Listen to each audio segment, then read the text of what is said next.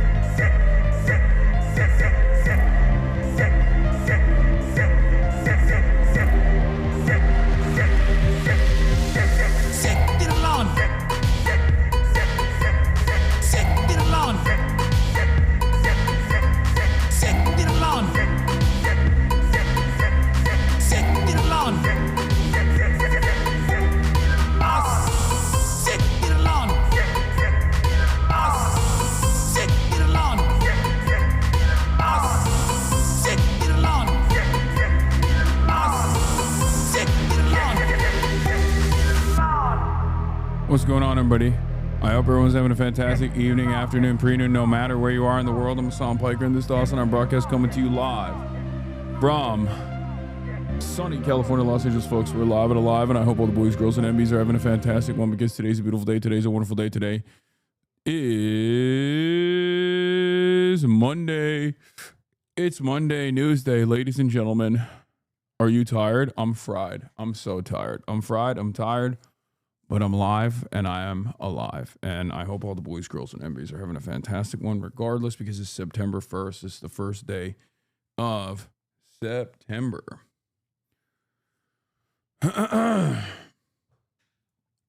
Happy By Visibility Month, King. It's By Visibility Month. We only practice by invisibility around these parts, as you guys know. The Global Alex, thank you for the 20 gifted subs. September has begun. Bro, boo, stay in Michigan. You won't move here. You're too scared. It's true. I'm too scared. I'm too scared of the Midwest. When did you get this fucking haircut? I didn't. This is not a haircut. It's just me pulling my hair back and you know, doing this instead of just letting it ride with the bangs.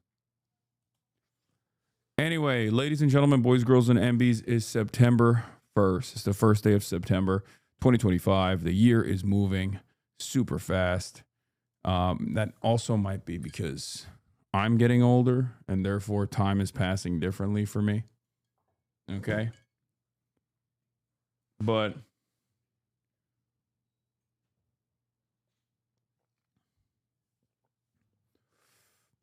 yeah, we're here. We're live. We're live. August was like 2 weeks. Yeah. We got a lot. We got a lot going on. It's almost 2026. The Trump administration and its insane actions have almost made it seem as though time is moving at a slower pace than usual.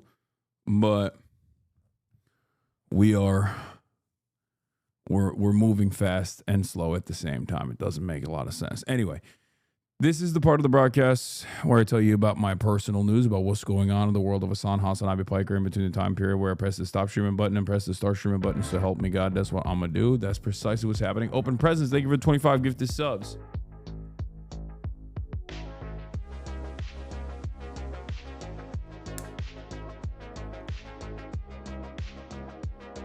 Anyway, after 2 days of spending time in Detroit, Dearborn, Hamtramck, just Michigan in general, I'm back.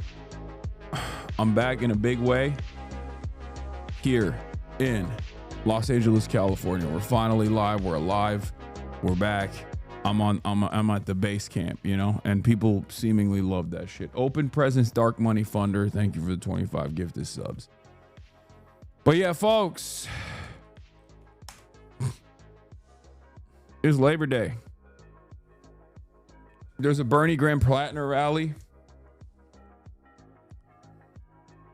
that's taking place later. I had a big oopsie last night. I got a lot to tell you. Okay. I had a big oopsie. Let me explain to you exactly what took place. So, end of the broadcast yesterday after finally trying Detroit pizza, and actually it was amazing.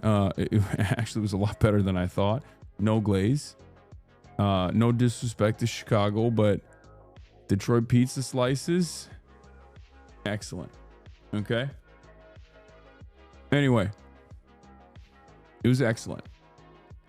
I pack all my stuff. I get to the airport early. Okay, thanks for taking a picture with my mom. Of course.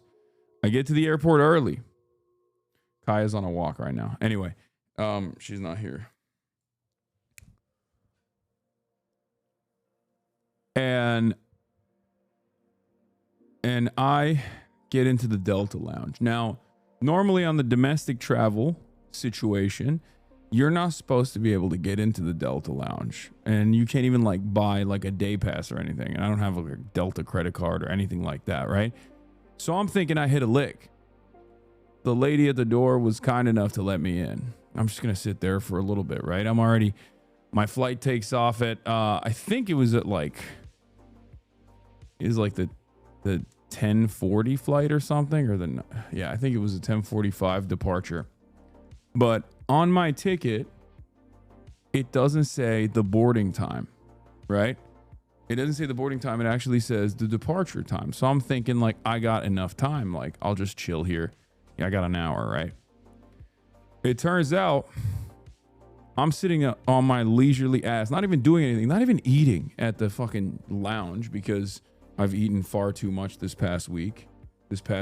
So much so that even March was like, bro, are you all right? You've been like, Flux Floyd, thank you for the 25 the subs. He's like, you've been kind of dropping the ball a little bit, right? Because I've been eating like an animal. I've been back to my, what is this? Did you just send me a clip of me from 3 seconds ago? Or here we are. We're back.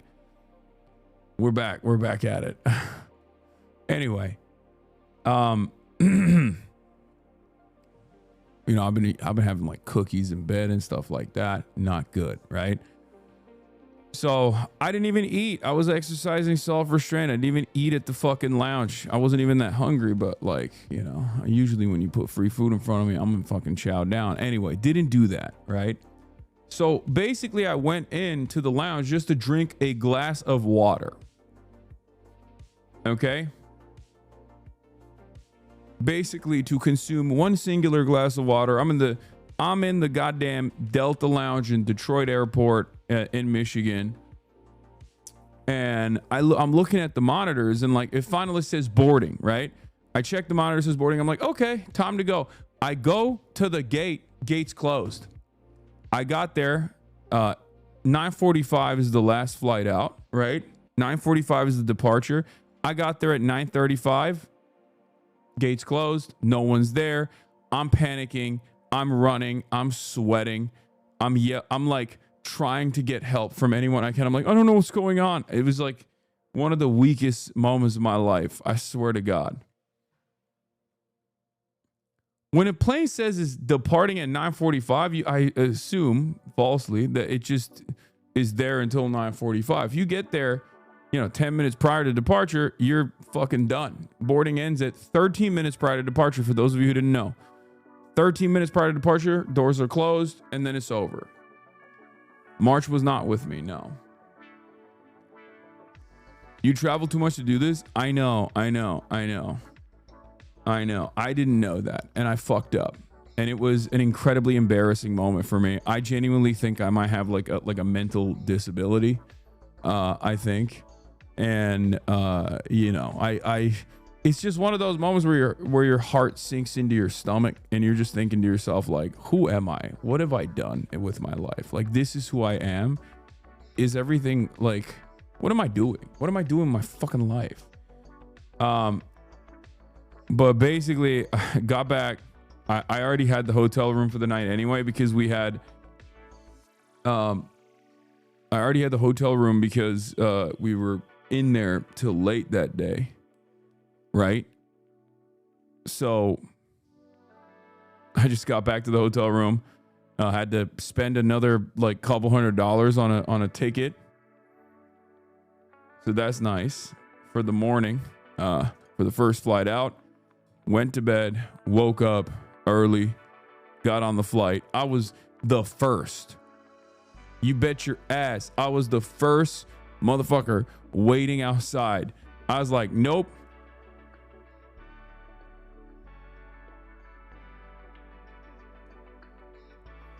I went in early.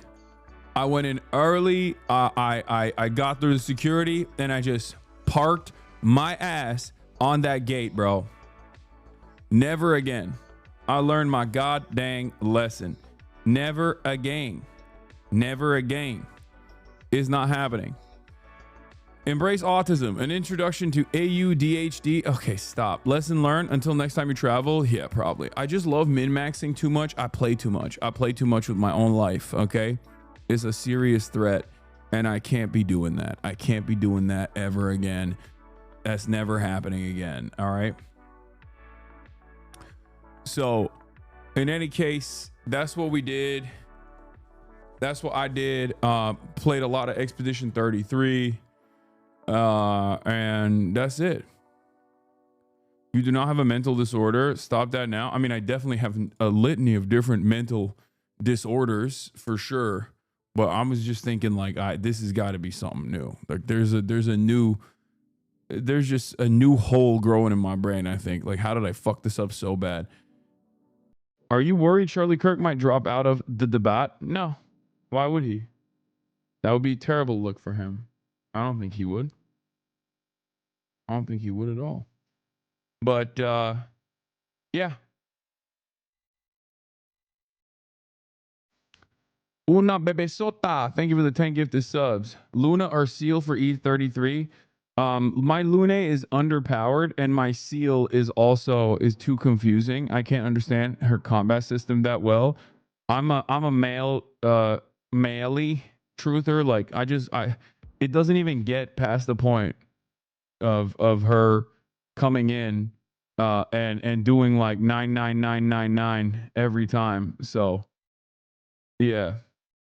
Her and Verso alone are just good enough to cook most people. But you can't say any other names. What the fuck? Yeah, I don't really care. Have you made it through Act 1 yet? I'm about to be at the end of Act 2, I think. I killed one of the Axions or Axons or whatever the fuck they're called. Dude, the only annoying part about Expedition 33 is the naming convention of everything. Like, you know how sometimes I joke about like unknown influencers or whatever? I'll be like, I feel so out of touch. I don't know what's going on. Who the fuck are these people? Like, Expedition 33's naming convention is exactly like that, where it's like, oh my God, I can't believe we got some Fleagle Glorps up here. No way. I read about Nevrons in my books. Like, and then everything is just so insane. Like, I've just never heard words like this before. So it's so difficult for me to figure out exactly what the hell it is. Are talking to party members of the camps? Yes, I already fucked Seal on accident. I wanted to fuck Lune, but I accidentally ended up having sex with Seal instead. Okay. I don't know if I can also have sex with both of them, but yeah. The same thing happened to me. Yeah.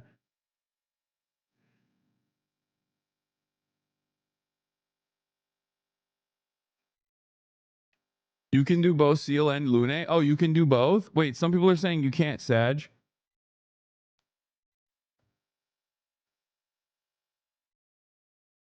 They are French. New Trump photo. Yeah, I don't know what's going on with that. I think a lot of people are going crazy with this. If you do both, it's bugged. Oh, okay. Lune is like very lightly implied. I mean, they're both lightly implied. They don't show the fucking. Okay. In any case, that's that's what we got going on. Got off the plane, immediately took a shower, and I'm here. Just say no to Seal the second time. Oh, she tries to have sex a second time again, and you say no, and then you can have sex with Lune? Okay, that's good to know. How do you feel about the music in E33? Is so beautiful, right? I think the score of Expedition 33 is probably my favorite thing about it. Which is interesting because, as you guys know, I'm not like a music enjoyer, but the score of Expedition 33 is probably the best part about it. The universe is compelling, but it's not like the most compelling for me. The characters I'm invested in, their friendships I'm invested in, but there is something so goofy about like the naming convention and like the characters in general, because it is truly unique. Like, these guys basically went in and decided to do away with all of the previous tropes that you have in the fantasy realm. Like, it is clearly that was clearly a deliberate attempt, right? There's nothing that you can point to that you see in this universe that makes sense. And I think like I mean, yeah, all of the lore obviously is going to tie itself up with one another in Act 3, is from what I understand. But I'm just saying, like it is a new universe, and for that reason, I think for the uninitiated, when they go in, like, it's good to kind of rely on pre-established fantasy universe tropes and stuff. And the fact that this doesn't have it makes it so. The fact that this game doesn't have any of that basically makes it so that it's like harder. What is this? Vanilla, he's talked all that shit. Now he's eating it. Moment with Hasan's meal drama. What is that? This is Hasan's hyperfixation meal restaurant. He was shitting on it when me and Austin did the stream, and Christian accidentally ordered it to Hasan's house and scared Hasan's mom. And then Hasan took a bite of it. He was like, "This shit's dry." He probably just ordered something different. Now he likes it. Oh, the California Chicken Cafe. I've been slamming those goddamn Melrose wraps, dude. It's not even a joke. I've been slamming them. What is this? Cutie does not hate you, confirmed. Do the Jets. Austin's always on my side. What can I get Hasan about? There's nothing he cares about, like, besides politics, and I can't be like, I can't take the opposite. Unfortunately, I am on the same side as Hasan when it comes to politics. I'll come clean, obviously. We are on the same side. And so I cannot become a full Zionist. I can't do that. I don't think that's really what's going to work here. I don't know if that's really. I don't know. Cutie wants to do a peak Fear and peak gaming session. No, that'd be amazing. The barbershop quartet was insane. I know. Austin really did it this time. This episode is great. It felt weird seeing Cutie yell at Will and not you. This newest Fear and episode, you guys make her so mad sometimes. I know we do it on purpose. We do it on purpose, and I mean, she's memeing for the most part, but Austin went nutty mode on this app for sure. Have you seen Cutie setting her kitchen on fire? Wait, what?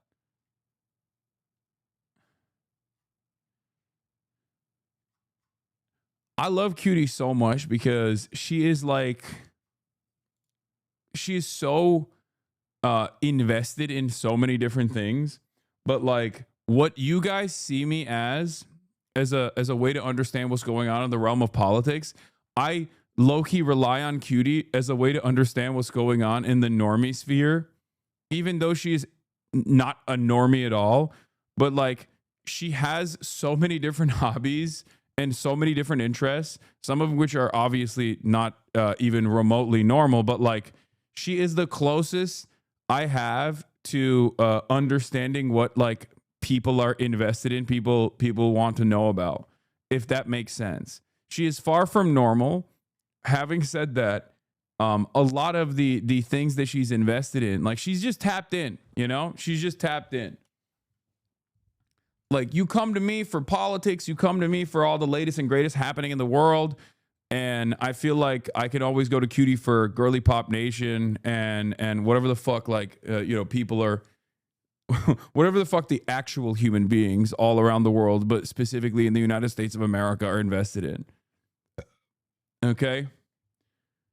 I guess I am more capitalistic than him. I guess maybe I could do that. Capitalistic. Maybe I'll just steal more of his stuff. I'll just, you know, I can't attack him. He has too many real ops. Yeah, I'll just steal more of his forks.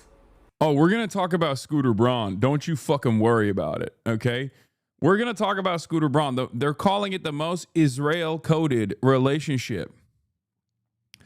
Okay? That is like the Scooter Braun, Sydney Sweeney. Sydney Sweeney's rep is in the dirt, okay? She just went up and said to herself, I'm going after a villain. I am going to date a villain. I want to be around this man who is like straightforwardly burned virtually every beloved artist and figure while also simultaneously just like having the absolute worst opinions and worst politics of all time. Now, I don't even want to get into it yet. Let's see. Cutie also lit her kitchen on fire. What the frick is this? Let me take a look at this. Are you going to talk about Indonesia? Yes, I am going to talk about Indonesia. We remember that Cutie Cinderella has been a very, very professional pastry artist and pastry chef. That's the amount of pans I have. And so instead of questioning every single thing I do, today, we are going to join each other in trusting the process. Damn it! That's right, it might be new for you, but what I need you to do is just when you are freaking out and when you think, that's not going to work, shit, fuck! Instead of telling me, need flour, I just want you to sit there, okay? Flour's good, right? You need flowers, right, chat? Because it's going to work. It will always work. We're good. Wait, she lit her house on fire? What the heck? Okay, is everyone good? Here's the deal, you guys. Disclaimer, don't use flour. That caused this video. Hey guys, my name is Blair. If you don't know me, I am a trained pastry chef. I've been baking and cooking since I was 10 years old. Hold up, what? And you know what we never talk about? We never talk about safety in the kitchen. And today I want to talk about specifically fire safety, because you never know when you're baking, something could catch on fire, and it's really important to follow these steps. Number 1, stay calm. That's the most important thing. Number 2, fire can't exist without oxygen and fuel. So the first thing you should do, yeah, she dropped, that's how you know it's serious. She dropped her government name, dude. Is turn off your oven and then close. It like freaks me out when I hear it. It freaks me out when I hear it because like I just straight up in the real world around other adults will call her Cutie Cinderella. Like that's not even a joke.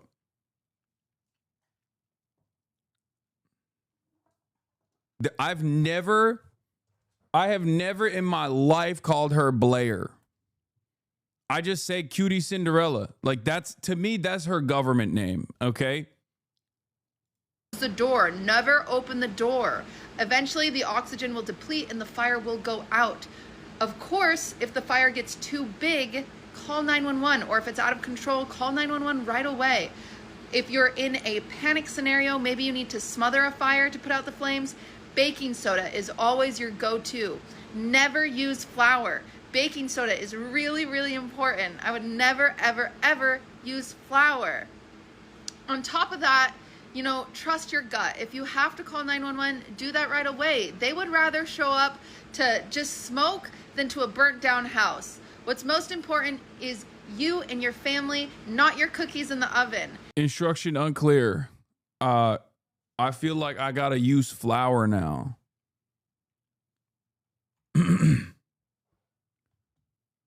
Do you call Leslie Foosley and Myung Killer Katamina? Ain't no way. No, that's not. I do actually. I switch between both for Foosley and Myung. I just call Myung. But with Cutie, I don't know. I've just never not called her Cutie. What does Ludwig call her? I don't know. I think Ludwig also calls her Cutie. Isn't that crazy? Wait. I also just realized, like, I also just realized, like, there are not that many people in this space that just have their full government names as their usernames, and Ludwig is one of them, obviously, and me and Will and Caroline are obviously also using our government names, but, like, that kind of makes sense because we're older. So I guess Ludwig is an unk when you think about it. Ludwig is always been unk status just by virtue of using his name, like full-blown name.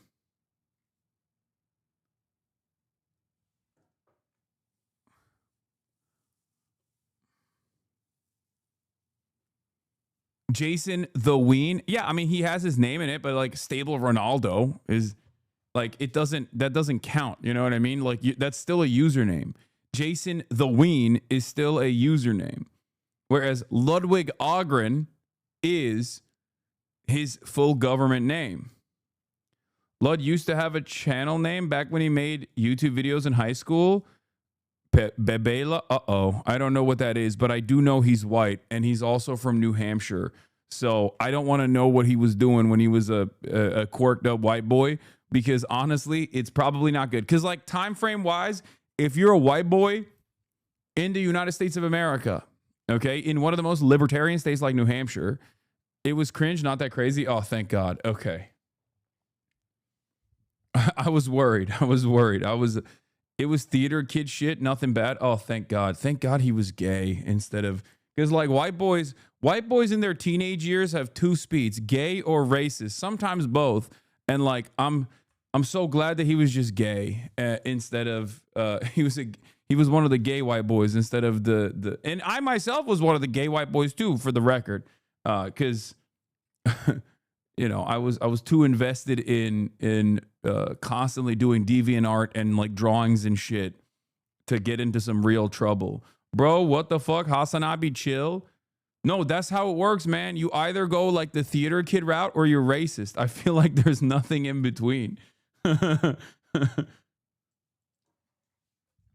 telling you, when you're growing up, like, when you're growing up in the United States of America, okay, and I grew up in Turkey, so it's a little bit different, but, like, you're growing up in the United States of America at that time frame, you either were racist or gay. Straight up. The in-between are the band kids? Yeah, I guess. Anyway. And you know what? It's always good for all of us to have a fire extinguisher in our kitchen, so I would recommend that too. Anyway, happy baking. I hope you guys have a great week. Why is RBN calling you out? Who's RBN? What the hell is RBN? Every day there's, like, a new person who is doing a call out post, and chatters will always find it. Ruth Bader Nuremberg. Who is RBN, bro? What is RBN? I don't know what that is. And every stream you pay attention to it? Not really. I mean, I could just say, like, I don't know what the fuck this is, and then move on. Calm down now. What is this? This video never find Hasan Piker. Or maybe you can. I mean, I'm not complaining. Actually, but that one stream where he's wearing the Pepsi top. Oh my God. What is this? That's crazy. I hate Film Bros. I have a fear of being bullied by him low key 13 hours ago.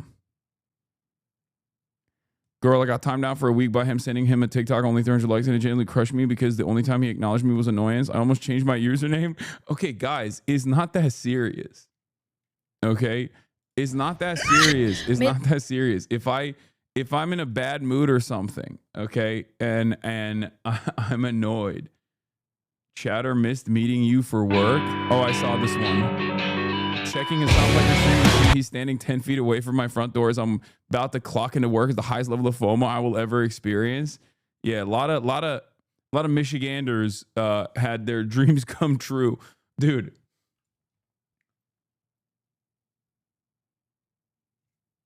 Bro, you just don't cook people. You invite chat to the barbecue where you roast them to death. No. It's not like that. It's not like that. Is it like that? That's crazy. Wait, did I blast off yet? I think I forgot to blast off. What the hell is wrong with me?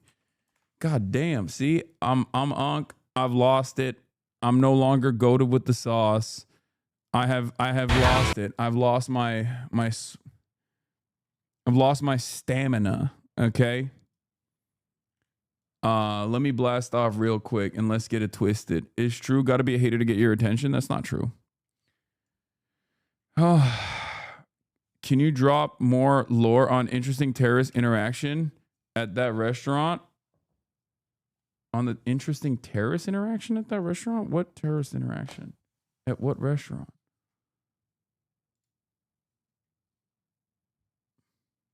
You probably have low T. POV, I am hating and you are reading this. Okay, you got me. Did you have a Coney dog? No, it's true. I made a joke about Bernie Sanders not having a stroke by having strokes open for him at a rally, and you pulled me up and called me autistic in front of the whole class. Okay. Takes one to know one. Okay, calm down. All right, hold on. Let me blast off. I'm back in LA. Detroit recap. Labor Day in the most anti-labor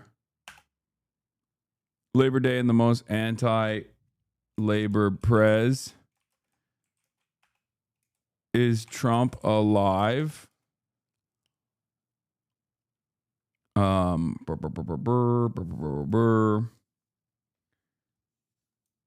Raise your hand if you've been personally victimized by Hasan Piker. Okay, calm down.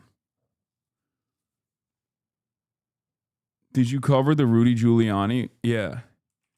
Rudy Giuliani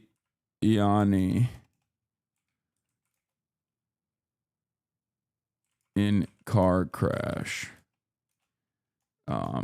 China ex India friendship. What's going on in Indonesia? Get in now. www.twitch.tv/HasanAbi.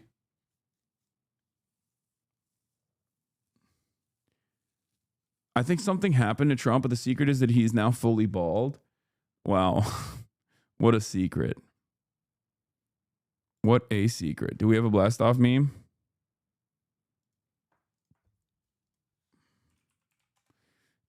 Okay, we got one. We got a Labor Day themed one. Okay, let's do it. Okay. I baited you once years ago. I'm happy because I know you will never visit Sweden. You don't know that. You don't know that. I'm a big Zinner. And therefore, what if I go to the Zin capital? That's where the Zins are made. That's where all of the different nicotine products are made. I might visit one day. You don't know that. I mean, I've been going to all the Muslim capitals, right? So obviously we got to eventually go to Malmö, right? Isn't that the basically the European Hajj? Okay, that's where all the Muslims go. If you ask Swedish people, they make it seem like you ask the European Swedish people, they make it seem like it's been overtaken by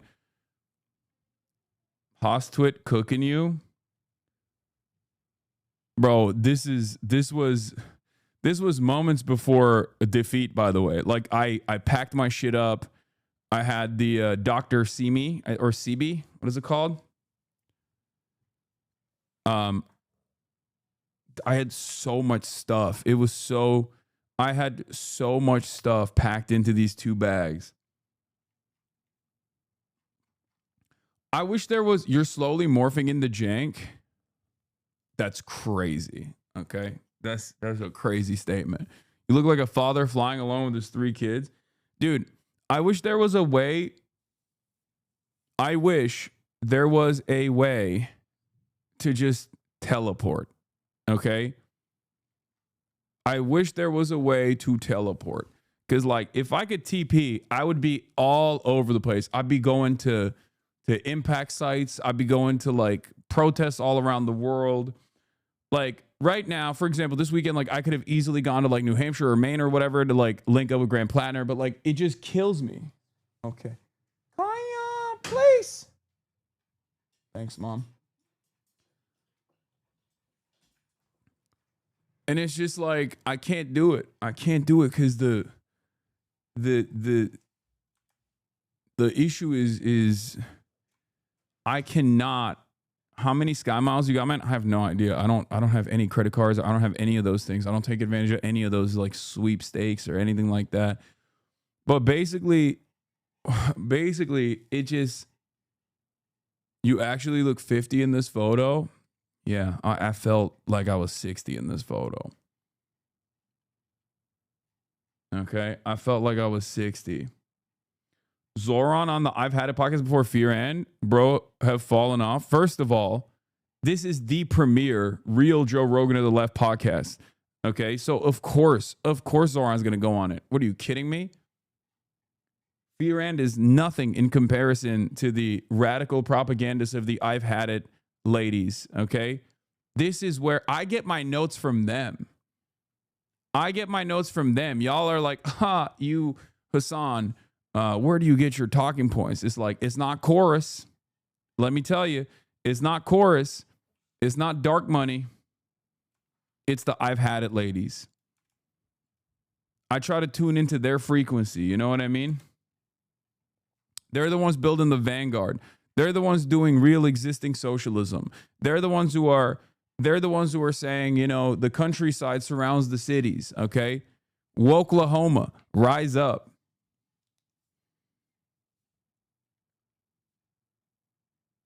They're the real Maoist peasant revolution.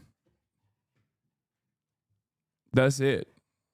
So of course Zoran's gonna go on their podcast instead of my fake ass LA, not even woke, technically counter-revolutionary Fear and podcast. You know what I mean?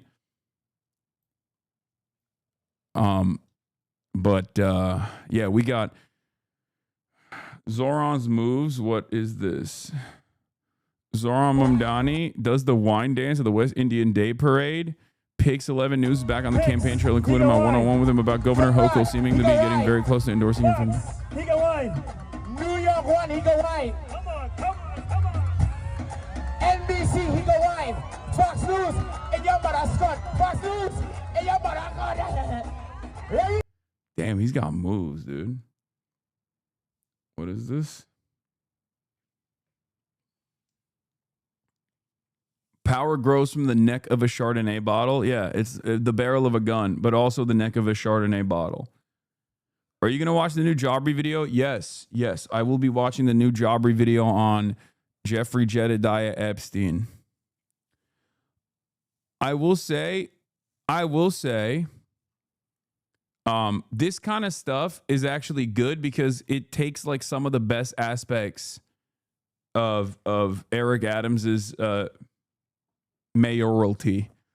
Because like this is, I hate the guy, but Eric Adams does do shit like this. You know what I mean? This is exactly the type of shit that you would expect from Eric Adams. Obviously, when like Zoran does it, it also makes more sense.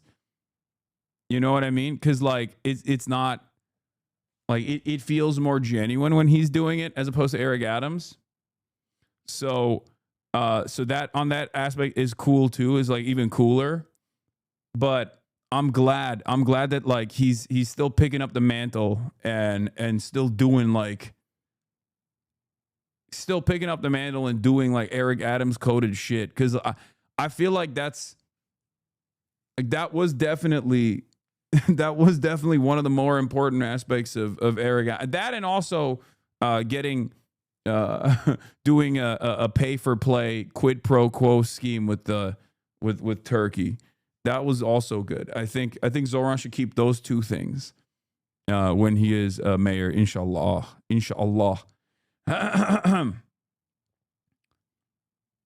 Is the willingness to try, even if he isn't great at it, such a good character trait? Yeah. Are you going to watch a new Jubilee vid with Patrick Bet David? And are you going to take a nuanced PCM? This guy. You want me to do both of these? These are the two things you've been spamming. Usually when older people get health problems, they happen fast and have a quickly noticeable effect on their body. Trump at his Virginia Golf Club with MAGA. So is this actually from today or is this fake? Like, what happened?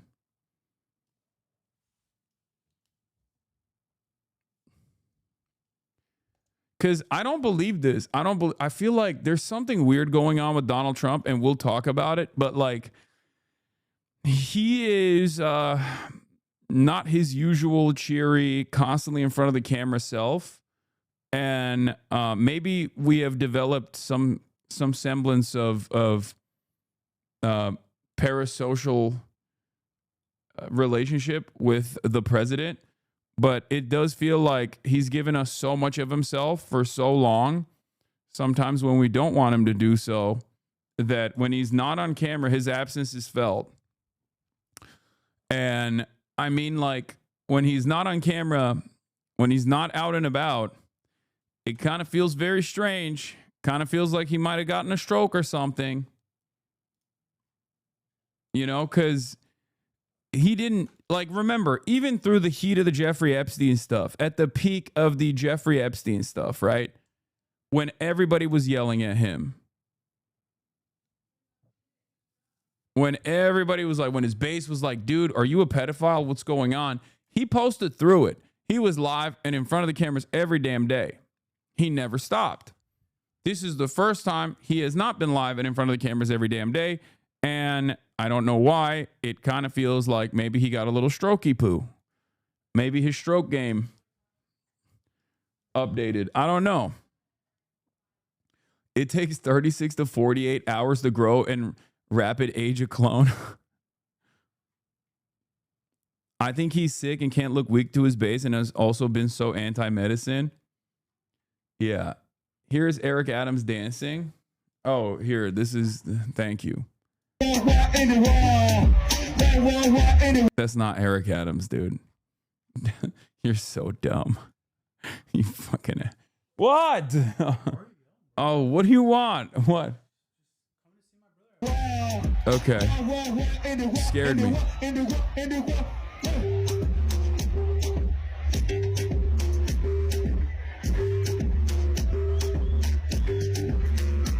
This is not... He got sick, so he injected bleach? Yeah, okay. I think he's had some kind of surgery and can't let anyone think his health isn't 100% at all times. I mean, that's not even unique to this president. That's just like a thing that all presidents have done in the past. Throughout history, presidents, good and bad, many of them are bad, not many of them are very good, but even like FDR hid his childhood polio medical conditions, like all the medical complications that come along with like polio. So like that is a thing that has been that's a thing that's happened throughout history. This is awesome. Yeah, blue and on, baby. I believe there's growing evidence of the White House covering up the fact that Donald Trump has been dealing with TIA strokes and that he likely had more another ischemic stroke this week. Yeah, we're going to get into that. We're going to dive into that. We're going to dive into Donald Trump's health complications and how Blue Anon is going crazy. Because too raw, too Daniel. What if they're not letting Trump speak because he had a reverse Fetterman stroke and he's woke now? Many people are saying, even the local milk people, that gender is a construct. Look, we have a little fun at these rallies, don't we, folks? But I want to acknowledge first that this is stolen land. I want to acknowledge that we are sitting on stolen Iroquois land.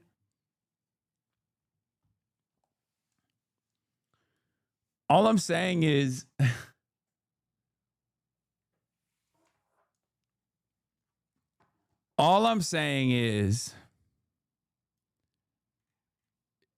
this is a likely reality. So there's two different brackets here, okay? There is two different brackets here. There's on the one hand, you got people like this and myself as well making jokes, okay, cracking jokes. On the other hand, you got a lot of people getting offended by people cracking jokes, being like, you're wishing ill on the president. How dare you? And it's like, that's been very funny to watch, because I love when right-wingers who will be like, we must murder every transgender person, will then in the same breath turn around and be like, how dare you? How dare you make light of my big, beautiful president who wants to murder all transgender people and all Guatemalans? How dare you? How dare you even joke about that? You know? And it's like, I don't know, everything you do is violent. Like, can't we just have a little bit of fun? Like, what the fuck? My money is on congestive heart failure. He's just going to keep getting his chest cavity drained of fluid and live till 92, just be really in poor health the whole time.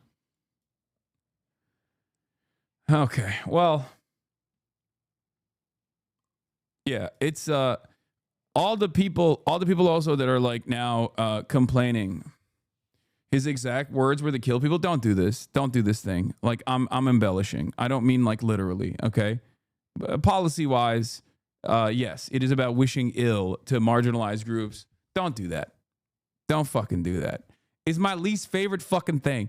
You are the exact same kind of smarmy, annoying fucking woke scold that I am talking about, okay?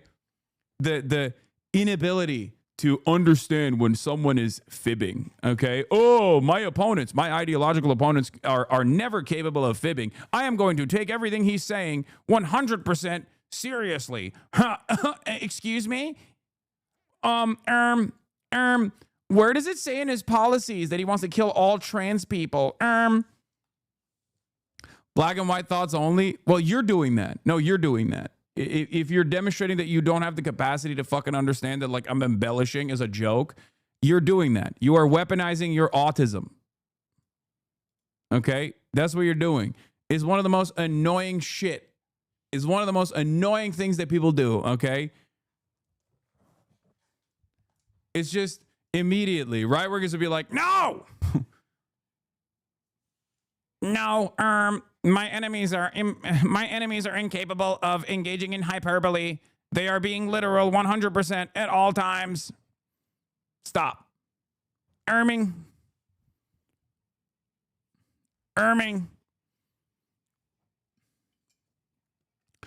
Anyway, as I was saying, so on the one hand, there's a lot of people having fun with this, understandably, because, you know, Trump is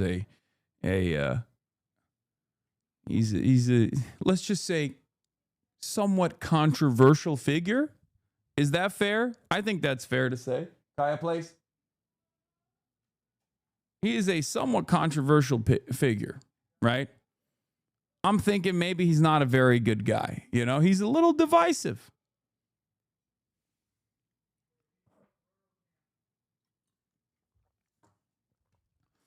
So when you're a little divisive, you got a lot of lovers and you got a lot of haters.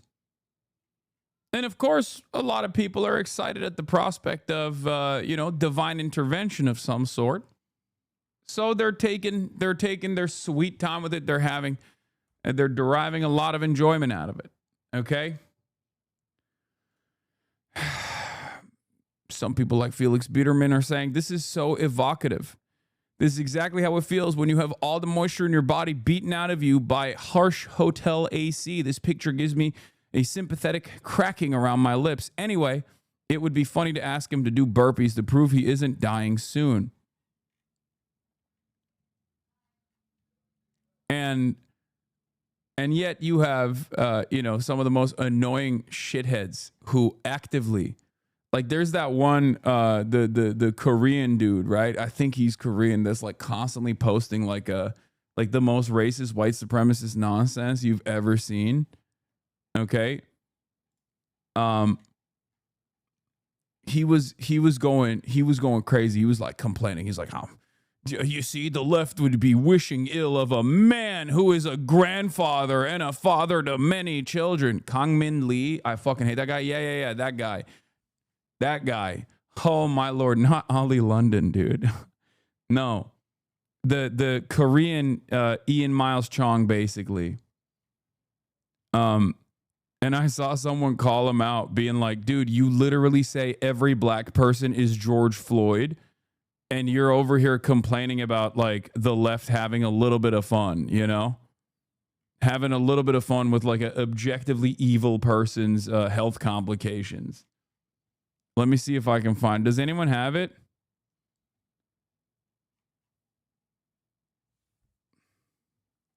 Does anyone have that link?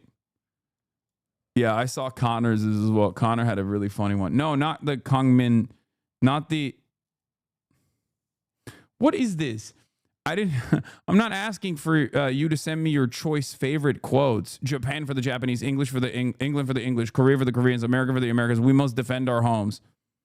Aren't your parents immigrants? They don't claim to be just as American as the native stock. Dog, that is so funny. You are literally a Korean American, LARPing as a white supremacist, living in the United States of America. Like, your very existence on U.S. soil undermines the argument that you're trying to make here. And I guess, at least unlike Ian Miles Ding Dong, you do live in the United States of America and you're not LARPing. Also, this account in and of itself is also very funny. This is a British dude. This is a British dude LARPing as a Japanese person. So many such cases. I don't know what happened on the internet, but like 90% of all white supremacist accounts are straight out of India, okay? Like all the Defend the West and Defend Israel accounts. Every single one of them is from Uttar Pradesh. And then you got Ian Miles Chong in Malaysia, never stepped foot in the United States of America once in his goddamn life, LARPing as though he lives in Portland, Oregon, and like fighting alongside the Proud Boys. Then you got Kang Min Lee, who is Korean American in the United States of America, LARPing as though he's, you know, I guess a white supremacist with white stock. Okay, it's all out of whack. Hey, Vivid Prowess is from Gujarat. Okay. Vivid Prowess is Gujarati. I'm sorry about that. Not from Uttar Pradesh. But it's so funny. It's just funny to me that like all of these people are having like a collective identity crisis at all times. Like, this motherfucker is a British dude LARPing as a Japanese guy talking about getting the immigrants out. Okay? Dog, you're the immigrant they want out of the country. Like, what do you mean? There's another one who's never even been to Japan who LARPs as though he is in Japan. Also another British dude. What are you doing? What is happening? You've been away from daddy for 2 days and they have let you do whatever you want, huh? That's what's going on. I see what it is.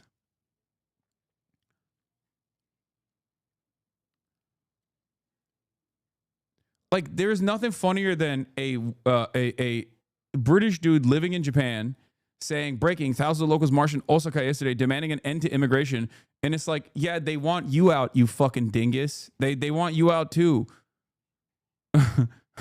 Japanese people aren't just going, oh no, we only don't want Indians in the country. They're saying we don't want any foreigners. You're a foreigner. There's no like, they don't have this like designation for white people, like this special designation for white people. Japanese xenophobes don't want white people too. So when this dingus is posting this stuff, I'm like, yeah, bro, they want you out of the country too. Anyway, but yeah, it's all busted. It's all busted. You don't got the good racists no more. You know what I mean? Like, what happened back in the day? No, you wrong. Racist Japanese love white people. No, someone has lied to you. That's just false, objectively. No, racist Japanese people do not want white people in the country either. Okay? They do not. That's 100% objectively untrue. They do not want white people either. In Japan, if you are a white boy living in Japan, if you are otaku, okay, you will get like searched by the police for simply being white. Like, it's not even a joke. There is straight up discrimination against white people and all non-Japanese people. But of course, one of the most significant versions of Japanese racism and phobia, xenophobia, actually stems from the hidden notion that at any given moment, their society might be secretly Korean or secretly Chinese. That is unironically the most consequential version of Japanese xenophobia. Like, yeah, they don't like anyone that's not Japanese, but this even includes being worried at all times that there are secret Korean and secret Chinese living amongst them at any given moment. So that is another ironic and lesser known version of Japanese racism and Japanese xenophobia. All right, so yeah, there is a reason why it's in every Yakuza plot. Okay, every Yakuza game has a secret Korean and a secret Chinese. Okay, every Yakuza game ultimately ends up with a secret Korean person who might even think that they're Japanese, but they're actually Korean deep down inside. Okay, that's how it is. But yeah, my point is, we don't have the good races no more, okay? Or not even the good races, but like racism has evolved, okay? Back in the day, you see a dude, he buzzes his hair, he's going to the fucking skinhead bars, he's a white guy, maybe he's a part of the Klan, or maybe he's a part of a neo-Nazi group. Nowadays, you got motherfuckers who are Hispanic. Some of the leaders of this white nationalist movement in this country are straight up Latino. Okay? Nicolas Fuentes. You got Korean Americans LARPing as white nationalists saying, get the fucking immigrants out of here. Brother, you are the immigrant, okay? You got motherfuckers living in Malaysia behaving like they're also white supremacists in the United States of America. 90% of the most prominent, like, Defend the West accounts are people who have never stepped foot in the West. And half the time, the people that are receiving that message, if they only knew the dude that they were listening to was Indian, they'd probably fucking have an identity crisis. It's ridiculous. It is ridiculous. We don't have the OG version. We no longer have the OG version of like the most prominent people in these white supremacist movements are white. That's gone. It's not the case. That's not the case anymore. And yeah, there's DEI in the racism factory. Yeah, this was really funny. March's post. Look at his head.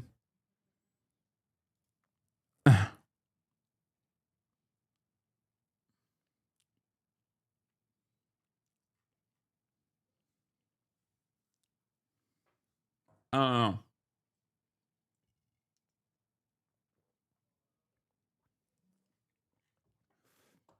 Is this reporter trying to get him in trouble?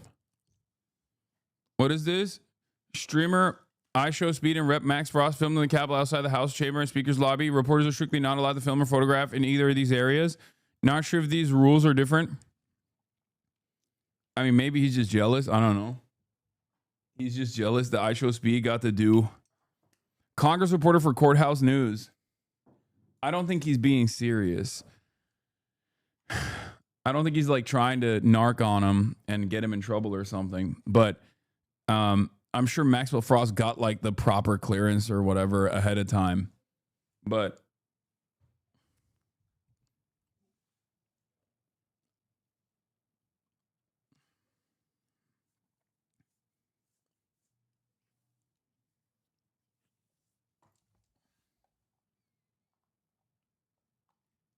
in any case,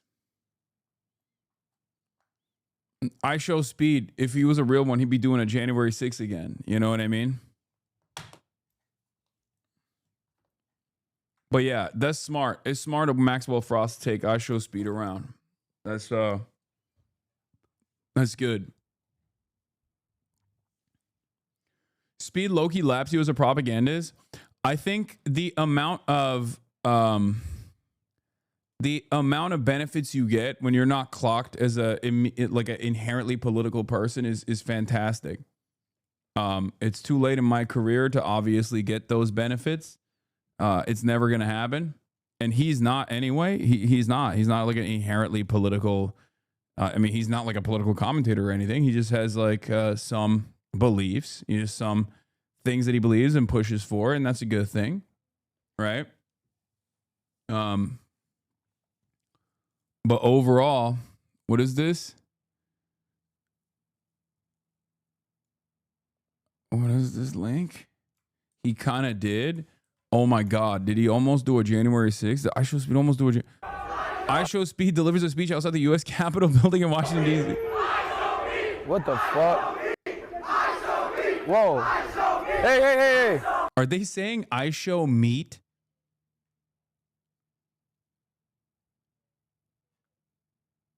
Outside of the Capitol? Ain't no fucking way, dude. That is insanity.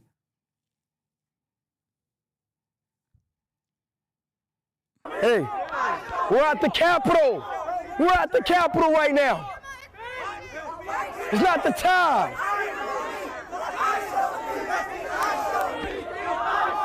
Y'all heard it? What the fuck? Okay, What now the they're saying actual speed. Yeah, some kid rage baited him earlier, and it's been meat ever since. No, I know, cause like he was playing a game, and and his dong flipped out of his boxers before, and then they started calling him I show meat, and he got really embarrassed by it. He used to get really mad when people used to say that. How does it feel seeing someone live your dream? Couldn't have happened to a better person. I think he's like the perfect deity for this kind of content. So I love it. I follow everything that he's doing, you know? Really? I'm about to give out a speech. Like a speech. This is a speech moment, I think. Yeah. First off, are you registered to vote? I had a dream.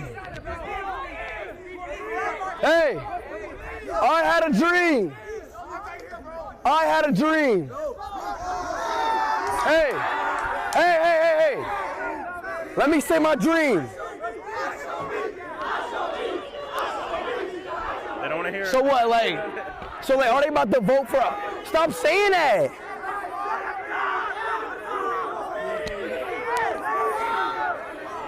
Yo, let's get a photo over here. Let's get a photo. They saying ice.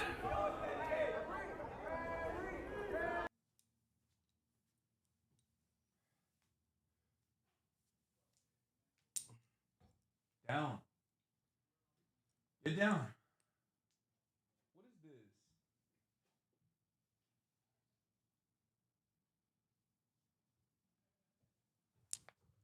is this? Will you be talking about Yemen? Yes, dude. Yes, I will be. Why are you saying, will you be talking about, why are you spamming this over and over again? Yes, of course I'm going to be talking about Yemen. Okay, calm down. Did MLK get rage baited in the past? He did. Famously by the FBI. But he didn't take it. You know what I mean?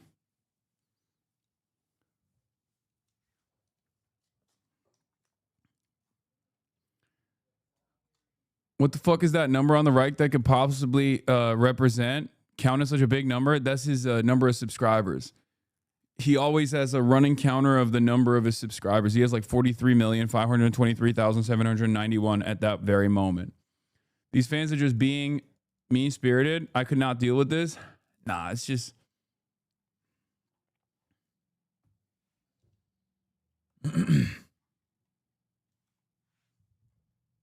His YouTube subscribers.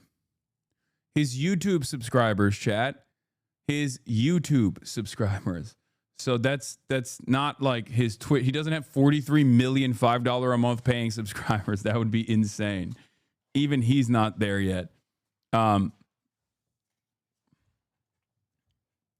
Is Frost actually progressive or just a Gen Z congressman by your estimation?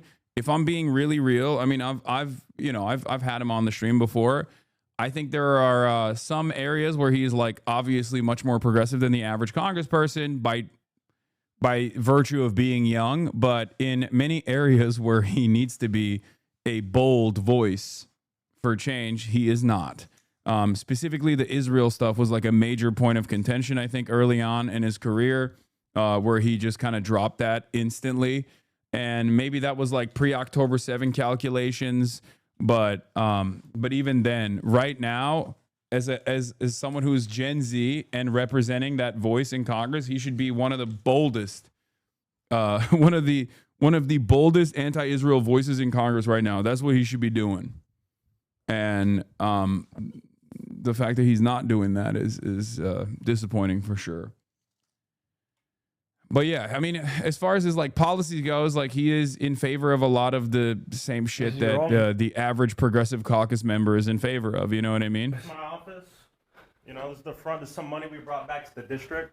Very important. Transportation, housing, all that. Wow. I believe in canceling student debt. That's at a student debt rally. Student debt. This is usually where my team is working. Everybody's in here pretty much. These are like some of the bills I've introduced. NJF Visa Renters Act. During my campaign, I experienced homelessness. So I do a lot around housing, tenants, renters, stuff like Cool. that. Yes, sir.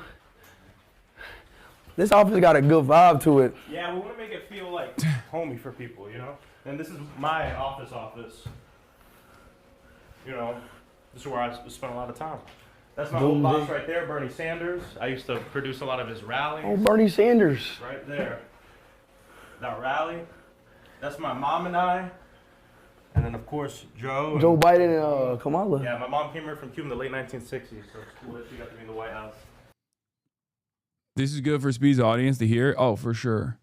Like if we're matching it up to like the average Zoomer, average Gen Alpha, average Zoomer, average Gen Alpha speed watcher, like, you know, even them spamming L Trump in the chat or demanding that he say free Palestine next to these congresspersons, like that's a really good thing. Because, like, remember, these are like 12-year-olds that are watching, okay? So it's starting them on the right foot. It's I would say the exact opposite of. I know there's a lot of people in this chat would be like would get mad and say like, why aren't these little 12-year-olds running around with you know, copies of I don't know, Das Kapital or whatever, but it's good. Getting them started on the L Trump train is a good is far better than getting them started on the far better than getting them started on this other shit. Oh, Hasan's youngest fan? Yeah. I'm sorry. Yeah, of course. My daughter, she's a huge fan. Well, we got the baby in tow. All right. Do you want me to take the picture? Oh, it's just... Awesome. Thank you so much. She was great. They're 15 to 17 at this point. Life, you just old. Okay, again, still, L Trump is, I'll take it.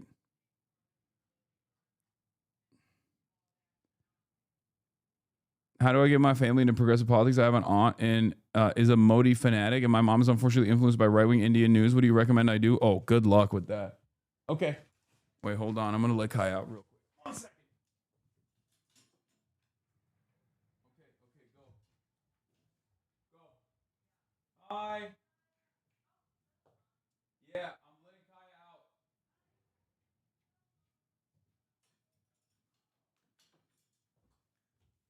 There's a whole pool party happening. My entire family is here. And some of my friends have shown up to use the pool. And Kaya's friends are here as well. So I released her. The image I show speech trying to give his own I have a dream speech while getting trolled by a crowd on a live stream compared to the images of MLK in his speech are perfect representation of where things have gone. Okay, you're reading too much into it, and it's not that serious. L nerd at the computer at a party? Yes.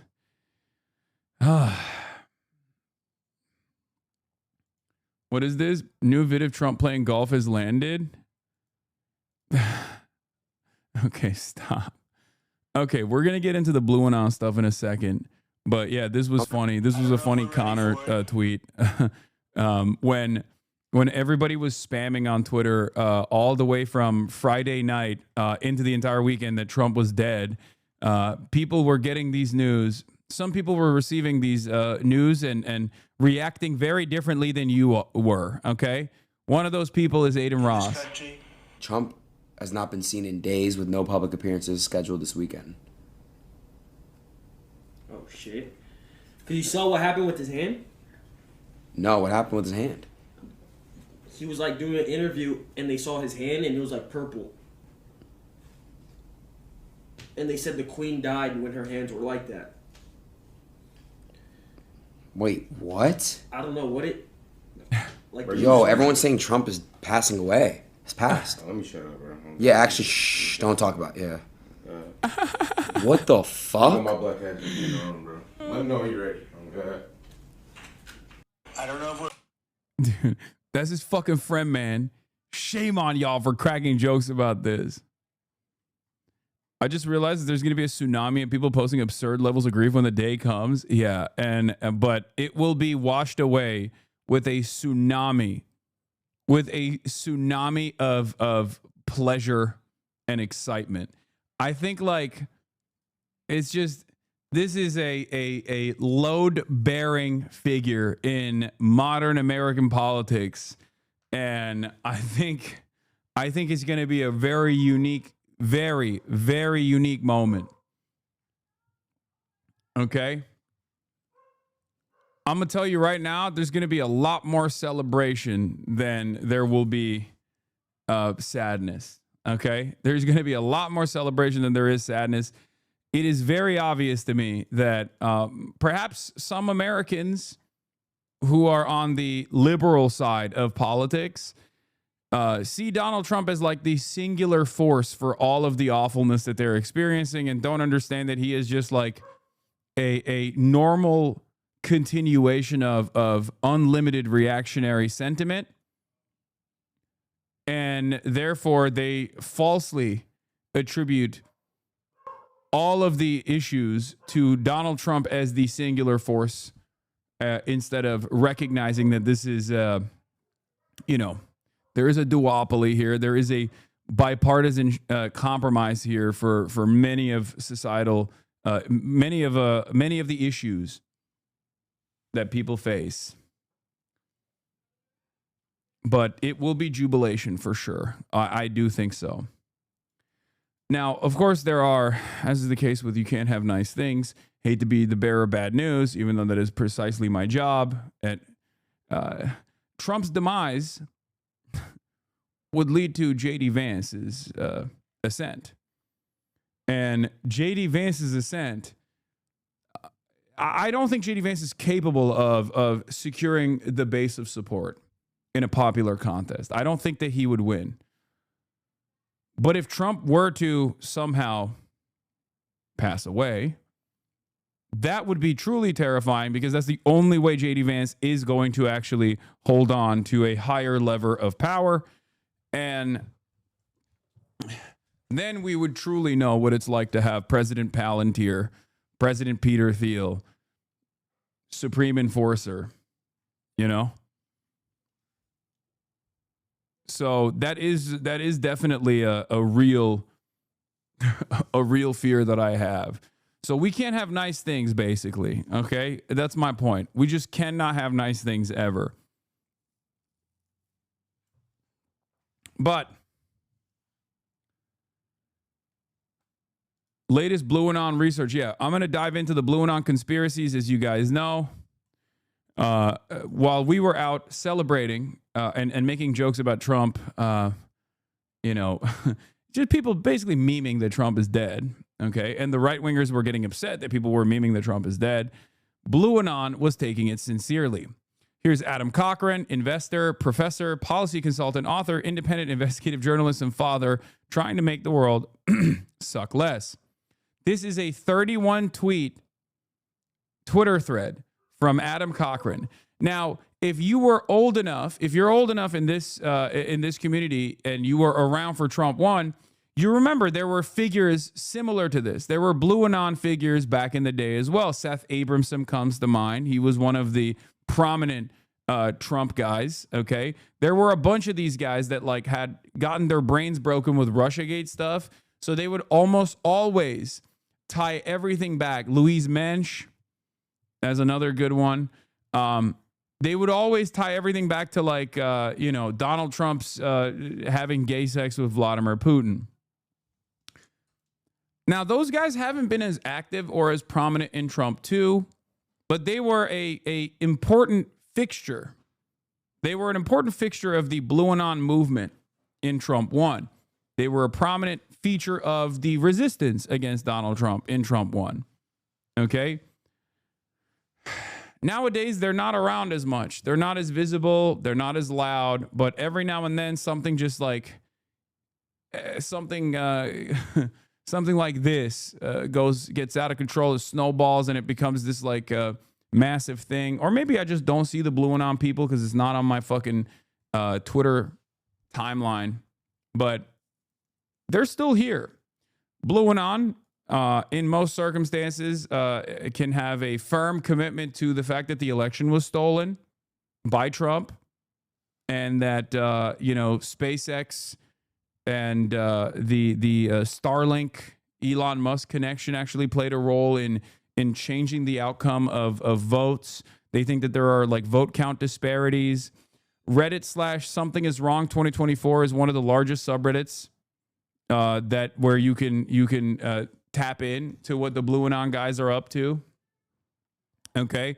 They believe that Elon Musk hacked the election for Donald Trump. So this is one of those threads. There was another prominent like Blue MAGA, Blue Anon thread that we looked at a while back that accused JD Vance of being a child rapist. That one got like hundreds of thousands of likes. If you remember, this guy came out and was like, I have evidence. JD Vance is a child rapist. That's why he changed his name. And I'm going to prove it. That was awesome. That was crazy. They went nutty for that one for a little bit. Anyway, sus, weirdly informed. I am a enjoyer of every different type of political curio, and American politics is a target-rich environment for that kind of thing. So anyway, I believe there's growing evidence that the White House is covering up the fact that Donald Trump has been dealing with TIA strokes, and that he likely had more significant ischemic strokes this week. Let's start with the basics. TIAs are temporary blockages. You'll see symptoms, leg dragging, eye drooping, etc., but they resolve within 24 hours. Ischemic strokes leave a lasting impact, but can range dramatically in scope and severity. TIAs precede an ischemic stroke in about 30% of patients and often result in a long-lasting interventions to try and prevent any risk of a larger stroke. Now let's get to what paints this picture with Trump.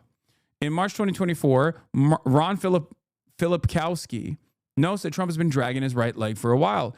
It's something we've seen him do on and off over this past year, but not super notable on its own. Let's take a look. I see a sexy man doing a sexy dance, for the record. Okay? I see a sexy man doing a sexy dance. I don't know what these haters are saying, that he's dragging his right feet.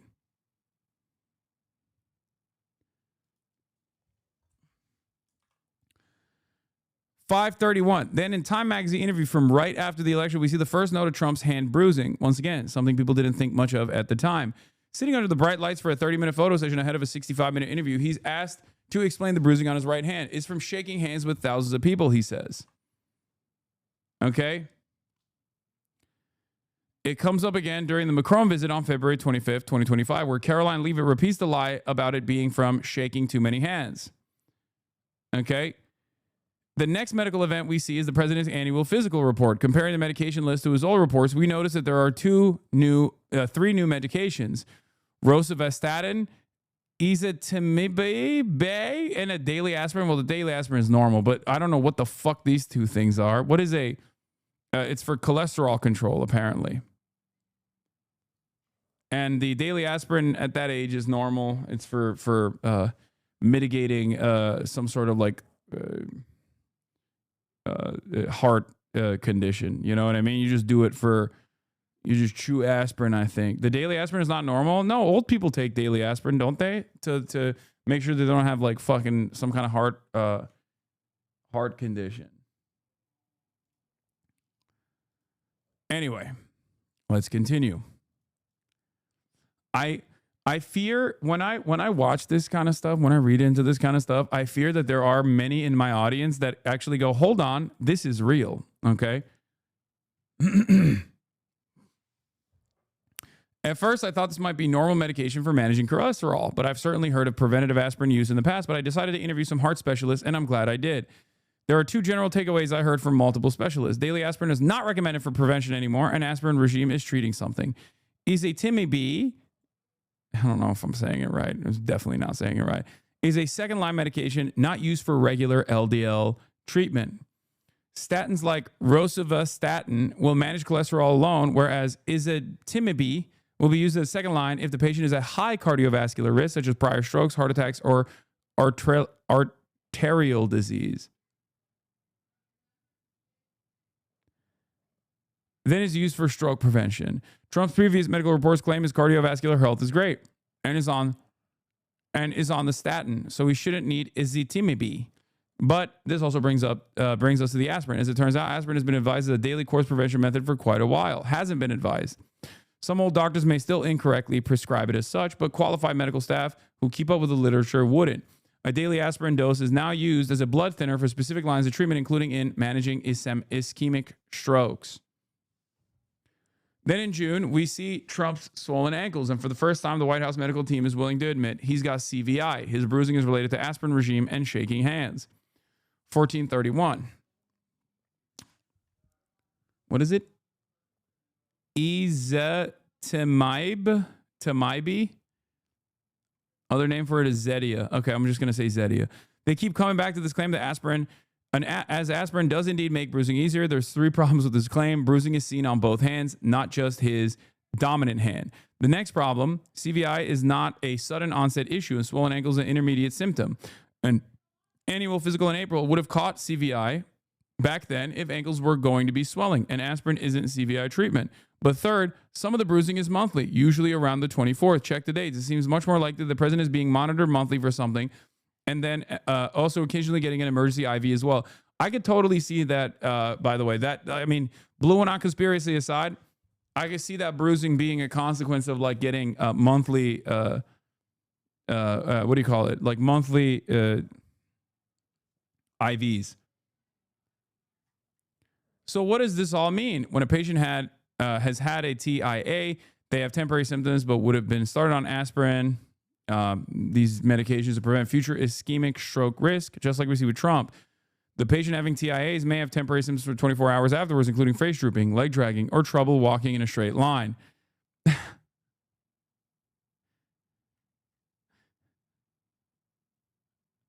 This was weird. Oh my God, it's working. It's working on me. It's working on me. I'm believing it now. I'm a blue and on guy. I'm a truther. He's dead. He's been cloned. Patients who experience very mild strokes that are not on TIA, such as lacunar stroke or minor ischemic stroke, may have persistent but barely noticeable symptoms, such as drooping on the lip, eyelid, and eyebrow, which would be on the same side of the leg dragging symptom. I think he's just old, man. That's it. He's just a droopy guy. That's just what happens when gravity takes over. You know what I mean?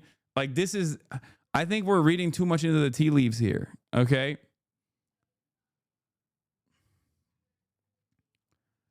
Like if a patient under White House level medical care was seen having a stroke, they'd be scanned to rule out a hemorrhagic with the White House portable MRI, and then could receive alteplase, clot busting peripheral IV, often given in the hand for elderly patients. If that patient was on aspirin for cardio risk management and or potential calcium blockers, we'd expect bruising on the hands, swelling on the ankles. If they had a mild ischemic stroke, we'd expect the patient to be on bed rest for 24 to 48 hours, by 2 to 3 days, able to take smaller assisted steps, and the patient may have facial droop, flatter facial creases, or their mouth agape due to facial muscle weakness.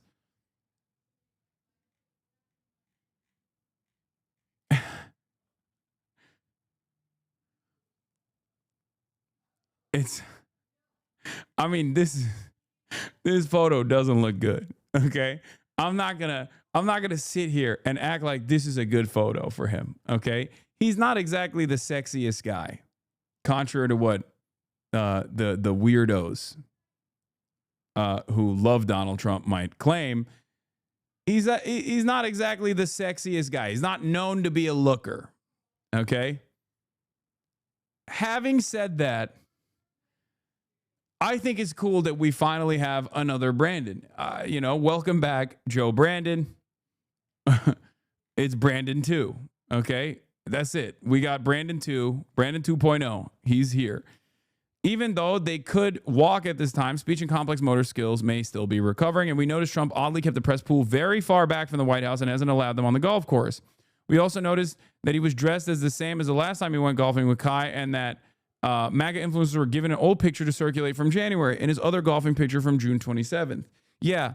Also, whenever the administration actually cares about a particular thing, they will release like info. They'll info dump to the regular fucking Twitter sphere, right?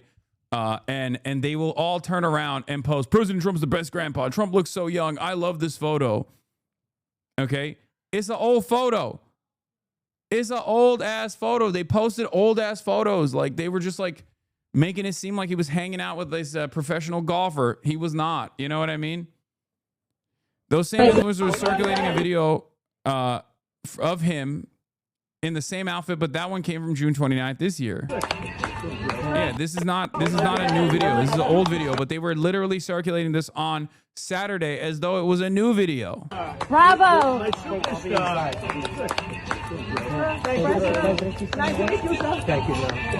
Mr. President. Wait, this man did another 31 Twitter thread. No, this is the one. This is the fucking thread that we're looking at. The next picture of him today, this was from yesterday, from afar with continued face droop. He once again spoke with no reporters before going golfing, and both times reporters were confined to the tennis court out of view of his course instead of letting them take pictures like normal. This is a new one. None of this even gets into the other weird events this week, of Vance being ready to take over, or social posts seemingly like they were written by interns. But the motive is clear. They know Vance does not have the same hold over the base of the party nor the Republican Congress. If Vance was president, the admin would get far more pushback. This is true. Under a normal administration, a president having repeated TIAs wouldn't be removed from office. But even a moderate ischemic is likely to impact mental faculties and merit the 25th Amendment being invoked. That's never happening, though, because Democrats are unfortunately too cowardly to do anything against the Trump administration at this point. Vance and Miller know that their federal power consolidation requires continued implementation leading up to the midterms, and Trump's own ego will mean he never lets go willingly. So unless the White House can provide a transparent explanation of his health. Wait, what? Absolutely, Lamau? What do you mean? I just don't think the Democrats are going to move in that direction.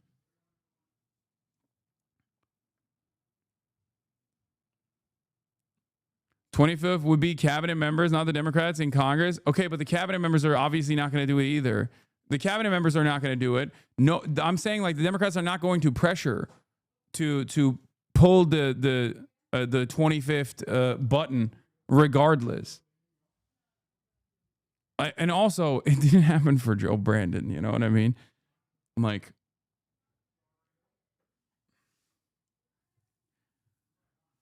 my assessment of this kind of situation is usually that, like, what you see as far as the president health is the most rose-colored version of actual events. No matter who's in charge, whether it's a Democrat or Republican, doesn't matter. Okay, that's just how it is. Okay. But because Donald Trump is, Mr. I love being in front of the cameras and chopping it up every day, it is unique that he is no longer doing that. This is the reason why a lot of people are going, oh, there is definitely a real health complication. Okay. But given the fact that no matter who's president, the version of the president's health that you see in public is going to be the best possible version, like far better than what is actually happening behind closed doors. This doesn't look too good. Okay. That's all I'm saying.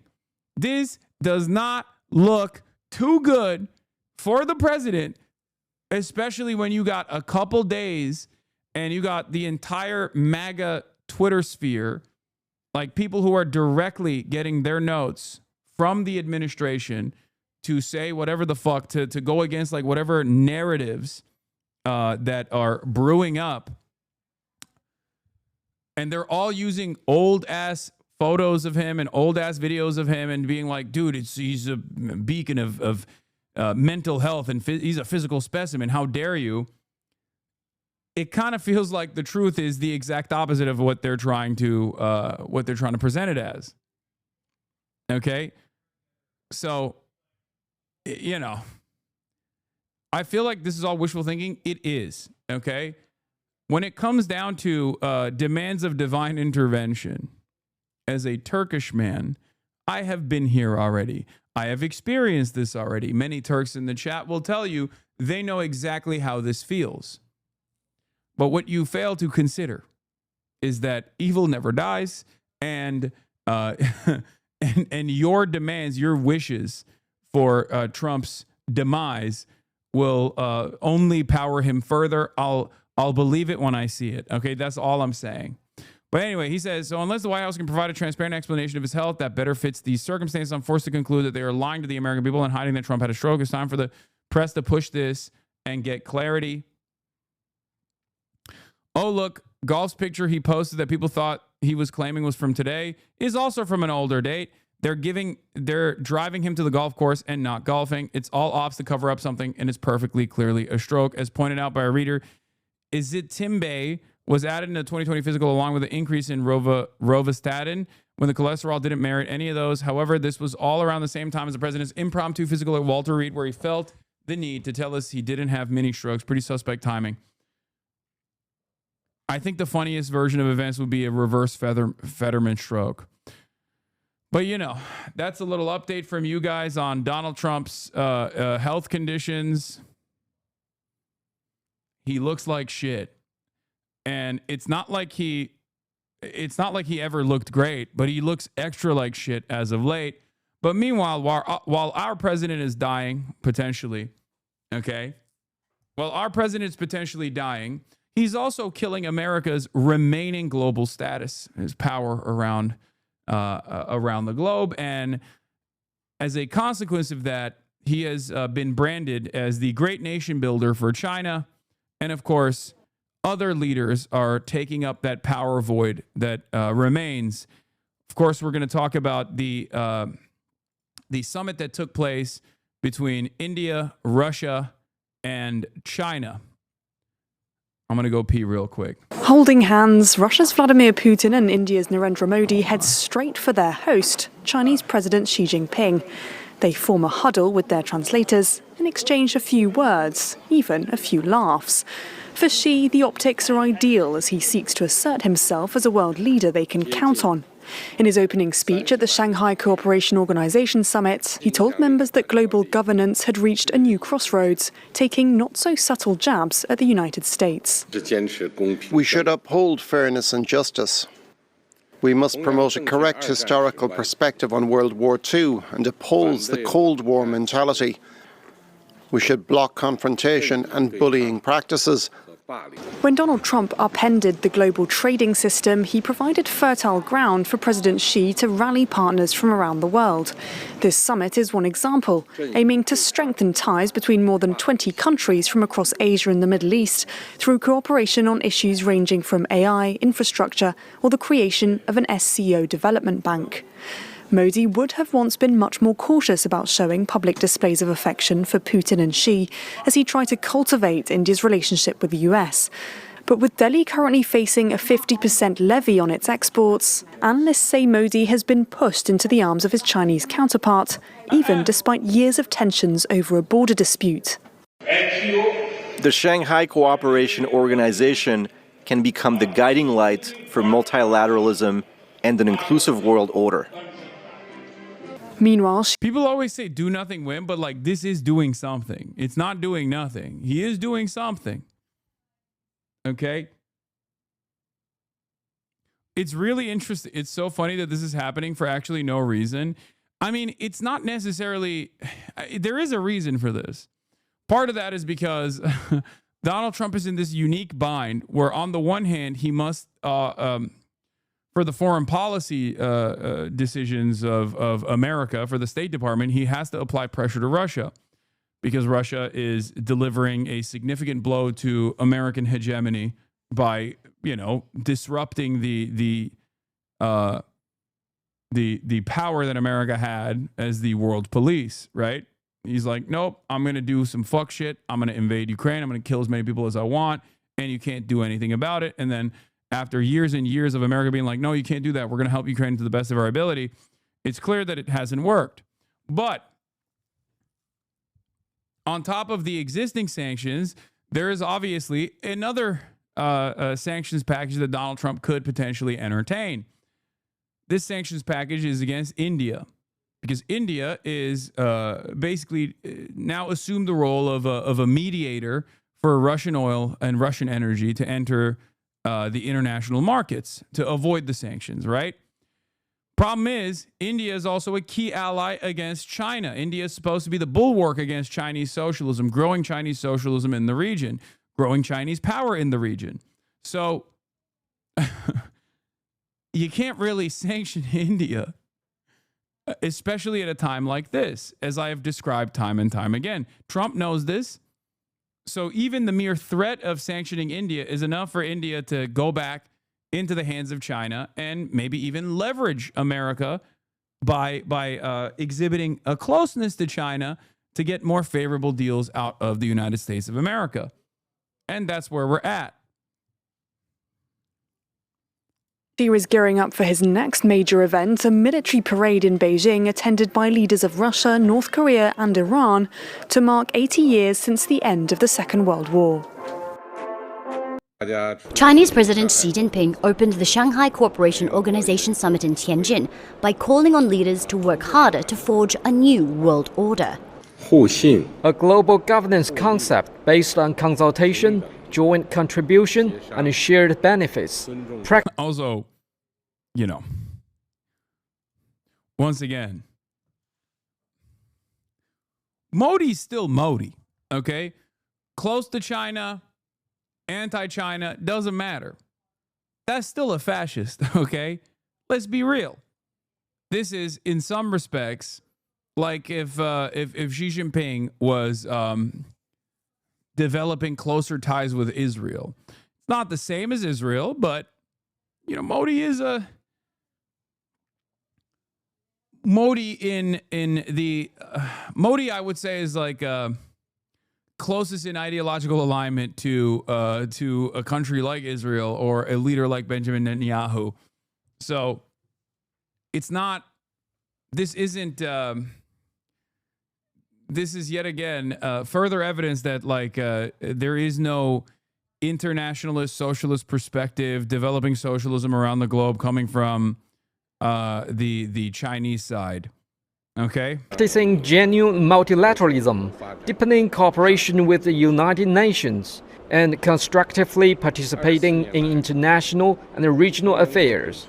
It was the largest gathering of the trade and security bloc since it was founded in 2001, participating with some of China's closest partners and friends, including Russian leader Vladimir Putin and the president of Turkey, Recep Tayyip Erdogan. Indian Prime Minister Narendra Modi was also in attendance. During a bilateral meeting with President Xi, he pledged to improve New Delhi's previously frosty ties with Beijing. Modi's visit to China comes days after the US imposed a 50% tariff on Indian goods. There was an expectation that this Trump administration would continue to be a close partner for India. And the fact that that hasn't worked out means that India might have neglected the region for. They're offering stability that the USA doesn't. On the international scale, China, especially in that region, especially in Asia, is beefing up Asian cooperation because they're saying, look, America's unstable, it's dangerous, it's a madman. And you can see it, we can see it, we can all see it. We offer stability. On the other hand, if you look at internal politics in India, I feel like Modi's time is running out. The walls are closing in. I don't know exactly what it's going to look like for Modi and the BJP in general, but this kind of this kind of olive branch extended to the BJP by China, I suspect, gives more power to Modi. Like it's a saving grace for someone like Modi.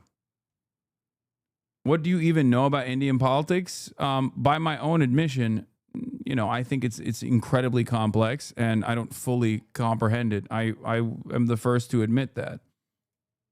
So if you take issue with what I'm saying currently, as far as like domestic Indian affairs and what Modi is seeking to do here, you can tell me if I'm wrong on any of this, but I feel like it's not very, you know, my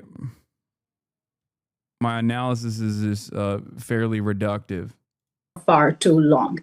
Many of the nations at this summit share India's frustrations with US tariffs. Xi Jinping wants to harness that frustration and motivate SCO members to work more closely together to reduce their reliance on Western-led security initiatives and trade. The bloc signed a joint statement and agreed on a development plan for the next decade, pledging wider cooperation in energy, infrastructure, green industries, the digital economy, and artificial intelligence. An SCO development bank. You do understand that Xi doesn't choose the Indian prime minister, right? No, of course not. What do you mean? I'm not saying that at all. I'm not sure how much power Xi Jinping would have over Indian affairs in general, but the power that he does have is a very important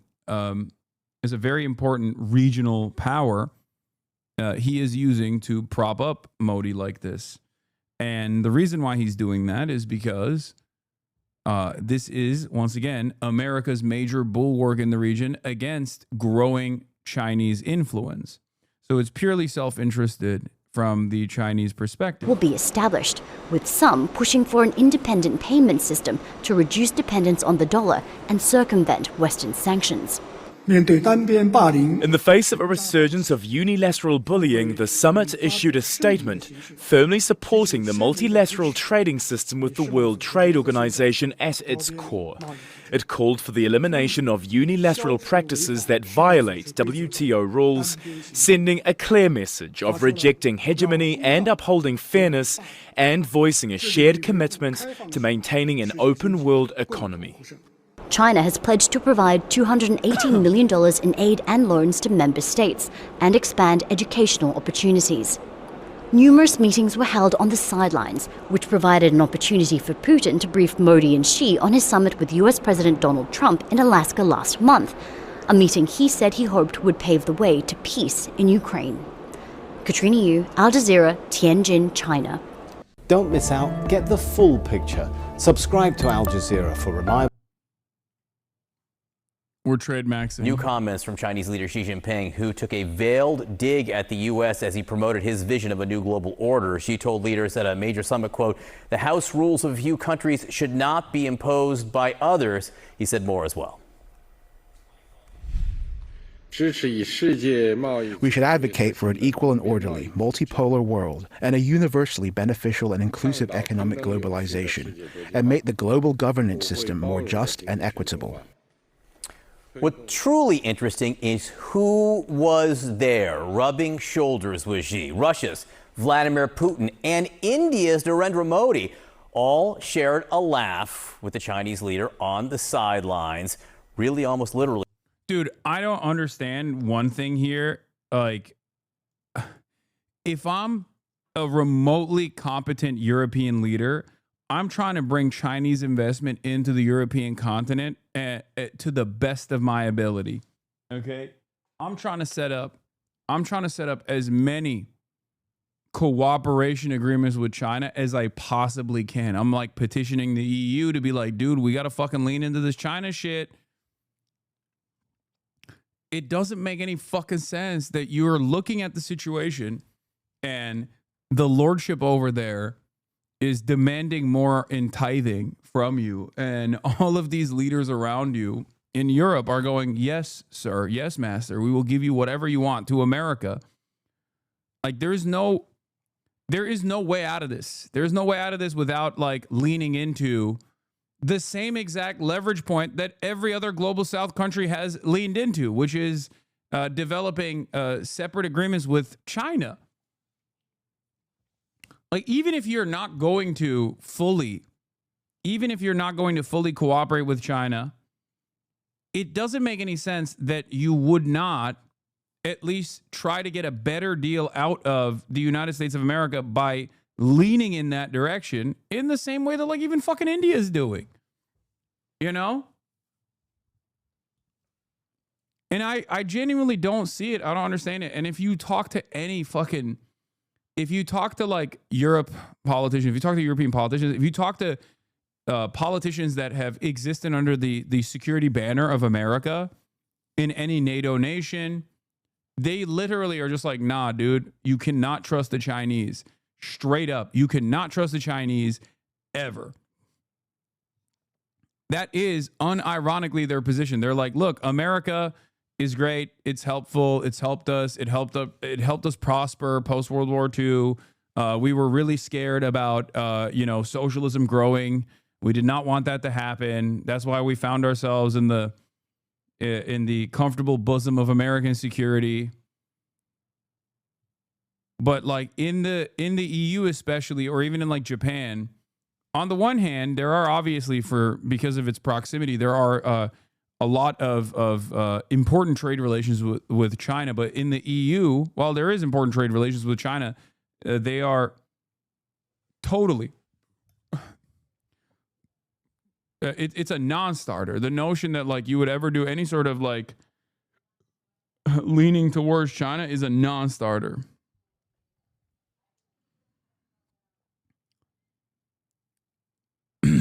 Even if it's a point of leverage. Rubbing shoulders. For Modi, it was his first trip to China in 7 years. Let's get right to CNN's Ivan Watson, who is in Tianjin. Sweet Bear, bro, China is the enemy here, and I've never had a politician explain why. I mean, the question remains, the USSR was the enemy as well. It's just like, what's the reason? Because like everything you could point to the USSR with respect to USSR being the enemy, America has done tenfold. You know what I mean? Like you say, oh, encroachment. They're forcibly controlling they're forcibly controlling all these like Eastern Bloc countries, and that's bad. And it's like, okay, but then America's doing their own version of that, maybe with a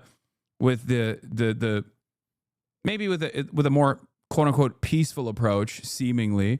But as far as like imperialism goes, they continued that tenfold, propping up military dictatorships, propping up fascist dictatorships, overthrowing people's interest in maintaining their own sovereignty, autonomy, voting democratically for, social democrats or socialists, God forbid. Like, even when we talk about Chinese imperialism in Africa, this is a great example of this. Like, do you see what I mean? This is what I mean. Everything that you can point to with respect to the USSR or even China now, America's doing tenfold and has done so tenfold, which is precisely the reason why these guys in these respective nations have decided to align with China over America, because they at least look at it and go, well, they don't have 400 years of chattel slavery that they can point to, and also their loans are better. And this is a reality that even American thinkers and American analysts are aware of. Like, this is the Chinese imperialism and Africa narrative. The Belt and Road Initiative is imperialism narratives. They got a lot of play in the DC think tank foreign policy sector for quite a while, but the new meta now is to actually recognize that Chinese loans offer far more favorable conditions than the IMF and the World Bank ever could. And there's a lot of loan forgiveness that comes along with it as well. And therefore, you have thinkers that write for, Foreign Policy Mag and stuff like that openly will say, we have to get better. We have to deliver better, more peaceful, and less interventionist loans than China is doing, than China is offering. The Shanghai Cooperation Organization SCO Summit in Tianjin is a key gathering for Iran after the U.S.-Israel war. Tehran is set to deepen its relationship with China in a way it hasn't before, moving beyond its past short-term crisis-driven outreach. This is SCO's largest summit since its 2001 founding. Over 20 countries plus at least 10 international bodies, including the UN Secretary General, are present. The scale reflects how China is filling the gaps left by Trump's disruption of the global order. For Iran, the timing is crucial. The E3, Germany, UK, France just triggered the snapback of UN sanctions. Iran is still reeling from the aftershocks of war with Israel and the US. Significantly at Tianjin, SCO leaders condemned the US and Israel attack on Iran in June. Foreign Minister Arakshi, alongside his Russian and Chinese counterparts, sent a joint letter to the UN rejecting the snapback. They argued it lacks legal basis and is politically destructive. For Tehran, this is a rare moment of visible backing from two global powers at a key moment. China and Russia joined Iran in rejecting the European move to restore sanctions on Tehran. A letter from the Chinese, Russian, and Iranian foreign ministers called Britain, France, and Germany's move to restore sanctions via the snapback mechanism legally and procedurally flawed.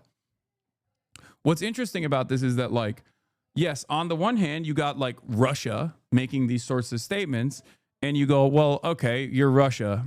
You know, you deserve the sanctions for your encroachments, your irredentist actions in Ukraine, your fucking war that you're waging in Ukraine. But on the other hand, if you were to put yourself in the shoes of like Iranian leadership for a brief moment, you would kind of recognize that like Western nations are doing that to Iran in an even more unjustifiable, with an even more unjustifiable reason when you consider it, like additional sanctions and this aggressive enforcement that seeks to cripple the Iranian economy even further, to starve out the Iranian economy even further, is utterly ridiculous. Contrary to much of Western analysis, Iran hasn't decisively pivoted to China yet. It often abandoned Beijing for short-term openings with the U.S. and EU efforts Israel has successfully blocked. China, for its part, has long showed strategic mistrust of Iran. Even Xi Jinping's 2016 $40 billion offer for rail, refiner, and power plant investments was sidelined. Iran gave South Pars contracts to total over Chinese firms after the JCPOA. The 25-year roadmap proved symbolic for Iran. Beijing saw Tehran turn to it only in times of crisis. But Iran has always been unimaginably invested in maintaining sovereignty. Okay, I'm not making an assessment on whether this is good or bad. I'm just telling you that they've always chosen sovereignty and also leveraging the reverse relationship that they don't even have with Western powers against China with regular frequency. If you have all of these, if you have like nations in Africa leveraging the pre-existing harm that they saw from Western powers to create an environment of cooperation with China, Iran, for some weird reason, has done the exact opposite, where time and time again, they have shown mistrust to China. Even when China is like demonstrated that they have a strategic interest in cooperating with Iran as their own little bulwark against Western imperialism in the region.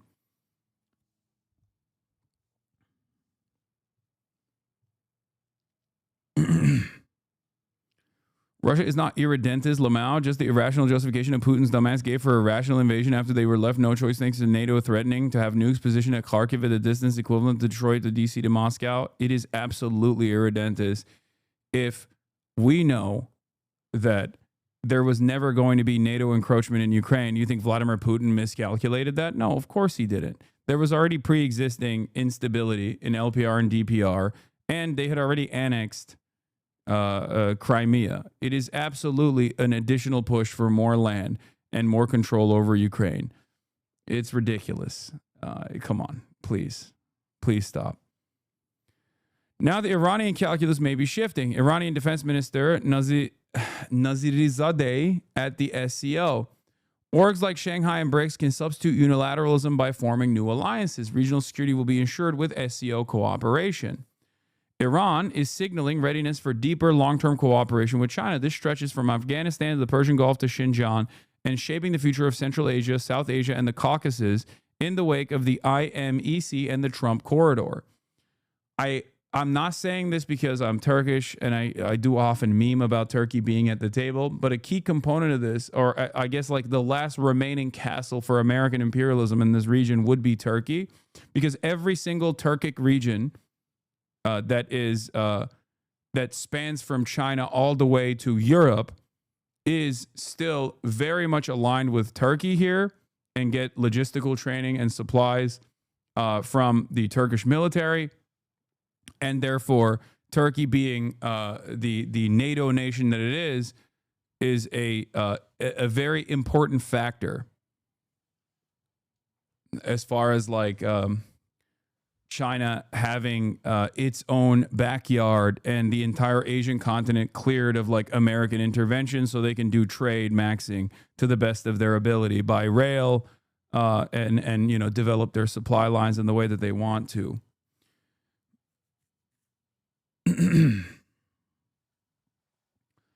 Beijing-Tehran shared interests go beyond security. Beijing-Tehran ties can deepen to include more durable energy deals, oil, gas, renewables, major Chinese investment in Chabahar as a counter to U.S. corridors, and tech transfer in cutting-edge fields like AI.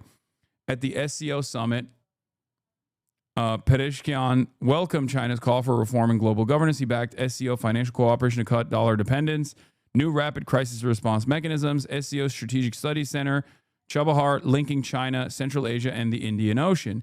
Iran sees the SCO's 10-year strategy as a chance to anchor itself in a multipolar order. Beijing's support in infrastructure and defense will hinge on Tehran showing long-term commitment and on how the U.S. and Europe will engage with Iran. China's invitation for Iran to its World War II Victory Day military parade while excluding Israel, the U.S. and EU, Saudi Arabia, and the UAE is telling. The message: Iran is part of Beijing's envisioned multipolar order.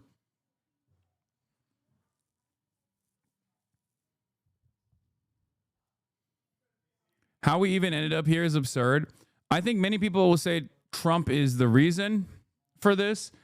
I think that's incorrect. I think Trump is simply the accelerant.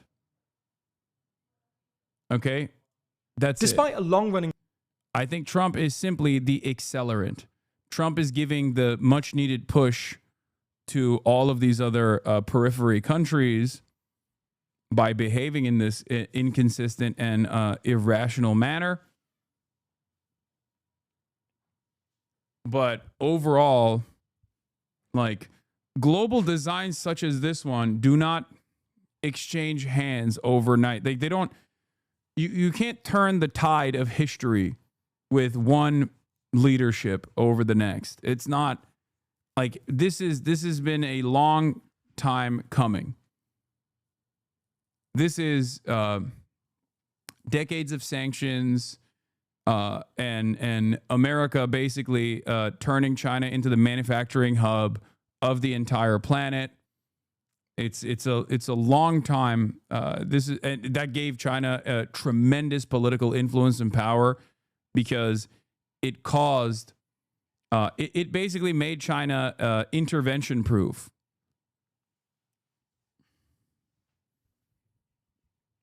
Because you can't destroy your own manufacturing hub.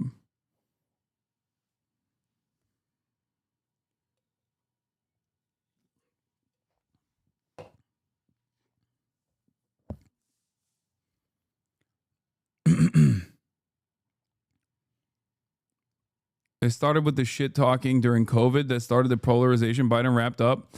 No. It's far before COVID. No. This is far before COVID. COVID could be seen as another accelerant, and Trump certainly is an accelerant. But I wouldn't say that it's like one singular event. But it definitely. Ne oldu, gittiler mi? Niye gelsin orada oynasın onlar? Okay, gitsin ıslansın. Bırak sen. Açık kalsın, sıkıntı yok. Yeah. Is that a Jeffrey Epstein tattoo on his hand? Yeah, he loves him. He loves Jeffrey.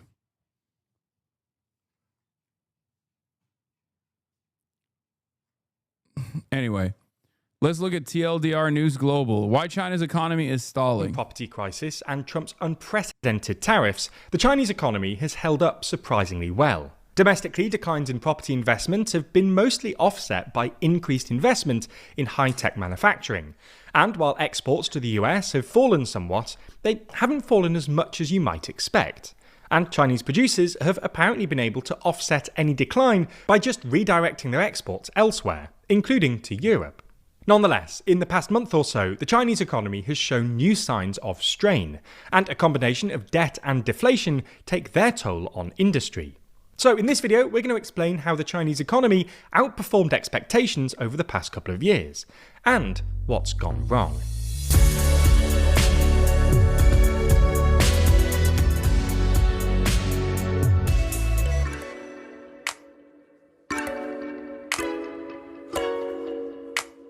Have you ever wondered how much money TLDR makes each year? Or who's funding our journalism? Well, we think transparency is super important. So we answer both questions in our recent video. It's linked in the description. Business investment, household consumption, and the sum of four things. Governments be unbalanced.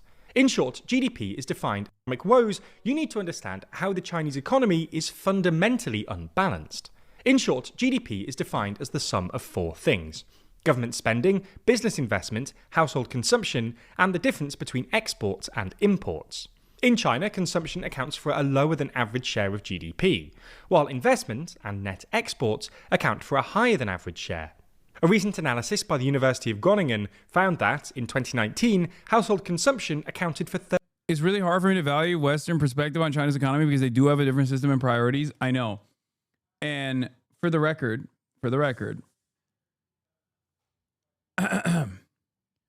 this has been a major issue for Western analysts from the jump. Okay?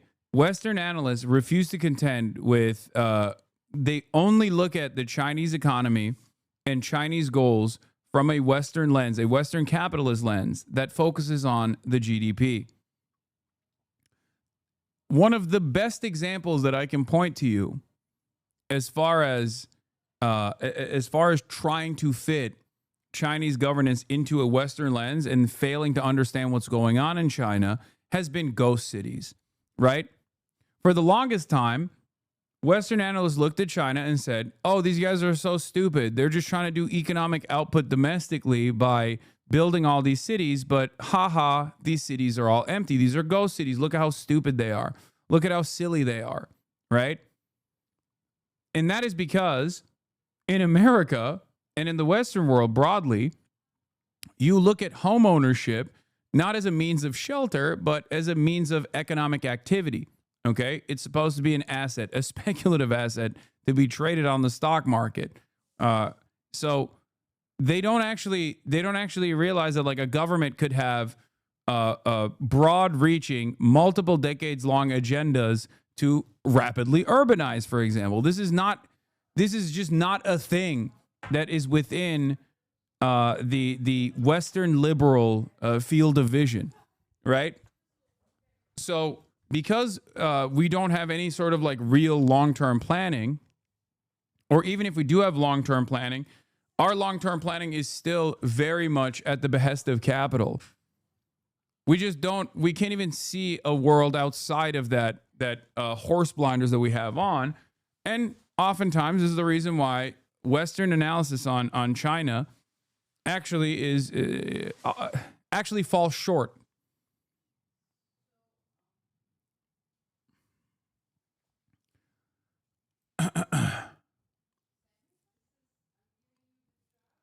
This is yet another byproduct of this is yet another issue with that analysis by simply looking at the GDP.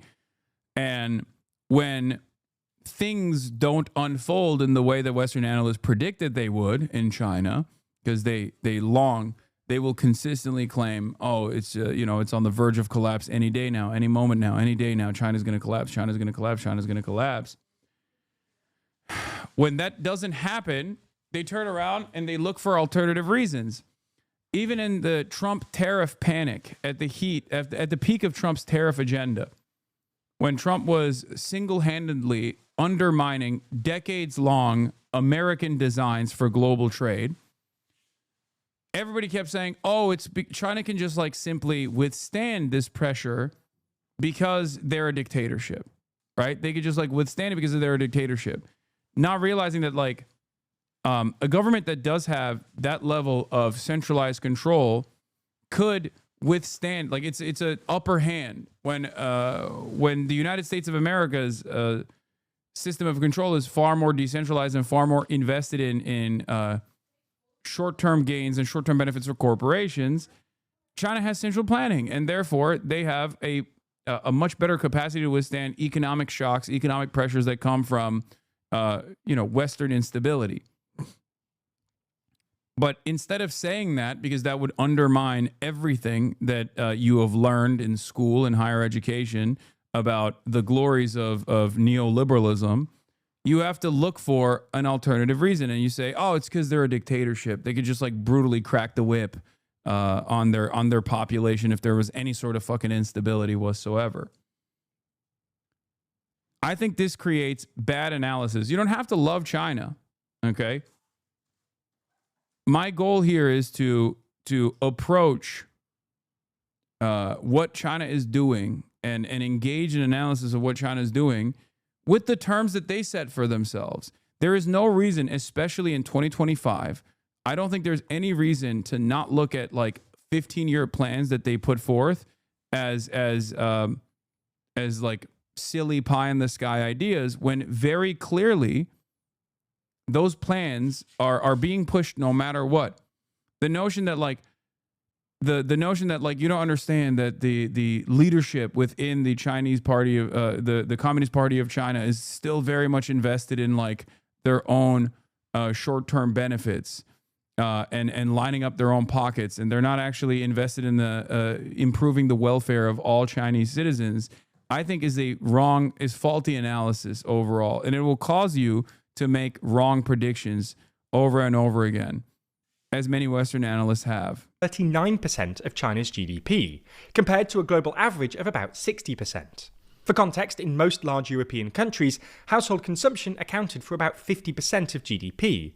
In India, it accounted for about 65%, and in the US, it accounted for about 70%.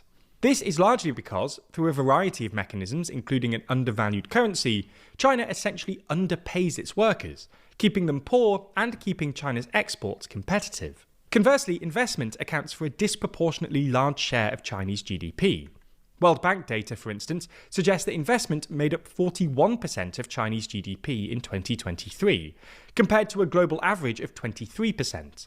Again, to give some more context, in India, investment accounted for about 33% of GDP, and in the US, it was 21%.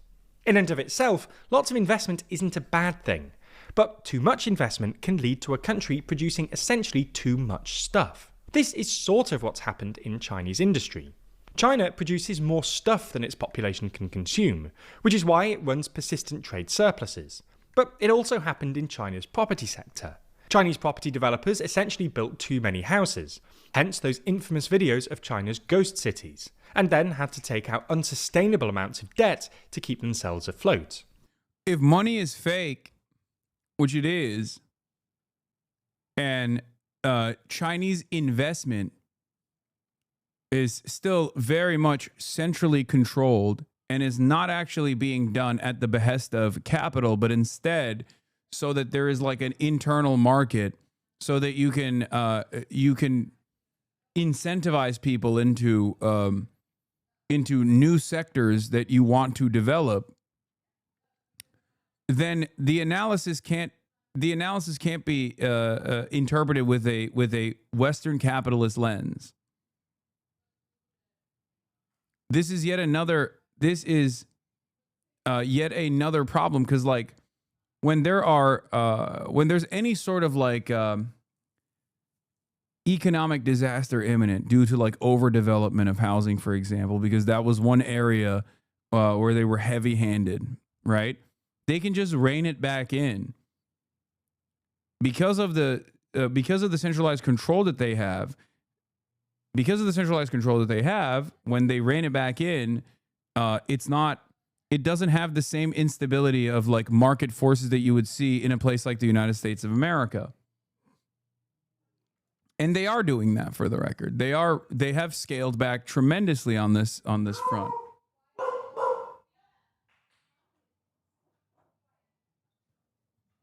Doors open. Doors open.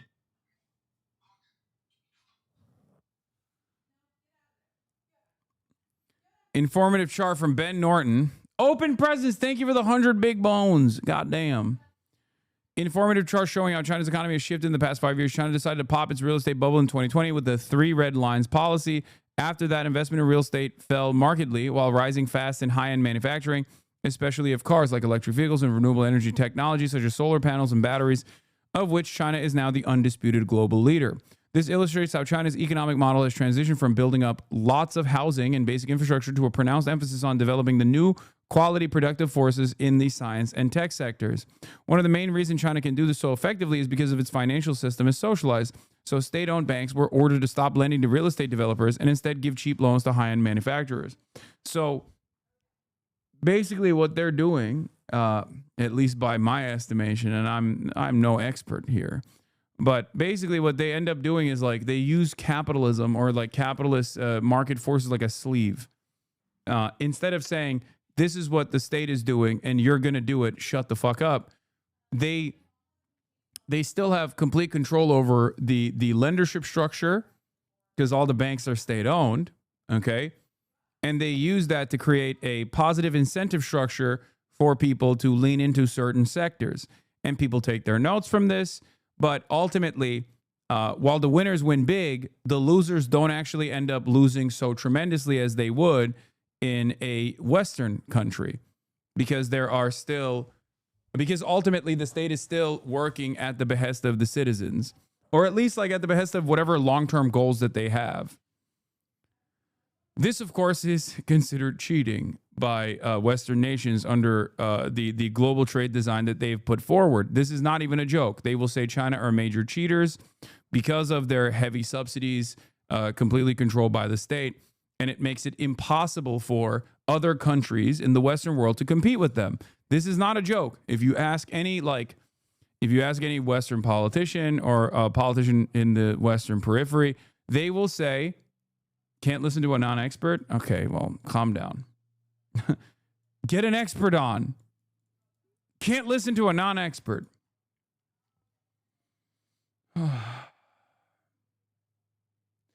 I'm over here talking about how the experts in the West are getting this wrong, and you're over here yelling at me. I'm a Twitch streamer, okay? What you see is what you're going to get. Calm down.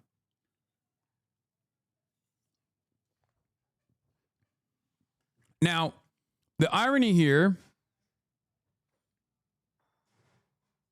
of course, is that the best possible way to compete with China from Western countries is to become more like China. But they won't do that because their entire system is designed to not be like the Chinese system, where the government controls the flows of capital rather than capital controlling whatever the government does. Okay? That's the major problem, because if their entire society is designed around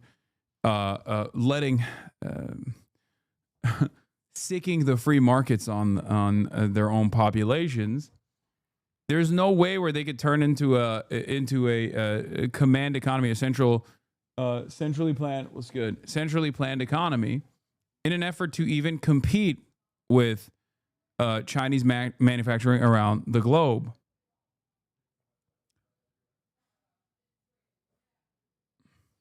I'm an expert, and I say this is bad. They should have collapsed their entire economy over a failing real estate industry. Yeah.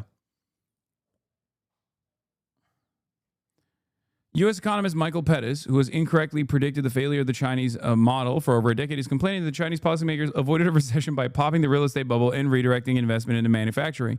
This is not a bad thing, but a good thing. It also means that not only Chinese consumers, but the entire world have access to very low-cost green technologies like solar panels, batteries, and electric vehicles, which is obviously another good thing in order to combat climate change. Sure, Chinese companies are paying part of the cost as their profit margins have fallen significantly, but if we're serious about reducing carbon emissions, this is a positive externality. Here is an expert.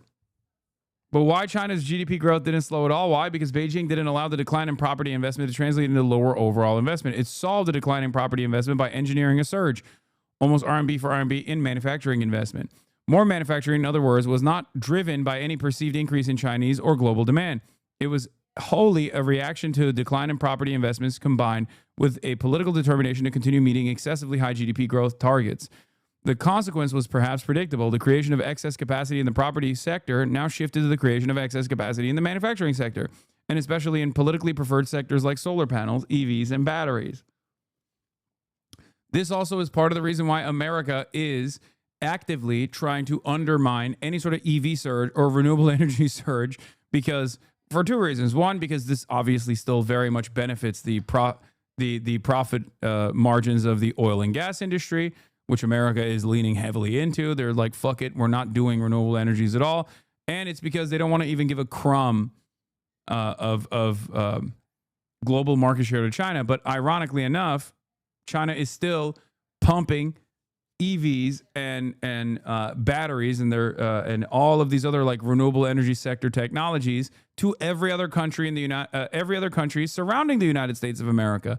And what's really interesting about this is that it's causing America to be left behind. We are actively refusing to move into this new growth sector, which for many decades was a major area that required investment, as many renewable energy loyalists would tell you. We just chose to avoid that side. And now we're in a situation where we're being left behind. Like, even if you weren't going to allow Chinese goods to flow into the country on this side because you're worried that it benefits the Chinese economy, you could have at least like invested in R&D. You could have tried to poach scientists. You could have tried to focus on building a robust renewable energy infrastructure, a manufacturing and manufacturing facilities all around the country for this new sector, this growth sector, as opposed to this finite good that is fossil fuels. This is an issue that far predates Donald Trump, mind you. That's why I say Donald Trump is an accelerant and not necessarily the major factor here of China's global dominance on these important renewable energy sectors. And it's a larger issue. It's a far more consequential, far larger issue than one president. Okay, no matter how impactful or divisive he may seem, this is an issue of capitalism. As you might remember, to remedy this, in late 2020, the CCP introduced the so-called 3 red lines, which essentially limited how much debt developers could take on. This was terrible news for heavily indebted developers like Evergrande, and triggered a dramatic slowdown in China's property market. Now, usually you'd expect this sort of slowdown to lead to a decrease in overall GDP. After all, a property crisis would usually mean a reduction in investment, as developers pare back construction, and potentially a decrease in consumption, as homeowners cautiously pare back their spending in reaction to declines in property prices. However, this didn't really happen. Instead, as this very helpful graph by Brad Setzer at the Council on Foreign Relations neatly illustrates, investment was essentially redirected from property into manufacturing and infrastructure. This was largely a consequence of the CCP's practice of setting GDP targets for provincial governments.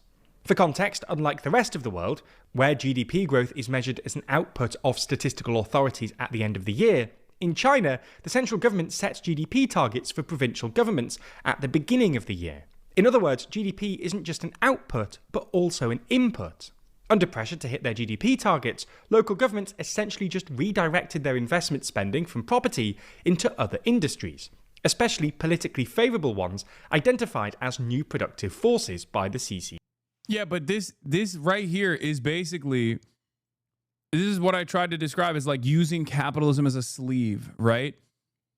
Using the incentive structure, using the positive incentivization structure that exists within like controlling flows of capital in a centralized economy.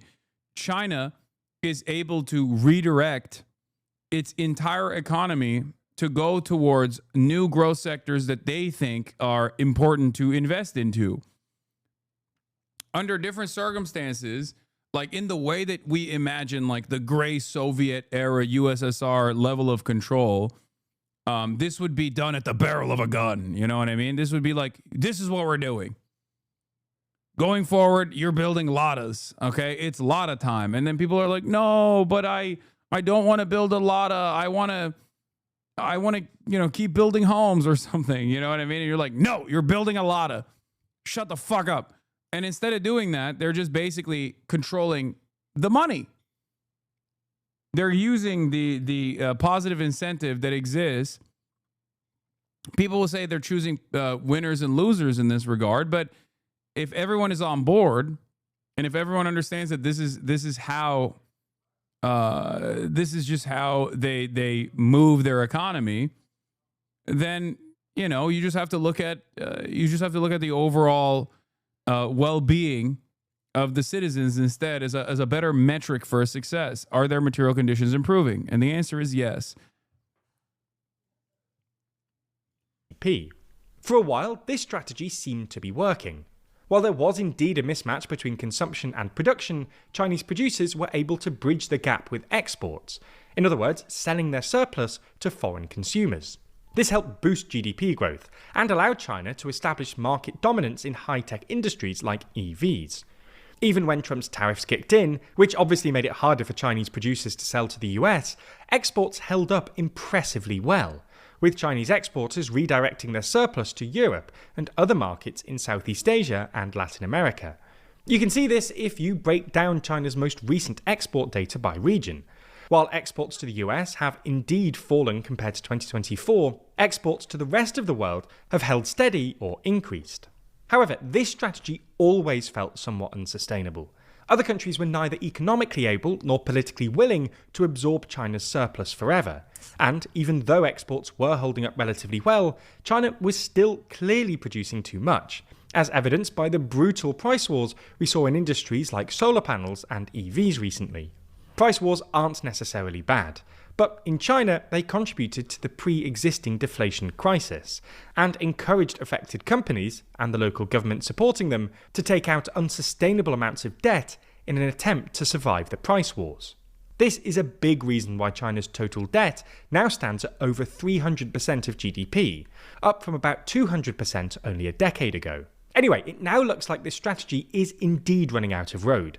Prices can't go much lower, and affected companies can't take out much more debt, which is why, according to the latest data release from China's National Bureau of Statistics, in July, growth in both manufacturing and infrastructure investment declined dramatically. More generally, both industrial production and corporate investment fell markedly, with fixed asset investment falling from about 4% growth year-on-year earlier this year to 1.6% in July, and industrial production falling from 6.8% in June to 5.7% in July.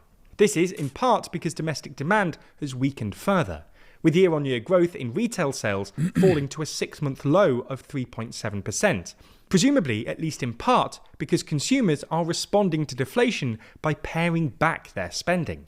Weak domestic demand will obviously... By the way, this is part of the reason why the One Belt, One Road initiative was so important for China. It's not even like opening up new flows of trade, but the Chinese investment into African nations not only helps them in the long run to develop long-standing allegiances with countries that will be more and more impactful in the global design at the United Nations and the like, but also when you develop African countries, you create secondary markets that you can sell to. You create secondary markets that you can sell the products that you're manufacturing to offset whatever kind of like tariff war that America might try to play with you. Now, of course, obviously, the entirety of the African markets is at this stage nowhere near as important as the American markets are.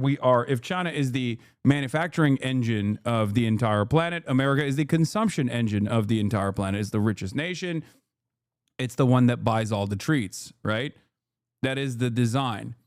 But that is the other reason, at least from the Chinese perspective, into developing African countries. Developing African countries specifically so that there is a market that they can sell products to. Again, trade maxing. Make things even harder for China's embattled producers. Because, Well, weak demand makes it harder to sell stuff. Weak demand also seems to have restarted China's property crisis, with home prices in urban areas, which seem to have stabilised somewhat in late 2024, resuming their declines in the past couple of months. All in all, this is yet more evidence that China needs to boost consumption as a share of GDP. Excessive investment, whether it's in property or manufacturing, seems to be ultimately unsustainable if it's not matched by domestic demand. More consumption. No, literally, they look to what's going on in China as like a major a problem because like they can't, like from a Western perspective, they can't boost domestic consumption. And that one of the things they always say is like that the Chinese people save too much.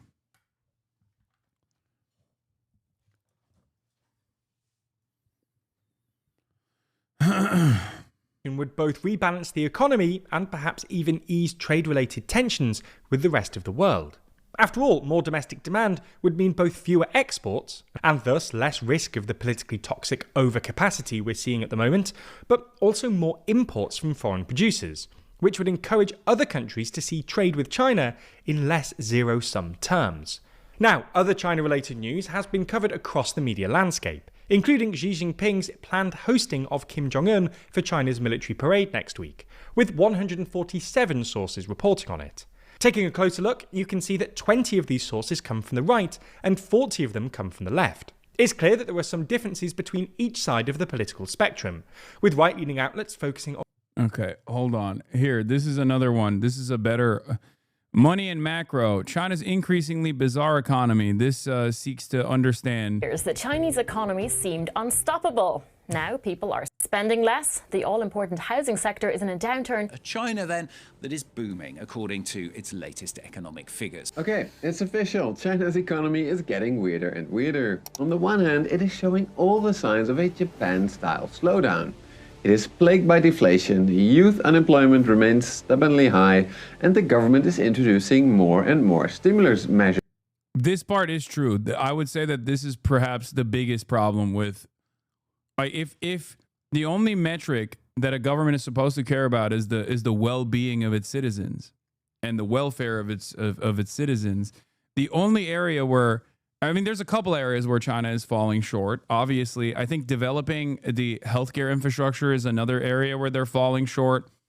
But youth unemployment is definitely, as far as I've seen, youth unemployment is definitely a major issue. To try to get people to spend more. And yet, at the same time, China's economy seems to be experiencing a second economic miracle of some sorts. Last year, it was again the second fastest growing major economy in the world, and in just a few years' time, it has come to dominate advanced industries such as petroleum cars, electric vehicles, clean tech, and even AI. So, what's really going on with China's economy? Is it failing? Is it booming? Or is it somewhere in between? In a normal economy, these two stories cannot be true at the same time. After all, if consumers are not spending, then firms have no revenue, and thus they cannot be investing and producing on such a large scale. But if there's one thing that my years of studying economies around the world has shown me, China is no normal economy. So, if we cannot use normal economics to understand what's going on with China, then what the heck is going on with China's economy? To find out, I started with the most obvious potential explanation. China is lying about their GDP numbers. Yes, it may sound strange that this is the most obvious explanation, but as I covered 2 years ago, there are serious signs that Chinese provinces overstate their GDP growth every year to hit their growth targets. However, today, according to recent research by US Federal Reserve researchers, China appears to be honest about their GDP numbers. These researchers use all sorts of alternative metrics, such as retail sales and industrial production indices, and conclude that no, there are no red flags right now when it comes to China's impressive GDP growth numbers. So that left me no choice. To find out what's actually going on in China, I had to dive into both the crises and boom stories in much more detail. My starting point was the crisis story that I talked about a lot on this channel previously. This story is about China's Japanification. Now, the core of the Japanification story was essentially that China's economy would surely follow the path of Japan, which stagnated after a gigantic property bubble burst in the early 1990s. That is, just like Japan did in the 1960s and 70s, China went through extraordinary economic growth in the 1990s and early 2000s because it used banks to invest in the country on a colossal scale. This allowed Japan and later China to rapidly catch up to the West by building infrastructure, houses, factories, and a world-class education system. To obtain foreign know-how and currency, both Japan and China used various measures to keep both wages and their currencies low. This allowed both countries to quickly become manufacturing powerhouses. And this is often considered a crucial first step in a country's economic development because manufacturing is special. It allows a country to sustainably earn enough foreign currency to pay for crucial imports that keep the economy running, crucial imports like, for example, oil. However, according to economists like Peking University professor Michael Pettis, such investment-heavy economic miracles can only get a country so far. After all, at some point, there are enough bridges, roads, houses, and factories. At this point, almost all economists, including, I have to say, those of the Chinese Communist Party, recognize that a developing economy needs to switch to a consumption-based model where wage and currency suppression are abandoned to allow people to have more disposable income. This could lead to a more balanced economy where all sorts of businesses emerge in response to the needs of the people. These types of businesses are often service sector businesses, such as, for example, theme parks and cafes. Developing a thriving service sector is really important for any modern economy because the service sector can employ way more people than advanced manufacturing does. So essentially, the idea is that any economy starts out agrarian, then rapidly industrializes, and then finishes its development by developing a thriving service sector, which employs most people. For example, in the UK, a whopping 95% of workers work in the service sector, even though it only accounts for about 78% of its economy.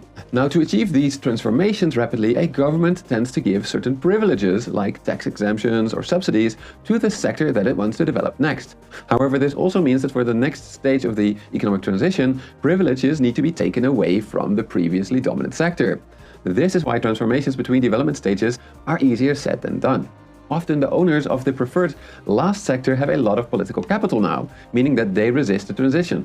For example, Argentinian farmer oligarchs have long resisted the transition to industrialize. Similarly, now China's powerful industrialists, whom many of are high-ranking members of the Chinese Communist Party, are resisting the transition to a consumption-based economy because it would reduce their relative power. But what if there is a simpler option? One that can just make everyone richer. One that will allow people to spend more and to keep the economy growing without taking wealth away from government and manufacturing elites that have profited from the previous investment-led growth model. Believe it or not, but in macroeconomics, that option actually exists. And it is called blowing a housing bubble. Here's how you can get one started. The first step is to get rid of conservative regulations that prevent the housing market from taking off. Second, you make it easier and easier for banks to supply mortgages to households. And then it's easy. Just sit back and relax as the following positive feedback loop starts making everybody in your nation feel rich. As more and more households borrow from the banks to speculate on the housing market, house prices will inevitably be pushed up. This will make homeowners feel richer, encouraging them to borrow and speculate even more. Of course, banks will be happy to help them out, as they have lent against the collateral of these houses. So if one borrower was not trustworthy, the bank can just take the house. After all, it only keeps going up in value. Crucially for the economy, rising home prices made both the Japanese and Chinese consumers feel richer, allowing them to spend more freely, just as they might have in their countries if they had chosen to switch to a consumption-based development model. Therefore, the housing bubble years helped sustain high economic growth well after most productive investment. In America, this happens because people use real estate as a speculative asset. In China, it happened because they wanted to build more houses so that they could have rapid urbanization.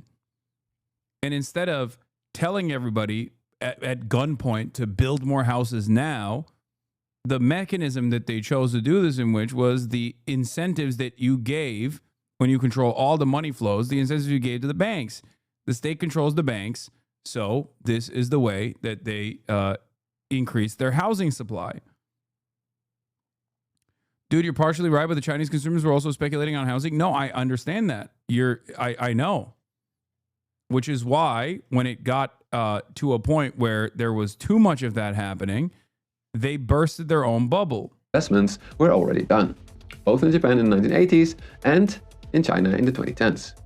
Sadly, while these mortgages helped push GDP up, they made debt go up way faster, causing debt to GDP to rise rapidly, almost doubling from about 130% of GDP in 2008 in China to roughly 260% in 2019. This was a huge sign that this all was not sustainable. Then, when house prices inevitably started dropping, the virtuous cycle that we saw before became a doom loop.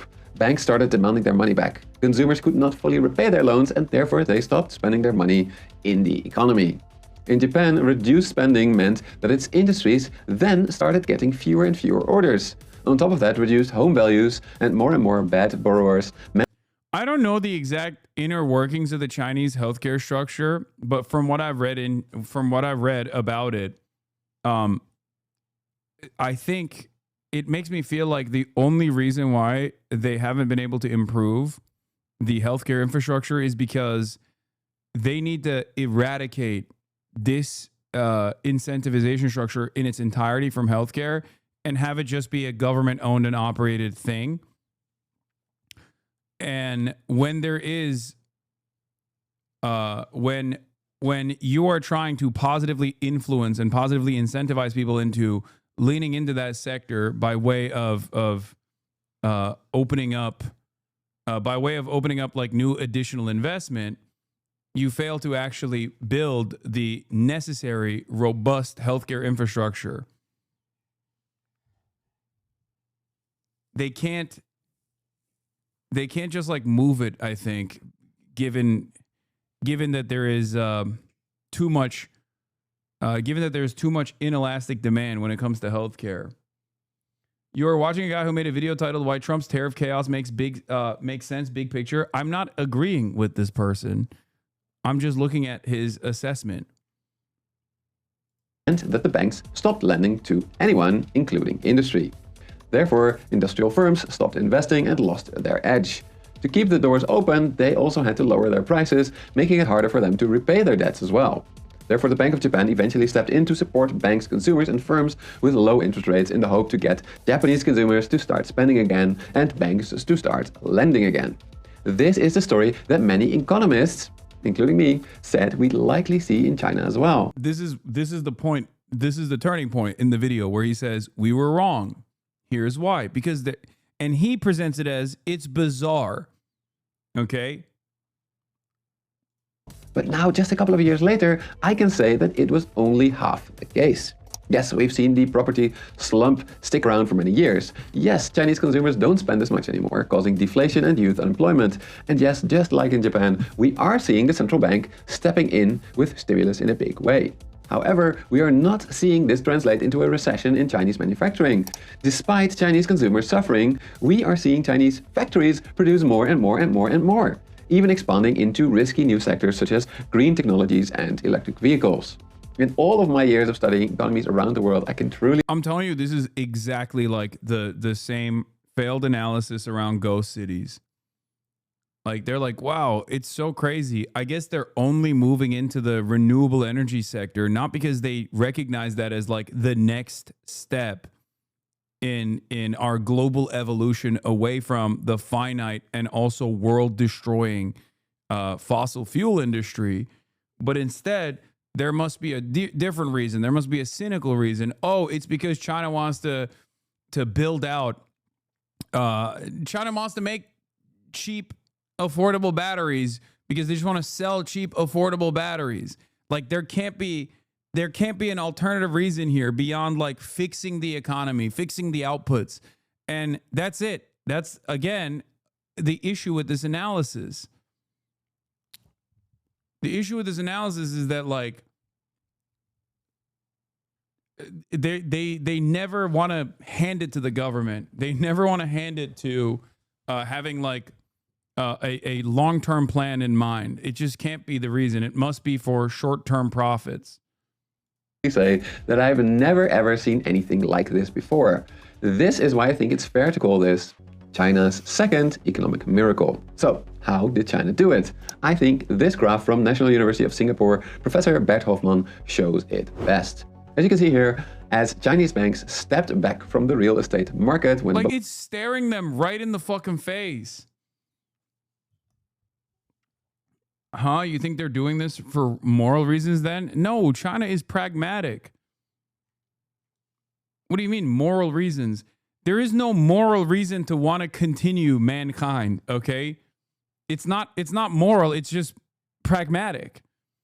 They're not doing it out of the kindness of their hearts. They're doing it because they recognize that this is an important sector to invest into, because unlike our politicians who supposedly read the literature showing the inevitable doom, the inevitable demise because of our over-reliance on fucking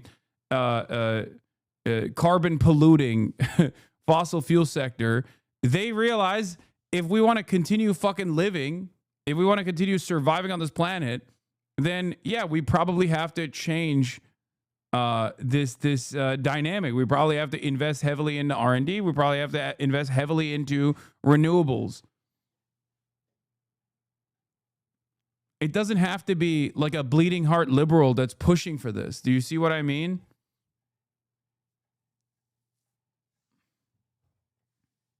Popped, they started absolutely pumping massive amounts of money into industry.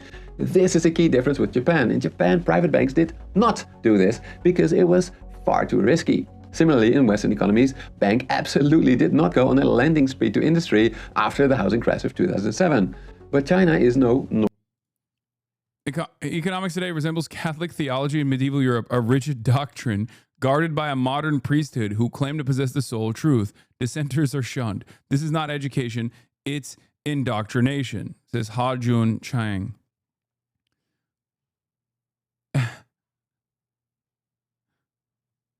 It's true. It literally is true. We have this entirely dogmatic approach to capitalism as though that's it. There's no alternative vision. There's no alternative means of commodity production. And it can't be for anything other than pure profits. And that's part of the shortcomings in all of the China analysis, is that all of our most well-read thinkers have been indoctrinated into this way of thinking. So the most intelligent guy that you have met will still be short-sighted and will often get things wrong when it comes to analyzing what's going on in fucking China. This is, I'm not the most intelligent person. I'm not the best at analyzing what the fuck's going on in the global economy. But the only difference, in the simplest terms, the only difference I have between looking at China with the way I analyze China's actions versus the way that like the average Western liberal thinker analyzes China is that I take what they're saying at face value. I don't think that this is a sinister reason.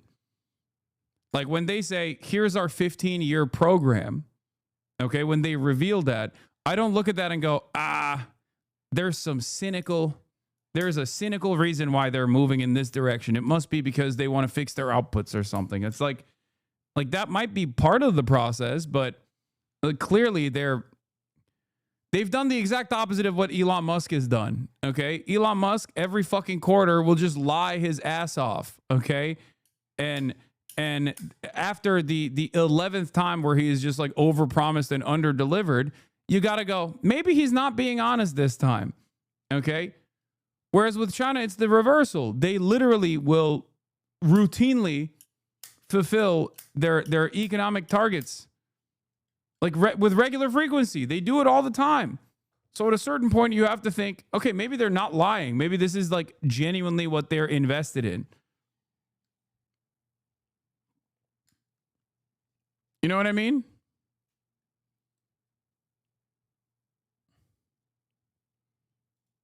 Normal economy because its state is so much more powerful than in Japan or in the West. So after the housing bubble burst, the government essentially stepped in and ordered its state-owned banks to pivot hard and turn on the lending taps to industries that it considered essential for its further economic development. Of course, Chinese consumers are still in trouble, so factories could not sell all of this new stuff at home, meaning that we are seeing deflation in China. However, with so much state support, Chinese manufacturers now had a significant edge over foreign firms, meaning that China's export growth absolutely exploded. So why is China's economy still growing so fast? Why is its industry taking over the world even though Chinese consumers are suffering? It's quite simple. It is an unprecedented lending boom from Chinese banks that are following the orders of the Chinese government in all likelihood.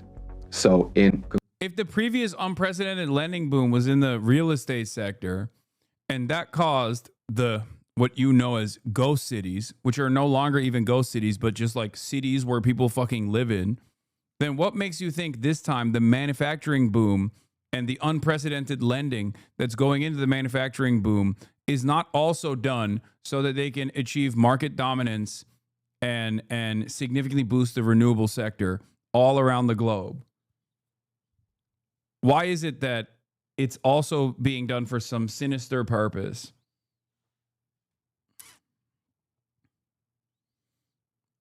What happens if the central economy guesses wrong where investments should occur? It's a good question. I assume they're cooked. But ultimately, if you have a dynamic form of governance that is willing to take the initiative and then quickly recognize when they're failing and immediately move away from that, you know, when they're too heavy-handed, then, you know, you arrive at what's going on in China.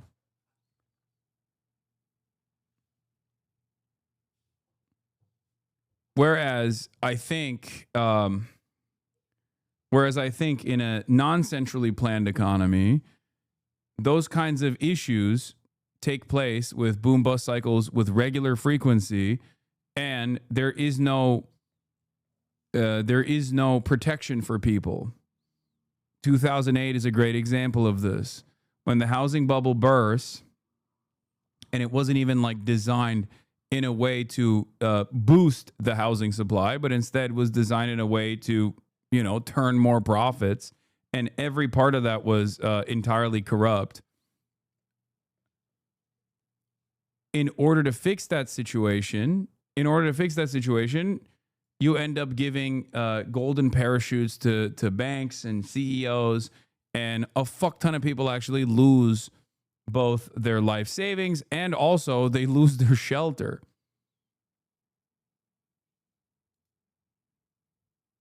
Conclusion, both stories about China's economy are correct. China is not faking its economic numbers. Its consumers and property markets are actually struggling, similarly to how it happened in Japan in the 1990s. However, unlike Japan, China's industries are thriving thanks to massive support by the state. On the one hand, this is truly impressive. On the other hand, it is a really risky bet for two reasons. The first is that Chinese economic growth is now even more dependent on foreigners wanting more and more Chinese products. The US is already closing off its markets. Yes, so far China has managed to actually reroute its exports to other markets.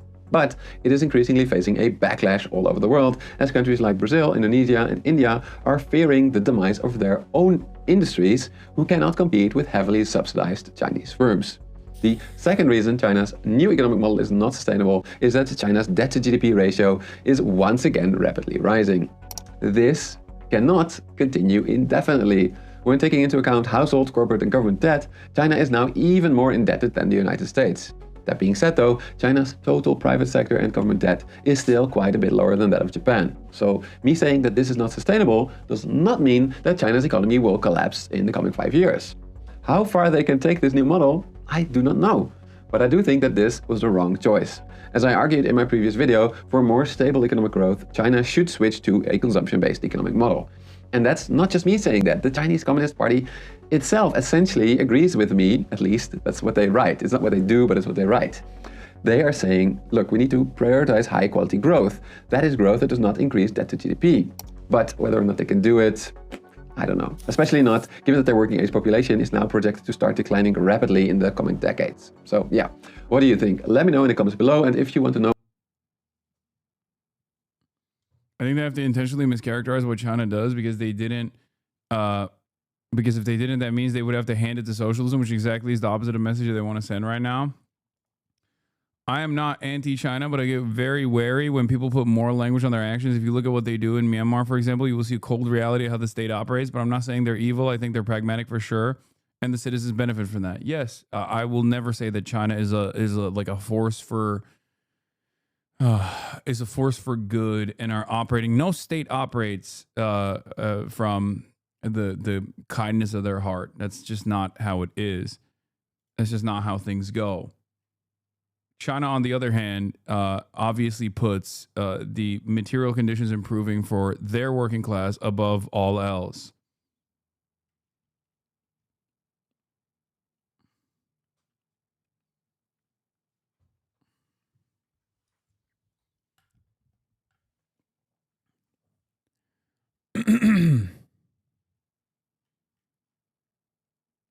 Anyway, but I think more and more, you'll probably start seeing more and more like China hawks, or at least like China watchers in general in the West, take a different approach to this issue, because if they continue to operate on these like arrogant confines, they're just going to keep finding themselves, they're going to keep finding themselves making wrong predictions.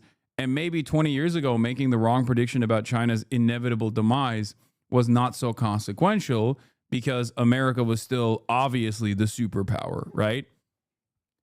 But now, when you are directing the State Department to take action in a certain way, and that actually allows China more breathing room to operate internationally, that's a far more costly penalty, because China does have motion now.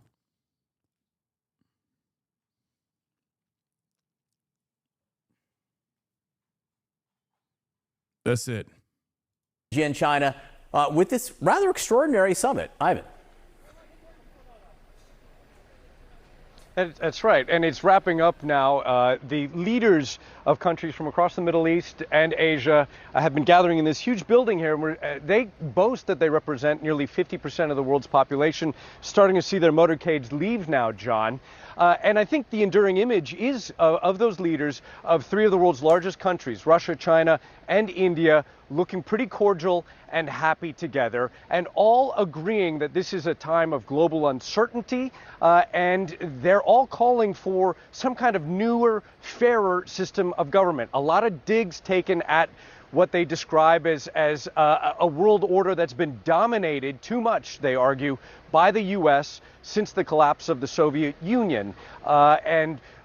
Chinese leader Xi Jinping complaining about bullying. The Russian President Vladimir Putin saying that this kind of Atlantic Eurocentric world order, these institutions. To that chatter asking, isn't Canada Dry also on the BDS list? It was on the latest episode of Fear and. The answer is no, not to my knowledge at least. Okay? Do you feel like you're doing some activism here?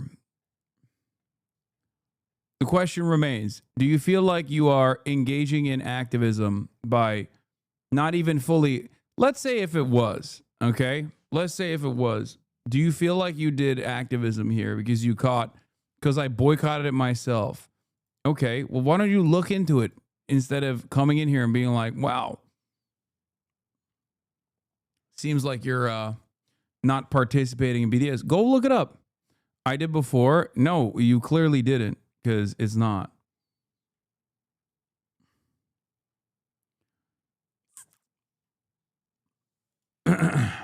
Anyway.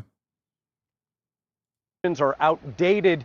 Of course, he's complaining at the same time as his military is nightly bombing cities in Ukraine in a war that he only described here as a crisis.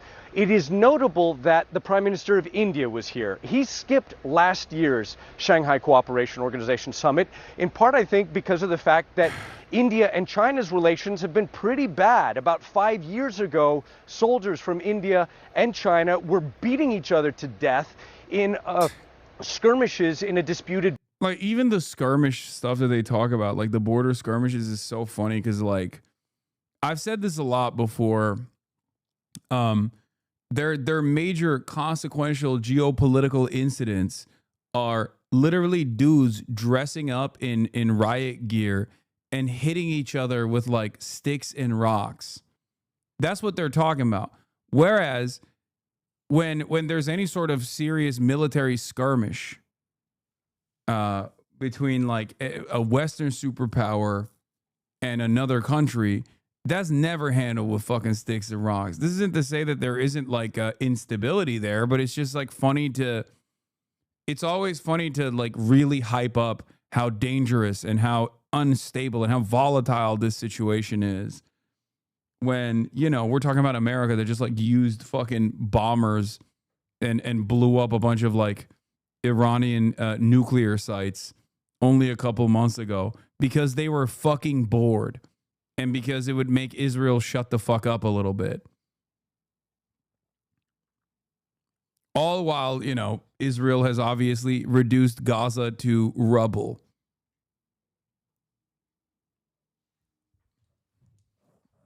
It just looks kind of silly. I don't know. From where I'm standing, I look at this and I'm like, this is fucking silly.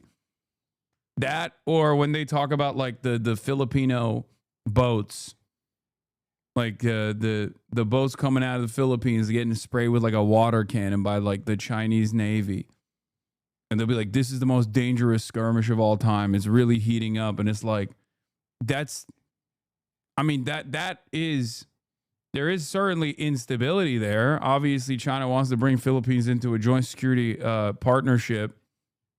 And that's like the last holdout in the region for some reason. Who knows? But like, that's nothing in comparison to America's dominance around the planet. Border region in the Himalayas. He's clearly here mending fences and still stinging from the fact that the Trump administration just days ago imposed 50% tariffs on India, much higher than on India's arch rival Pakistan. And that's seen by many Indian experts as stabbing India in the back and a U-turn on decades of growing U.S.-Indian relations. Watch this place closely, because in a couple days' time, China will go from flexing its diplomatic muscles to flexing military muscles with a huge parade, military parade in Beijing. It will be attended by none other. Am I crazy in feeling this is embarrassing for China? They had the opportunity to meaningfully intervene in Gaza/Sudan if they wanted to stand on business, but instead they're siding with Putin to maintain le bubu quo. Yeah, I mean, that's just how they operate. That's it. That's always how they operate. I understand. I myself am frustrated. They could do far more in terms of like applying pressure to Israel. But obviously, once again, Chinese intervention in this regard is, or my demands for Chinese intervention in this regard, when they've shown to be far too pragmatic and far too disinterested in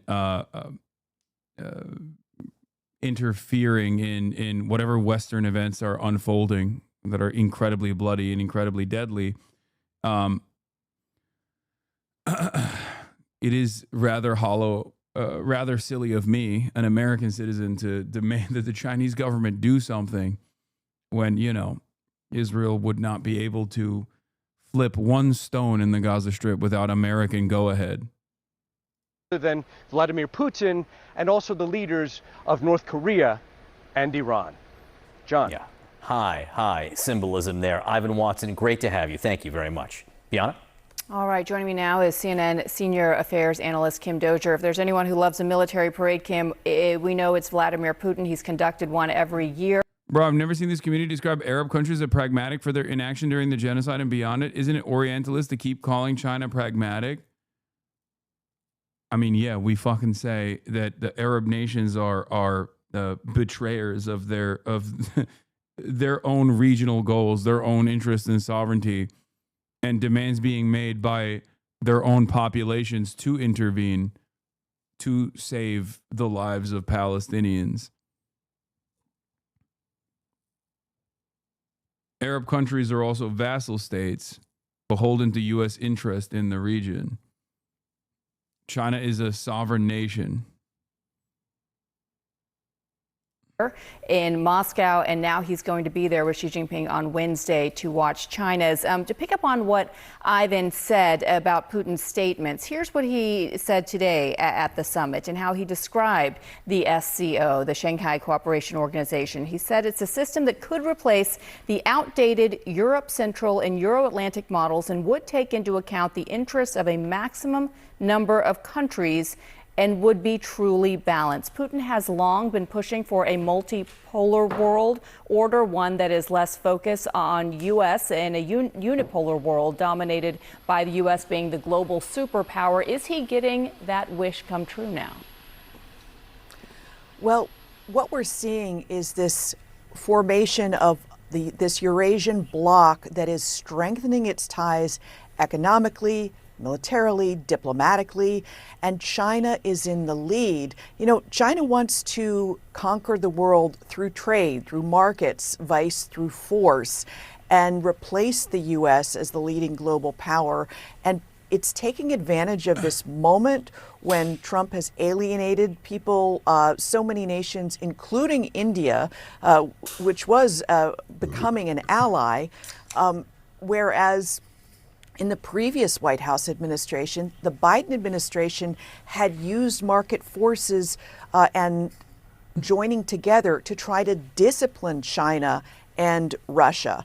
In this case, however, we see that sort of method being thrown out the window, and now these tariffs producing a fusion of nations that haven't always had the West. China does want to trade, Max, but take over the world? No, not yet. I'm sure that China wouldn't hate having the same level of influence and prominence around the globe that America has eventually, but they're in a wait and see, don't rock the boat attitude for the time being because they don't have 800 military bases, or at least like even the interest in maintaining the status quo with 800 military bases in the same way that America is. Not every hegemonic power is going to look the same and operate in the same way. Best interest at heart, especially as we see with the war of aggression in Ukraine. Yeah, and Modi making his first trip to China in some 7 years, coming after the U.S. slapped an additional 50% tariff on India for purchasing Russian oil and gas. And yet we saw those striking images of Modi not only sitting in Putin's motorcade for an hour for a meeting prior to walking in and meeting with other world leaders, but they walked in hand. The two countries have long had a close history. I just don't get why China arms every party in Burma for pragmatic reasons, but doesn't in this conflict. They don't even aid Iran that much. That's because Iran doesn't want the aid. But that's changing as well. That's the only reason. I think if Iran welcomed Chinese intervention, then China would gladly fucking boost Iran as much as possible. And it's not because Iran is too prideful. Iran just wants to. Iran has always placed a lot of emphasis in maintaining sovereignty no matter what.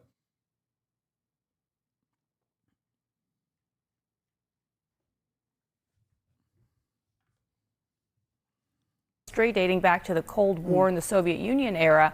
But do you envision this being an opportunity not only for Modi to get closer with Xi Jinping, but also with Vladimir Putin? These sanctions appear, at least optically, to only be bringing these two closer. They not only buy Russian oil and gas, we should note they also buy arms from Russia. Yeah, Russia and India have always historically had close ties because Russia has time and time again helped India out militarily. Much of India's military manufacturing systems are based on Russian models and need to be resupplied by Russia. But what you also have is this new pressing together of the two sides because while India had been taking advantage, yes, of cheap Russian crude, India sells that Russian crude onwards to the European Union, which has doubled the amount that it buys from India. So inside India, you see this fury over what they see as a double standard. The EU escapes U.S. tariffs over secondhand purchase of Russian oil. China isn't facing tariffs over. I mean, it's not what they see as a double standard. It is a double standard. Like that's there are, and that double standard was just the way of the land for a very long time, because whatever America designed, whatever America said whatever America said was whatever was going to happen. It's not like that double standard is in every aspect. That double standard is in every aspect of existence, every aspect of foreign entanglements, foreign conflicts, trade. That's just how it always has been. Nice English, Hasi. I know, dude. Listen, I don't think I'm getting enough sleep. Okay, calm down. It's much larger portions of Russian oil. All of that together spells out an India that is ready to do business with anyone but the U.S. right now. Yeah, China. This morning, Israel claims to have killed. Israel is claiming that they killed Abu Ubaidah, which is a sad state of affairs. Well, in Gaza City, the long-serving spokesman for Hamas. Abu Ubaidah was one of the most senior Hamas officials still living. Hamas hasn't commented. Gaza City is now squarely in Israel's crosshairs. Prime Minister Benjamin Netanyahu is in the midst of call. I mean, here you go. You want to see a fucking double standard? Here it is. You know what I mean? On the one hand, these exact same outlets will talk about like Russia doing incredible cruelty to the Ukrainian population. On the other hand, they present this as a normal part of the process. This also comes after Israel not only is doing a genocide, but also wiped out the damn near entirety of the fucking civil governance structure of Yemen.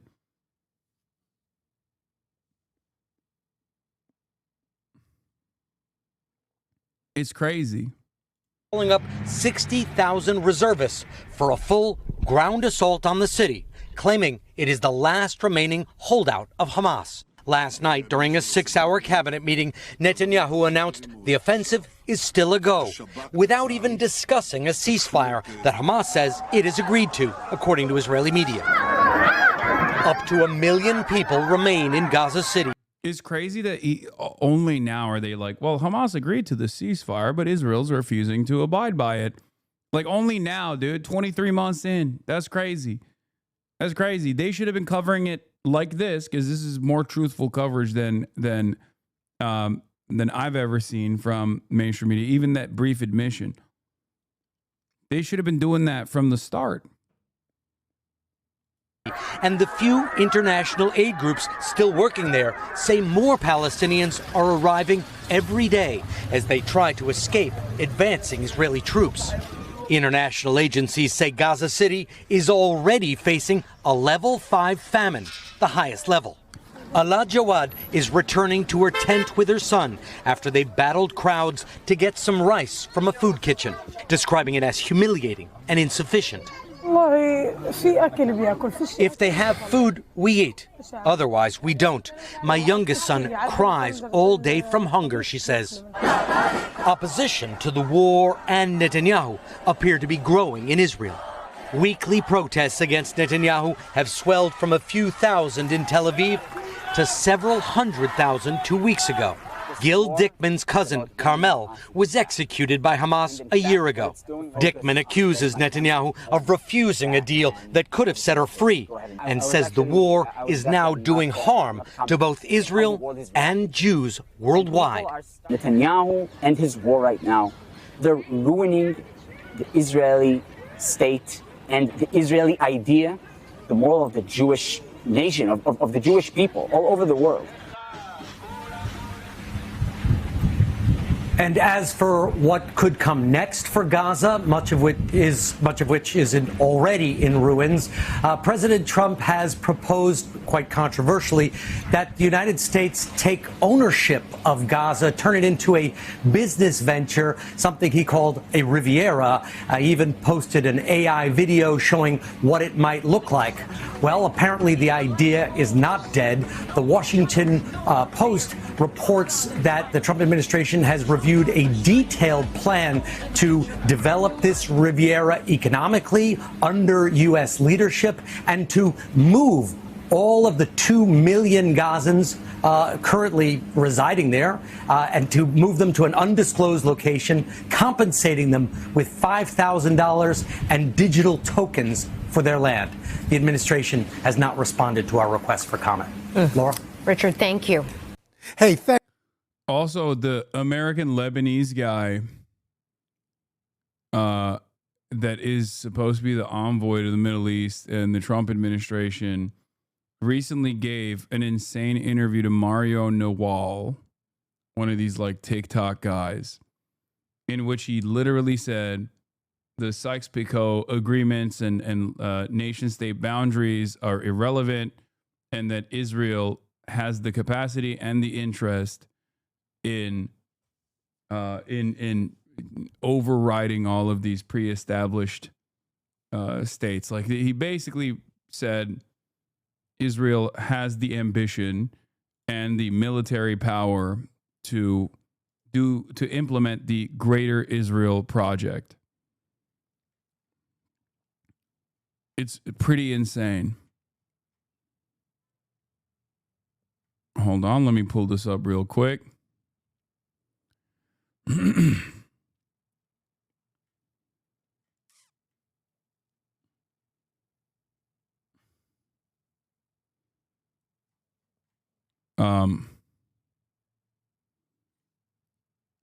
Where is it? Where the frick is it? Hold on. I'm looking at Seamus's tweets. He tweets quite a bit.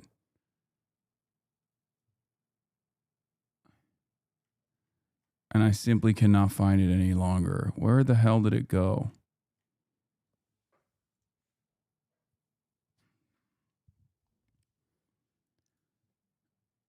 In any case, Lebanon at this stage is completely undermined, has no ambition for sovereignty whatsoever, with the decapitation strikes against Hezbollah. Seamus says, going off of Itai Epstein's reporting, breaking the Gaza Reconstruction, Acceleration, and Transformation Trust, great, exposed by Washington Post, is a twisted brainchild of Boston Consulting Group, which Benjamin Netanyahu used to work at. Remember, Boston Consulting Group is also responsible for the Gaza Holocaust Foundation, GHF, improperly billed as the Gaza Humanitarian Foundation. But yeah, this is basically the Trump goal here, is to completely overtake. Like, the American goal here is to completely overtake Gaza, the Gaza Riviera Project, that kind of thing. Anyway, Seamus says, something I've noticed in the U.S. discussion about Gaza and Lebanon is the use of self-governance as a euphemism for becoming an American satellite state. Sovereignty can now be forced upon a country. If refused, annihilation will follow. Gaza is/was self-governing, but it is outside the American sphere of influence, so it is now deemed as an Iranian outpost that is interfering with Palestine's future independence, something that we all know the U.S. and Israel care deeply about ensuring. Of course they don't. So they're just like masquerading these sorts of actions under the auspices of self-governance and sovereignty, when it's not. It's just being an American, basically being an American outpost. New poll shows 58% of Lebanon is opposed to disarming Hezbollah without a plan to defend against Israel. 71% of Lebanon believes the Lebanese army is incapable of confronting Israeli aggression. Opposition to disarmament is overwhelming with Shias and lowest among Christians. Months and months to talk about what the Lebanese people supposedly want and think, and now we have finally numbers to it. But of course, it doesn't matter, because that is the initiative that they're taking at the behest of Israel, because Israel gets to draw out all the maps in the region to suit whatever kind of conquest, to suit whatever kind of purpose they have. And that is where we're at. So Lebanon is getting packed up. It's you know, that's another part of their grand design. And here is the post-war Gaza plan involving the U.S. administration and population moves. And they talk about population transfer as though it's like a totally normal thing and not just wholesale ethnic cleansing, which is what it is. But When Trump presented it a couple months ago with that shitty AI video, people were so mad, fake mad. Western leaders said, this is unacceptable. This is ethnic cleansing. Months after, Israel is still continuing with its ethnic cleansing campaign, with its genocide. And now they're basically presenting it once again as the alternative, a much more peaceful alternative. The Washington Post newspaper has published details from a perspective that purports to detail the Trump administration's plans for developing post-war Gaza. The proposal entails the so-called voluntary departure of residents from the coastal territory during voluntary reconstruction. Remember, keyword is the voluntary departure of the residents. They obviously are not. There is no such thing. There is no voluntary departure here whatsoever. This goes along with another openly stated desire that Israel has in terms of building concentration camps in Rafah, where they basically pack millions of Palestinians into these concentration camps with the express purpose of shipping them elsewhere. One of the places that they floated to ship the Palestinians to was, I believe, Sudan. Another one is Libya. Just places where they will not get the necessary help and treatment. Places that are also unstable in and of itself. It's just genocide. Is genocide being packaged? Is genocide being packaged with I guess Western academic NGO speak? But obviously, no one believes this shit. Everyone understands exactly what's going on. It's just that we don't have a way to directly put a stop to it. How do so many people become for this? This is the other thing I wanted to mention. So it's not that people are for this. I think a lot of people are just completely oblivious to the grand ambition here, or many people do recognize it, but they don't fully comprehend how violent these actions are. And even those who abhor what is going on, what's taking place, feel powerless in the face of the lack of interest from Western governments to do something to change the trajectory of this genocide and this ethnic cleansing. One thing that I read from Israeli society, however, because if you want to know how a population is on board with this kind of thing, let me see if I can find it real quick, because there was this guy, is a Jewish academic, who wrote this long post about Israeli society and how they see how they are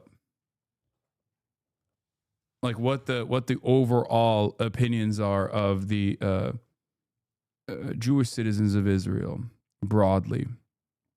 And it's truly terrifying. I mean, it's just full fascism. Okay, let me see if I can find it. Hold on. What was his name? It was really good. If anyone can figure it out, it's like a long Twitter thread. I'm not Ollie Goldberg. Yes, I think that's it. I think that's his name. Thank you, chatter. Or Ori Goldberg. Yeah, it was Ori Goldberg. You're right. Former academic with PhD in Middle Eastern Studies, Ori Goldberg wrote this long effort post about where Israel is, or where the Jewish society in Israel is, and their opinions on it. Because if you're wondering, there's protests happening. Is that moving the needle in some way? Is that going anywhere? Well, the answer is no. And the reason for why it's not going anywhere, I think he spells out fairly well. He writes, a primer on Jewish-Israeli public opinion. Number one, Israeli Jews separate the war, in air quotes, from the genocide. The war, they say, is being mismanaged and should be halted until the hostages come home. Number two, the genocide is all on the Palestinians. We wouldn't do it if we did not have to do it. They started it. They're animals. There's no other way. That's the way they see it. Number 3, Israeli society will not revolt, not even against the war, in air quotes. The Israeli Jews have invested all the symbolic and actual capital they have in the genocide. Number 4, Israeli Jews understand what the world thinks of them. They ascribe it to anti-Semitism, as old as the world itself, without relation to Israel's actions. They will not engage the world. Initially, some may take provocative action. Ultimately, they will cease traveling, circle the wagons, and convince themselves they are right because the world hates them and the world is beset by woke woes. Israelis will not accede to the existence of a present. Everything will happen. That is the true point of never again. It is only for us because the only real people are Jews, and the only real thing that can happen is an attempt to annihilate the Jews. Everything else is fake. They're hopped up on exceptionalism and supremacist values, supremacist ideals, and it's now extending beyond simply the analysis of like Palestinians not being human, but instead all the naysayers against Israel's actions are also critical against Israel's actions simply because they themselves are also anti-Semitic. Okay, no, don't come here. You're too wet. Place. You're so wet. What's wrong with you? You are so wet. She was playing outside in the pool with her friends all morning. And she just like wants to come over and get pets, and it's just like she's way too wet. Israelis will insist that Israel is a robust democracy exhibiting debate and difference in opinion. As the genocide continues, this debate will focus exclusively on intra-Israeli issues. After all, what does it matter what happens to the Palestinians or in the broader world? We are the only ones who truly exist.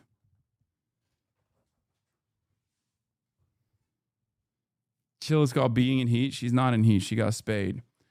So this is one of the best assessments I've seen so far of like broader Israeli society and why they are so seemingly oblivious to the way that people see them in the rest of the world, and that is because they've just completely shut out all the naysayers. So when Benjamin Netanyahu says like, "Oh, France is Hamas, Macron is Hamas," yeah, for a lot of people, we hear that and we go, "Oh, come on, bro. You're fucking so stupid. What the hell are you talking about?" But for Israeli society, it sticks. They unironically do think that Macron is just like an anti-Semite. Anyone and everyone that's against Israel's actions must be deeply anti-Semitic.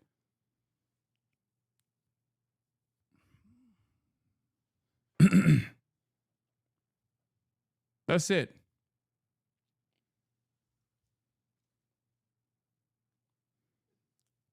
That's it.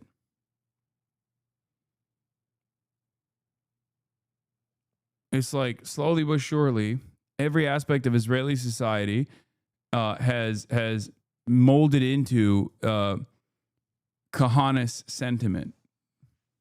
Even sentiment that like liberal Zionists a couple of years prior would have actually scoffed at and would look at and say that's too radical. They now fully are on board with this kind of principle.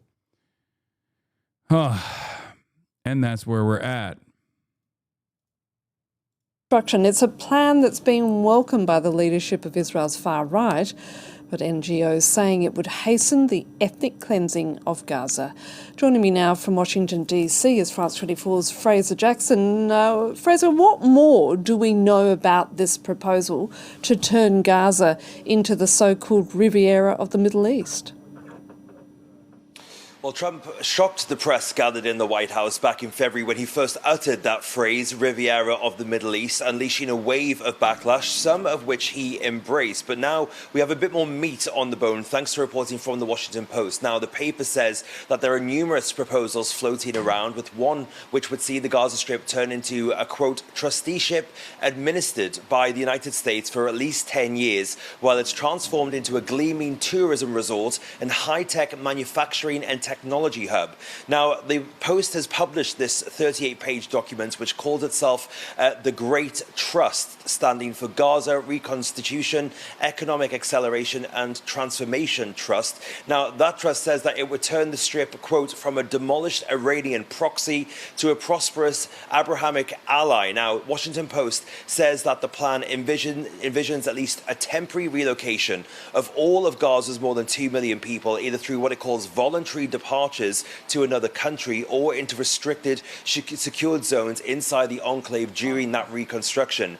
Now, under this plan that has been floated, Palestinian landowners will be offered a digital token by the trust in exchange for the rights to redevelop their land. Now, that token would... I can't believe a couple months ago when we actually covered how fucking insane and stupid this was, it just seemed like a far-fetched idea, and now it's like...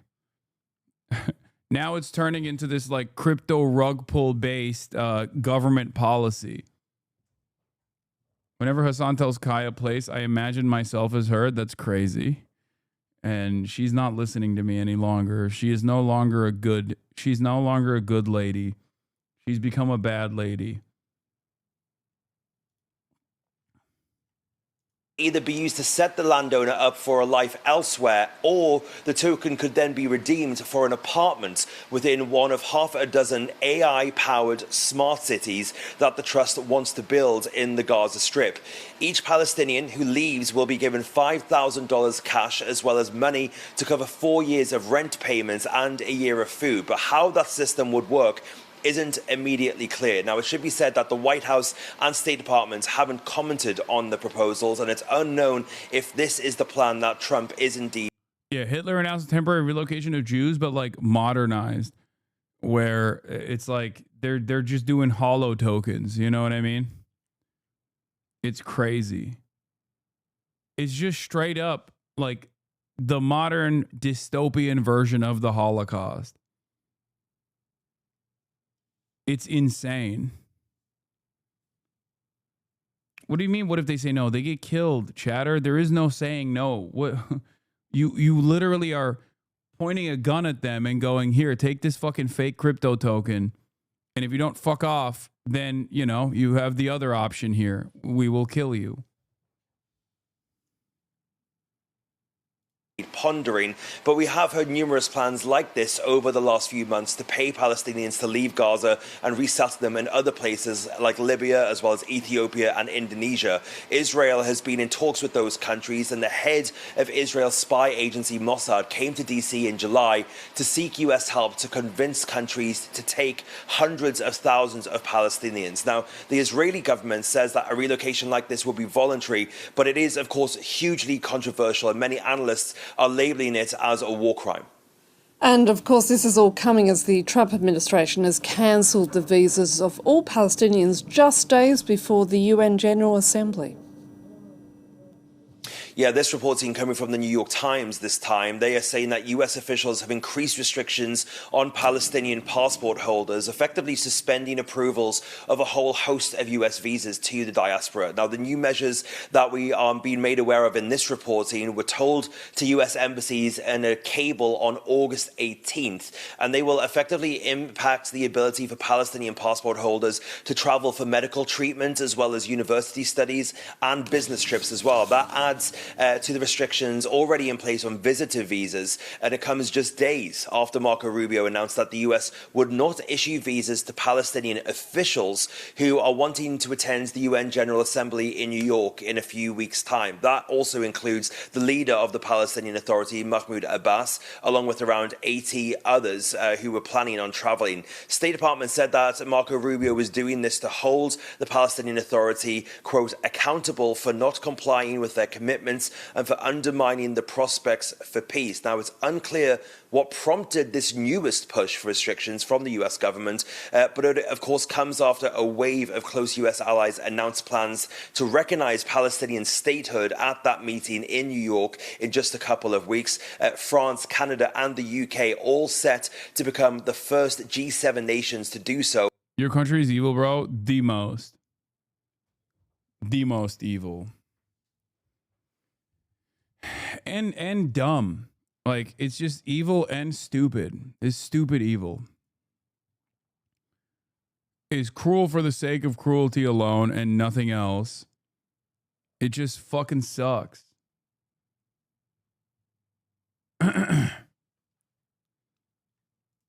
If certain conditions are met. Fraser Jackson. Well, the world's leading genocide. Yeah, International Association of Genocide Scholars also got together and said Israel's actions in Gaza meet the legal definition of genocide. I believe it was 85% of them that said unconditionally that this is genocide, which is the truth. Associations say Israel is committing a genocide in Gaza. The group passed the resolution on Sunday, joining a chorus of countries, experts and rights groups who say Israel's actions meet the United Nations definition of genocide. Israel's leaders have denied prior allegations of genocide. More than 63,000 people have been killed in Gaza, and famine is now gripping parts of the enclave due to a partial Israeli blockade. ICJ dropped the ball so hard by giving Israel the time to complete its genocide. They didn't drop the ball. They're being significantly undermined by America. If you notice, the ICC has also, quote unquote, dropped the ball. They haven't. They're powerless if America says so. And that is what we are seeing. I mean, one of the judges at the overseeing the ICJ court case literally came out and said, God has chosen me to oversee this case because, you know, the second coming of Jesus Christ is going to happen. Like, she straight up came out and said, I'm an evangelical Christian Zionist on a mission by God.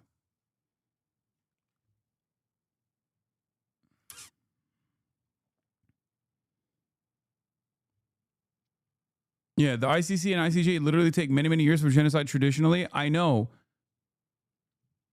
That's the that is the ICJ judge. The ICC prosecutors have been sanctioned into oblivion by the American state as well, though.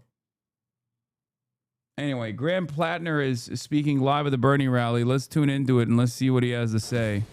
Much of the world that we have today is the specific result of policy choices made by establishment politicians.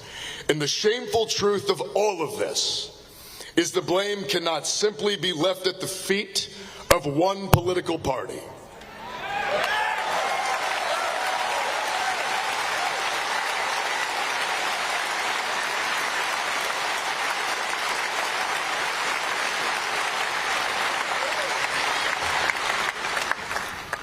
We have two parties that want the votes of working people, but neither has done anything lately to earn it.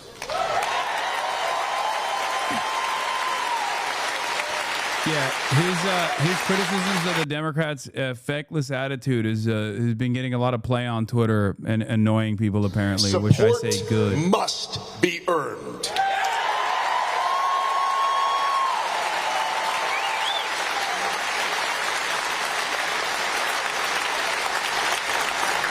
And that will never happen as long as Democrats are part of the same corporate apparatus that the Republicans are.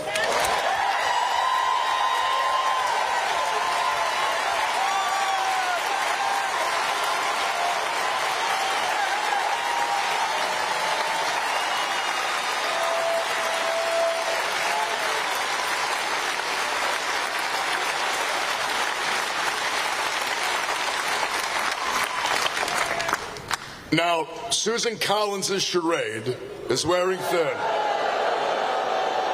This is the easiest applause lines in these speeches. No one cares that you pretend to be remorseful as you sell out to lobbyists. Better not say anything positive about Plattner or bad Impedan's going to get very angry. No one cares Man, what you sell out to corporations, and no one cares shut what the you sell out fuck to up, even in jest, who are okay? all Don't even engineering joke the about that greatest shit. I don't give a redistribution fuck of what he has wealth to say. from the working He can class to suck the my ruling dick. class in American history.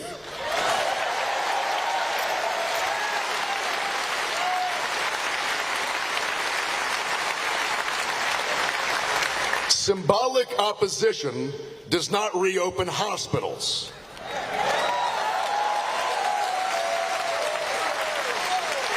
Weak condemnations do not bring back Roe v. Wade. You're really showing a guy on stream that did 5 Iraq tours? Do you not give a fuck about Arab lives after all you've done? Yes, I don't. I don't. That's what it is. That must be it. Yeah. You got me. Not forgivable. Maoist. A performative politics that enables the destruction of our way of life is disqualifying for the role of United States Senator. The banana viewers are already here pre-mad. I don't know how you do this with so many idiots. I've been doing this my whole fucking career. Who gives a shit?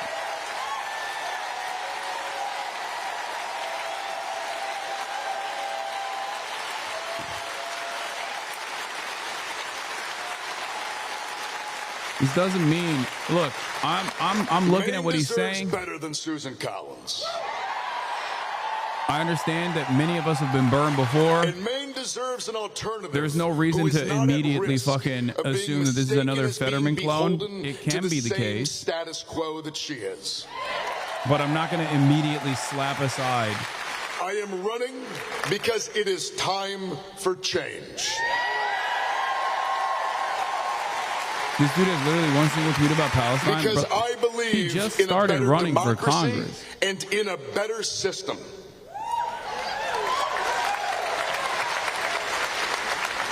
And I believe that a politics that is willing to sell anyone out is a politics that will eventually sell. Bro. I'm sorry. We can't.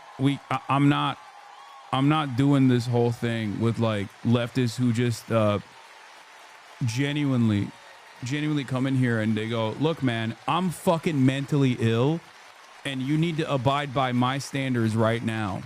Okay? You need to abide by my standards. Like, I'm the most fucking mentally ill person you've ever encountered. I am a truly repulsive individual to every single person around me. Okay? To every single person around me. It is unimaginable how much I make people. I revile people. People are they shudder in disgust. They throw up when they're around me. And you have to be just like me in your analysis, okay? My mental illness is my strongest fucking suit. My mental illness and my insanity is what makes me the greatest fucking leftist of all time. It is a weapon, okay? Get a fucking job. Shut the fuck up. Calm down, okay? I didn't say that his 5 tours, even his 5 tours is not even the fucking major issue here, even though that is an issue. The actual issue is the fact that he also worked with private contractors. Okay? We'll see. We'll see. We'll see where it goes. On the opposite side, it's like seemingly there is a movement for more populist, left-wing candidates that are running. And I will always put a leftist ass in a seat if I can. Okay? That's it. Mental illness is not a moral wrong. What the fuck? Man, shut the fuck up. You know that's not what I'm talking about. It's not. But when you present your own fucking schizophrenic hallucinations as though it's like the most morally consistent political position, it sets a setback for us, for all of us. Shut up, please. The reason we are in the straits we are today is because that is what has happened. But it has happened because we let it. And the world that we live in today is not how it has to be.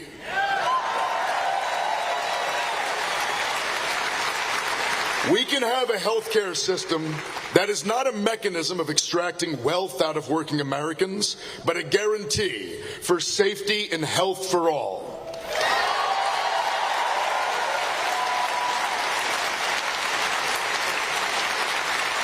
Major life events like buying a home or getting a college education can be points of joy and pride, and not relegation to a lifetime of debt.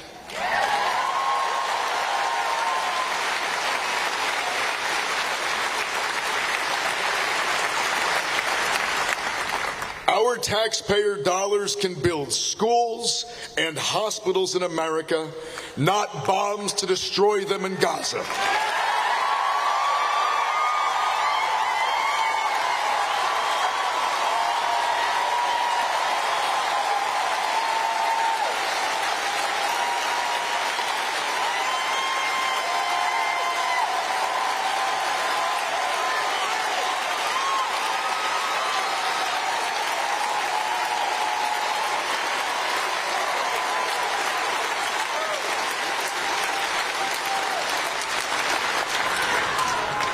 We can take back the wealth that belongs to us, that has been stolen by corrupt politicians and the corporations that bought them. We can use government to usher in a golden age for unions and workers, not double down on gig work and union busting for the benefit of Wall Street and CEOs. And we can have an economy and a government that works for the 99% and not just for the 1%. Every campaign ad speaks in the genocide. I spoke to him in person. He spoke of it. I talked to the finance director for an hour. We talked about it. They're goated. I met him in person. He spoke on it at an event near where I live. He speaks about how he realized he was conned, that people were killed because of capitalist demands, and suffers as a disabled veteran as a One result. that looks out for the most vulnerable, for children, that's what and I've for the seen as well. elderly. Again, where we lift each other up, whether we are trying to start businesses or go to college or buying a home. Where we empower workers to fight for fair pay and safe conditions, and where we reap the profits of our hard work.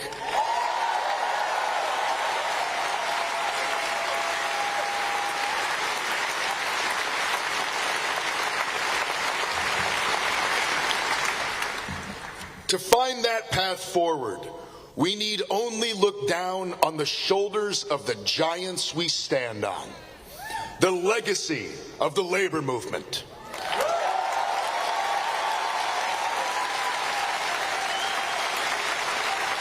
The legacy of the civil rights movement.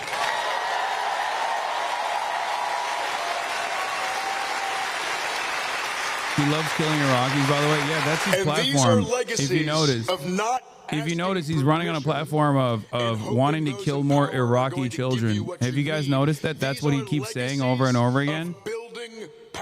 Dude, you need to shut the fuck up. I always say this. Some of y'all just need to shut the fuck up. You're getting in your own way, okay? If you're for real, no, I'm being sarcastic. I'm making fun of the fucking dipshits in the chat. Ancestors organized for it and fought for it.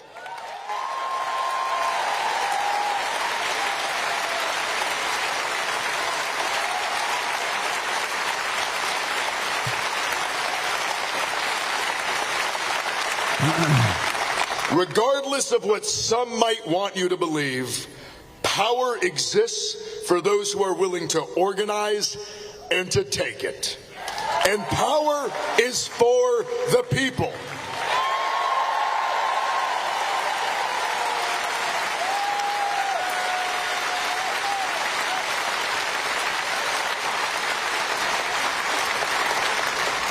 That is what I am asking you to do here today, is to come out and Does it piss me off that everyone is now applauding Gaza genocide talking points after saying you were wrong? Why would that ever piss me off? I don't care about being right. I want others to also see the truth. I will always celebrate people fucking changing their idiotic positions initially. Not even for a brief second do I feel burned or angry or resentful about that I am shit. asking you to show up, to come out, go to events, knock doors, do the hard work, do what is uncomfortable, and that is to connect with your neighbors and help us write a new story that leads us from this troubling chapter of our history.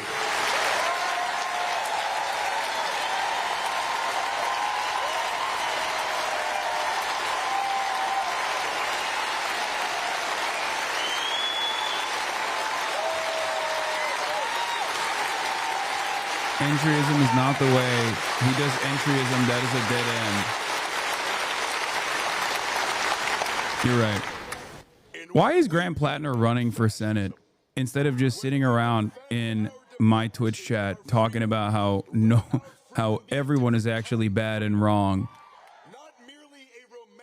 I think we're banning all mentions of bad empanada going forward, by the way. We're banning mods. We should ban all mentions of bad empanada, and we should purge the community of all the fucking bad empanada enjoyers. No, it's done. I don't give a shit, okay? I don't care. Go watch him then, okay? He has sound critique and sound analysis. Go watch him, please. Why? Because his fucking loyalists are so unimaginably annoying. And it's really fucking annoying. Not even because it's like, oh, he's saying something truthful and that's actually undermining, you know, my liberal perspective or anything. It's annoying because it reminds me of how much of a fucking failure I am and how much of a fucking failure he is, because it shows me that people only listen to whatever like figure that they have parasocially invested themselves into, rather than, you know, going on their own journey of learning and developing their own opinions. It's just another version of what the fuck I get mad about with respect to like people who love molestiny. Obviously, with Bad Empanada, we are aligned on the ultimate goals, I think. Okay? But it's so fucking dumb and childish to come in here and be like, wow, he said this. I don't care. He is an irrelevant figure. He's even more irrelevant than I am. Okay? And I'm an irrelevant figure in the grand scheme of things as well. You guys have propped us up, myself and Bad Empanada and whoever the fuck you watch and listen to, as though we are these like these beacons, these political revolutionaries or whatever. Okay? It's not the case. It's not the case at all.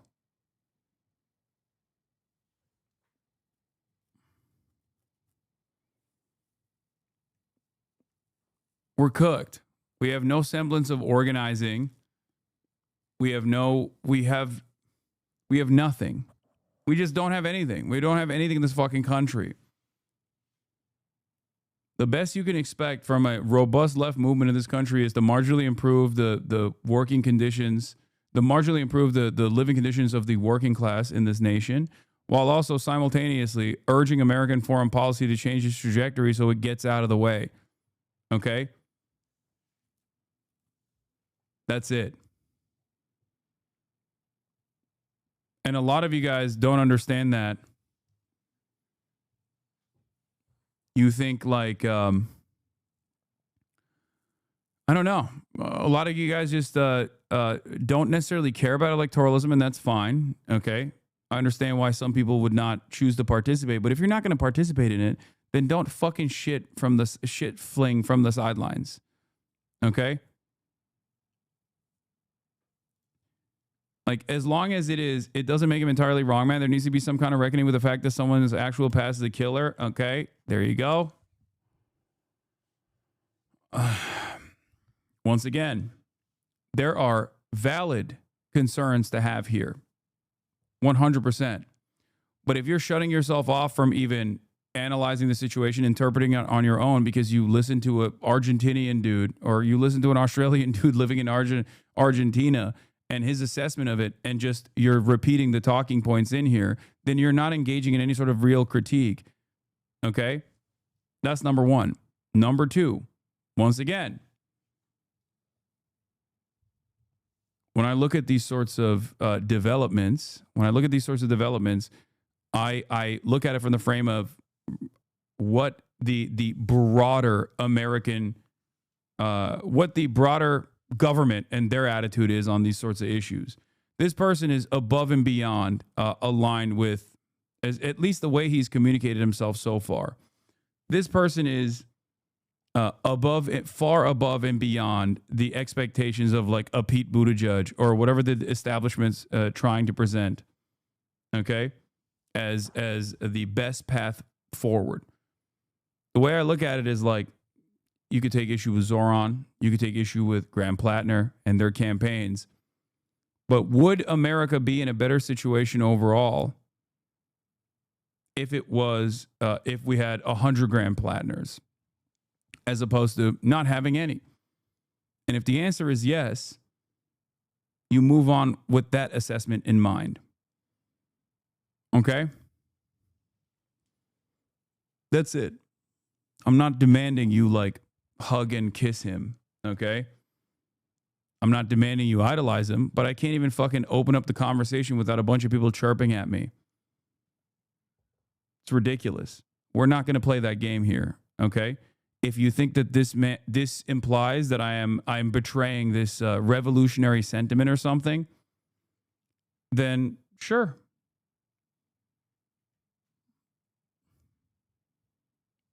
That's it.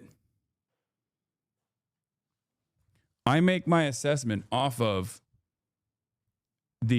I have a goal in mind, but I make my assessment and moderate my commentary off of like what the broader consciousness looks like, what the broader opinions look like.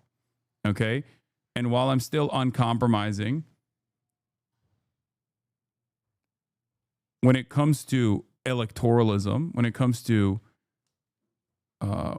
propping up candidates, there are always going to be candidates that are far better than the average Democratic politician.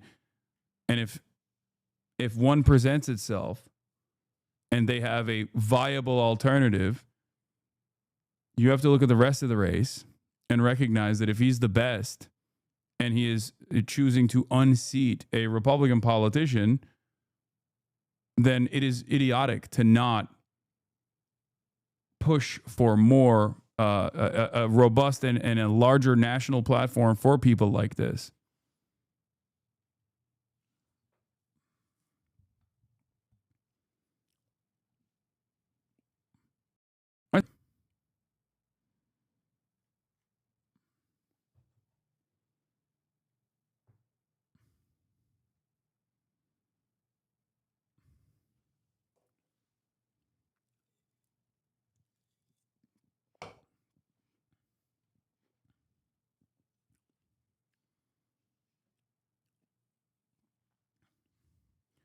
I already said you can't be pro-Israel and garner support at this stage. And it's obvious that not only is he tackling the issue of Democrats' inability to put hurdles in front of the accelerated fascist administration, he's also openly communicating that what Israel is doing with our support is a genocide. So he absolutely passes that. He absolutely passes that bare minimum standard. These are my metrics. You might have different ones, and that's okay. But the thing I won't allow you to do is come in here and just fucking chirp because you watched a fucking YouTuber and you're just trying to relitigate his anger in here because it makes me feel like you don't have any fucking stake in this at all. And for you, praxis or political action and political engagement is simply yelling in a fucking Twitch chat. And that's morally repugnant. Okay? It's disgusting.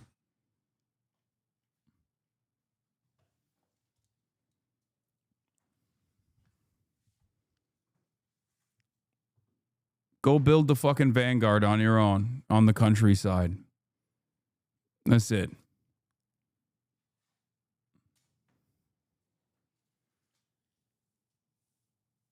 It's so fucking sad.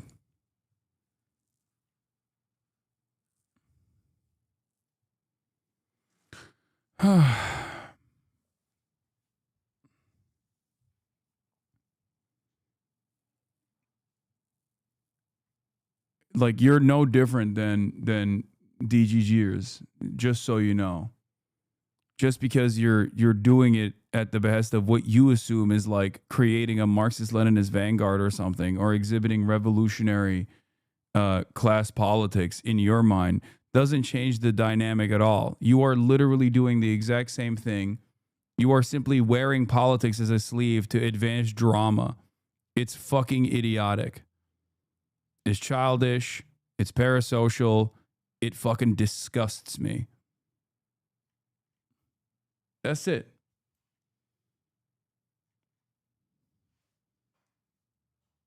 Yeah. You're just doing drama, but Marxist style, I guess.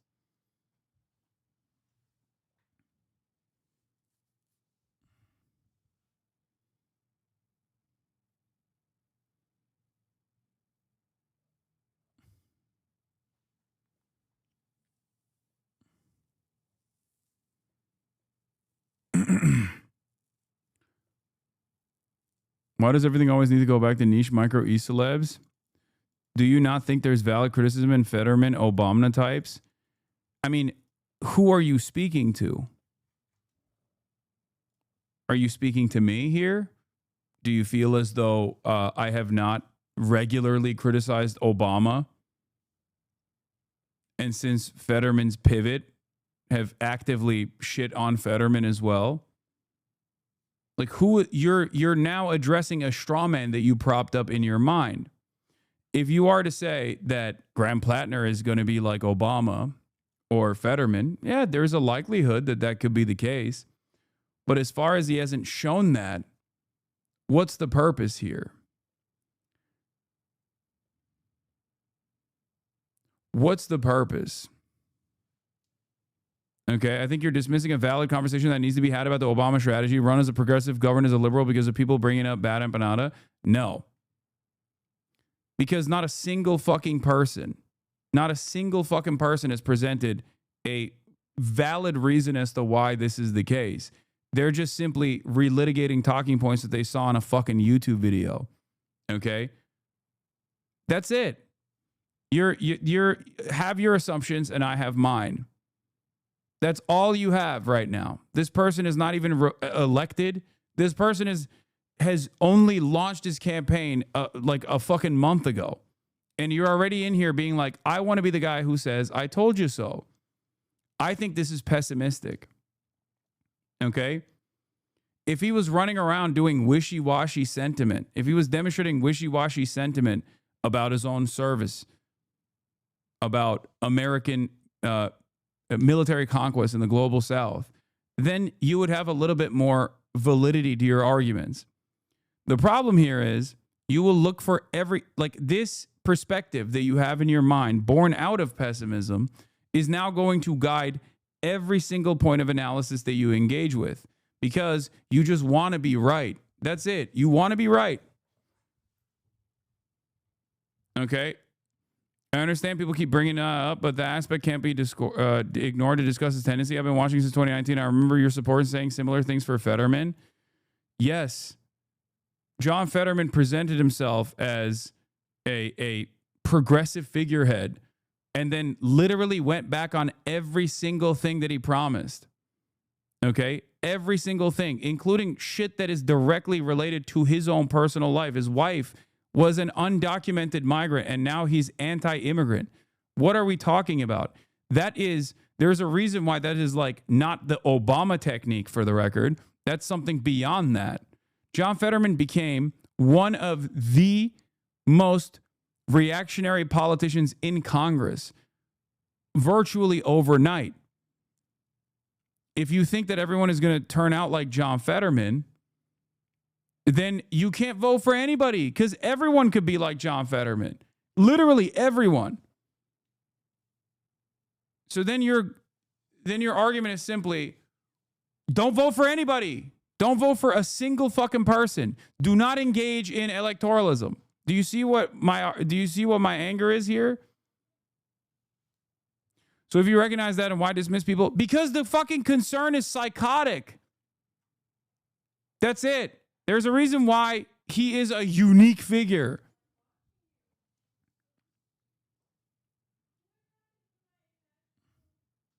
Yeah, then don't vote for the Democrats. What's the issue? Yeah, if you don't want to vote, don't vote for the Democrats. Okay? You just espouse the concern yourself, though. Once again, you want to win an argument.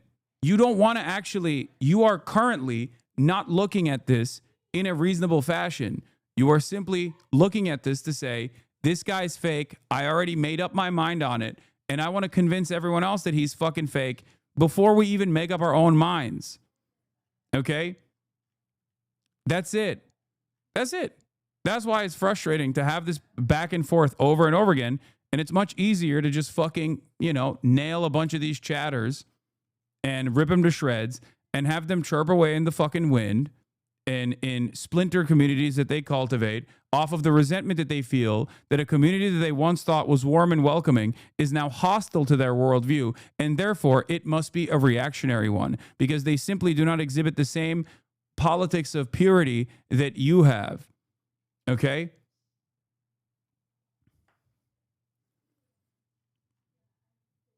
You're doing, and once again, now, how quickly do you fall into identity politics? This is pure liberal idpol. Someone who has this opinion that you hold right now should never go, hold on, as a brown, poor immigrant, I want real change. Why did you choose the need to fill in the blanks for us right now? Because you're a fucking liberal too, okay? That's it. That's it. Excuse me, as a poor brown immigrant, you're actually currently saying that my criticisms are not warranted. Yes, it's born out of a place of absolute pessimism.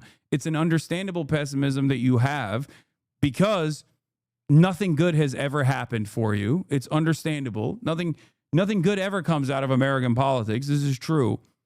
But that's why I always say we sit back and we wait.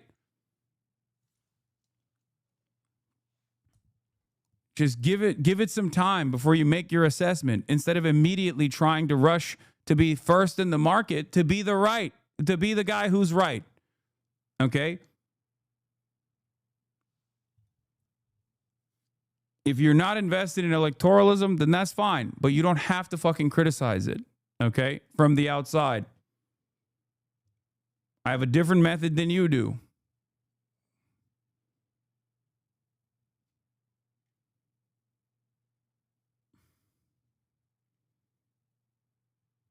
He has significantly better bona fides than John Fetterman in terms of his investment. Even being a part of the DSA alone is like automatically putting him above John Fetterman anyway.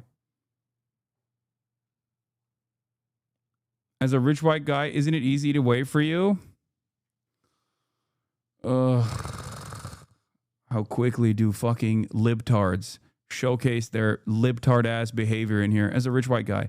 Yes, dude, I'm a rich white guy. I should just vote for the Republicans then, don't you think? Why do I do this kind of advocacy? None of it actually harms me, right? Isn't that right? So why am I? I'm not trans. Why am I advocating for trans rights? I can pay for my health care. Why do I want everyone to be able to pay? Why do I want everyone to have free health care? I already paid off my student loan debts. I paid off my family's student loan debts. Why do I want all student loan debt to be eradicated and for college to be free? Why? I'm a white guy. Why do I talk about black liberation? Why do I talk about discriminatory practices in American policing?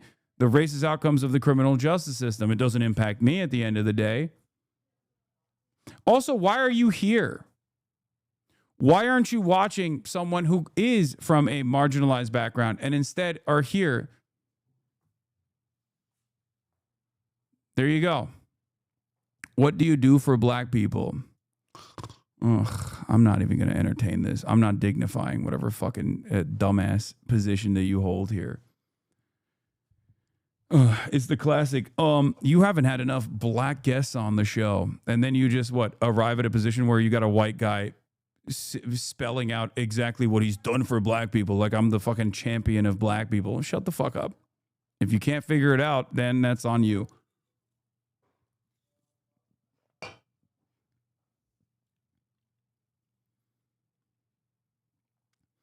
At this point, are people deliberately derailing? I think so.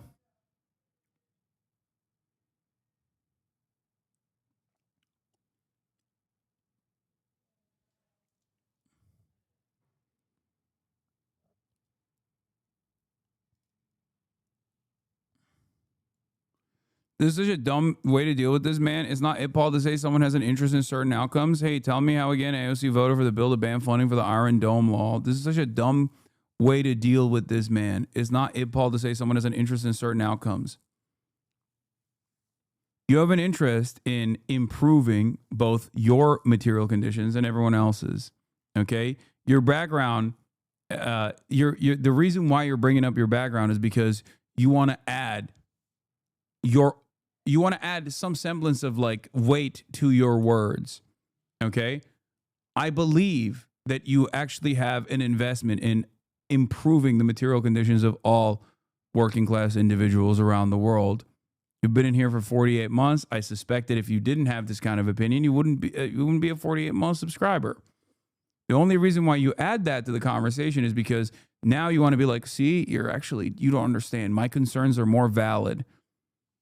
Correct, I agree. That's why when I see another possible figure that can go down the route of Fetterman and Obama or AOC in some cases, I'm rightfully cautious. Correct, I agree with you on most of these. You just want to be right, man. That's it. You want to be right.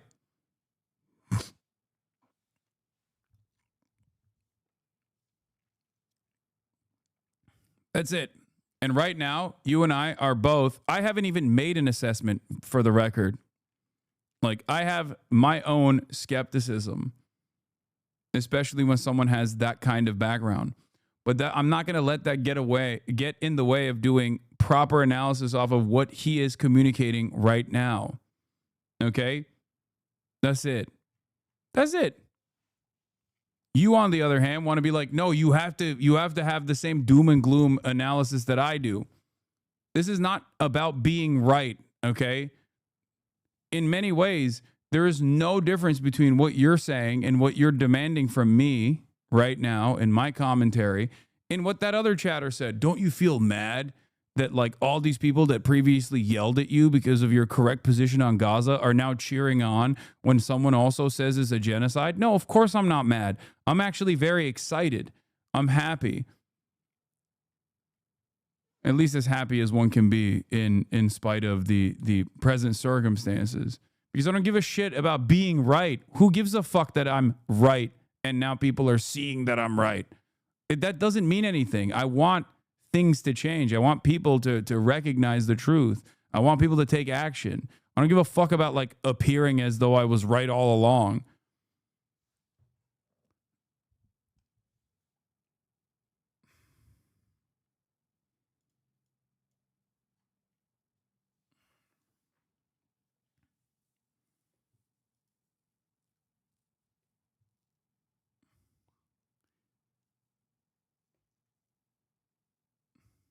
Being right alone doesn't actually move the needle. It doesn't mean anything.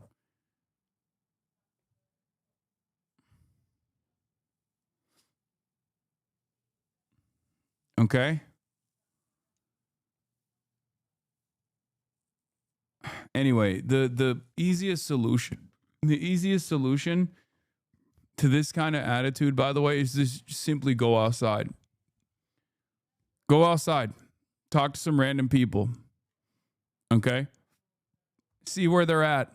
See what their position is. See how they feel. Okay? That's it. That's literally it. You do that, and you will no longer behave like this in the way that you present yourself online.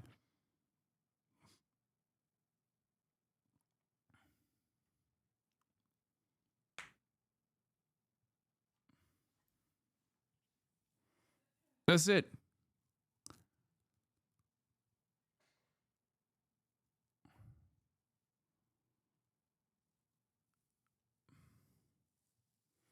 For the people who claim to be completely checked out of electoral politics, they sure do love focusing all their energy and effort on talking about senators being potentially shitty. I hate AOC. I don't like her, and I think she's cynical operative, but I don't care about talking about her 24/7. I hope this guy is good. Chatters think they're above it all, but by engaging in this, they're showing that they love the liberal electoral slop more than anyone. Yes. And for them, it's just another reflection of it's just another reflection of team sports. But this time, you're on a totally separate team. It's not that, you know how like liberals only care about like Democrats winning? not because of like the policy positions of the Democrats and what they actually might do for the working class, but instead because they just like want their team to win and they want their enemies to feel humiliated. And for some people, I think, they're also looking at this and interpreting it from the perspective of team sports.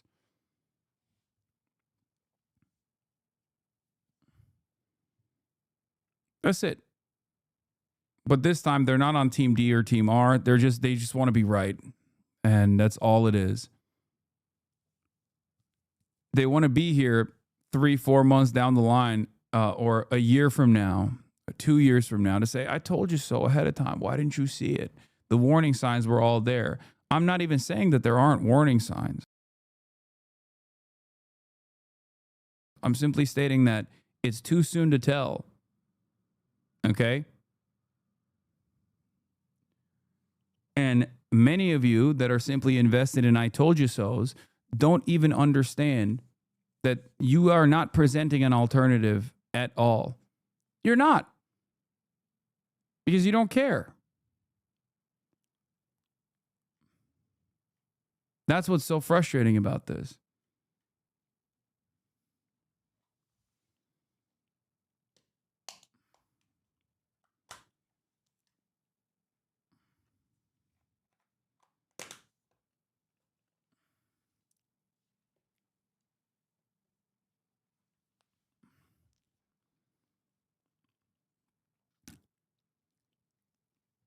When it comes down to it, you got to analyze what Graham Plattner's platform is, and you got to compare that platform to the other candidates on the Democratic primary side and who these guys choose to unseat. He stands above everybody else in the Democratic primaries as far as I have seen. And he certainly is above Susan Collins. If you pull yourself out of the equation and say, well, who cares? At the end of the day, he's just going to be a part of this genocidal war machine. Then yeah, you're right. But that standard cannot be applied to any sort of electoral analysis. Because every single politician ultimately becomes a part of this machine. So even though you are technically right, you're being a fucking asshole.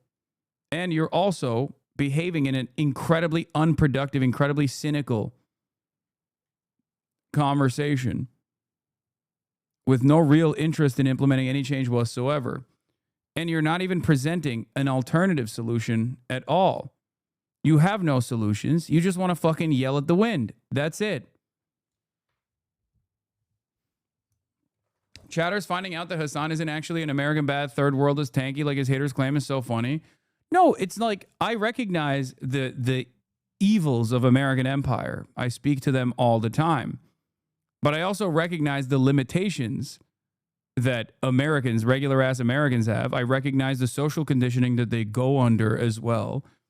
And the America bad campus in general don't actually do anything. Anyway, they're just bitter, they're jaded, they're angry for understandable reasons because they see the fucking ultra violence that America presents to the global south, and they just keep fucking yelling about it. That's it.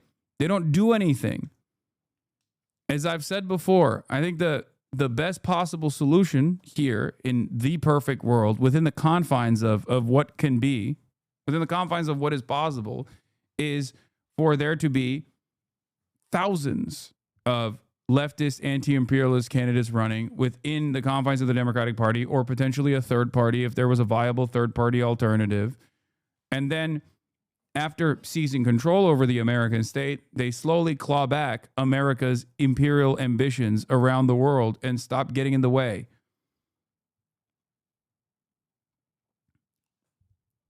All the while, in that process, hopefully improving the material standing of American workers in general.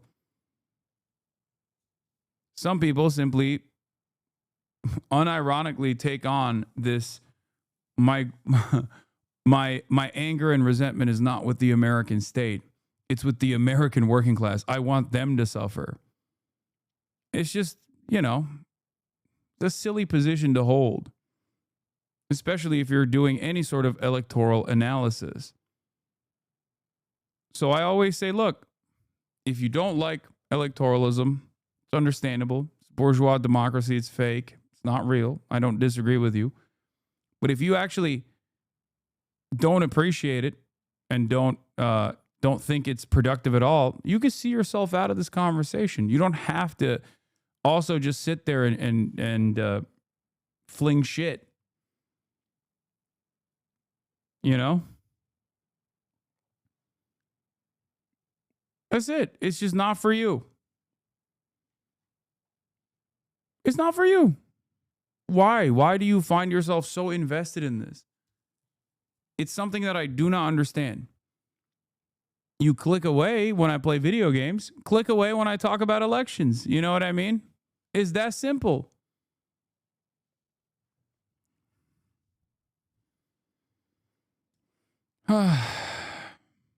This explosion in technology, all of this creation of new wealth, what the hell happened? Well, I will tell you what happened.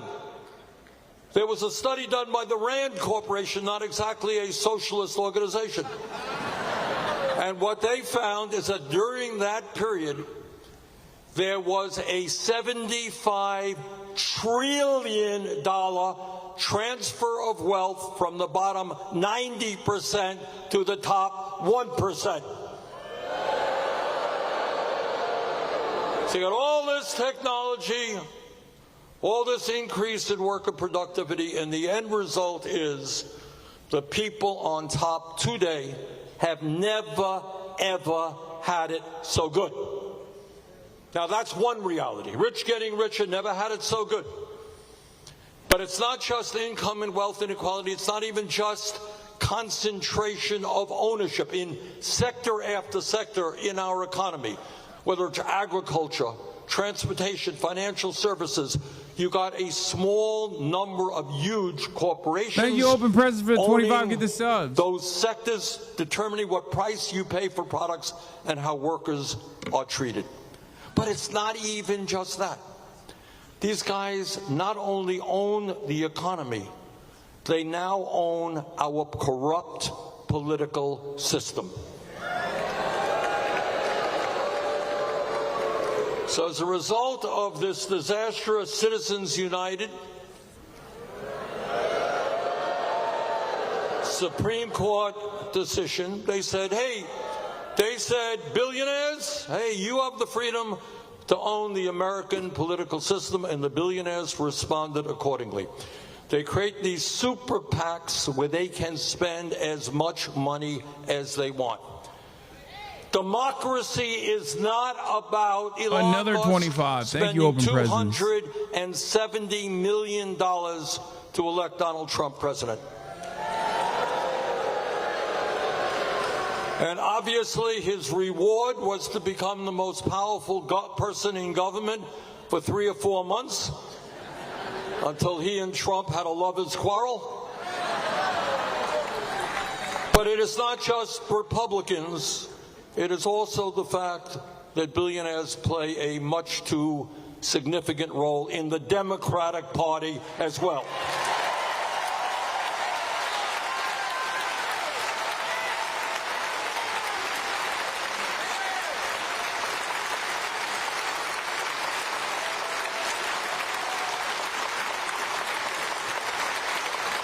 Let me tell you what a corrupt political system looks like. And it's not just billionaires buying elections. That's bad. It gets even worse than that. When Trump brought forth his big, beautiful bill, which is, in my view, by the way, you're all familiar with that bill, that is the most dangerous, disgusting piece of legislation ever passed in the modern history of this country.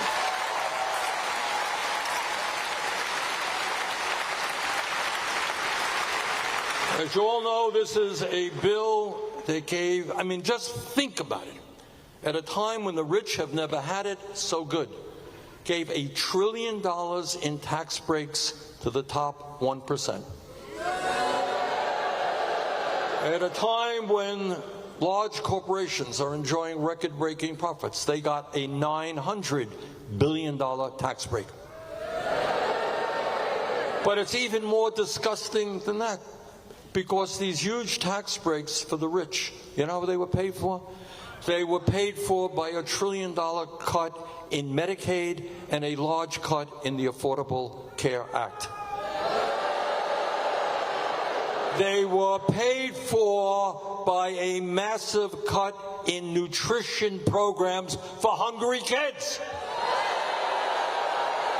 How disgusting is it to give a tax break to a billionaire and take food out of the mouth of kids who are hungry in this country? It was paid for by massive cuts to education, which will make it harder for working class kids to get the higher education that they need. But it goes even beyond that, because what happened is the word gets out to Republicans that if you end up and be clear that you're going to oppose the bill, you're going to destroy you politically. There's a guy named Tom Tillis, senator from North Carolina. Tillis made a mistake. He actually wrote legislation. Big mistake. So it concludes, he says, I can't vote for this. See any, terrible piece.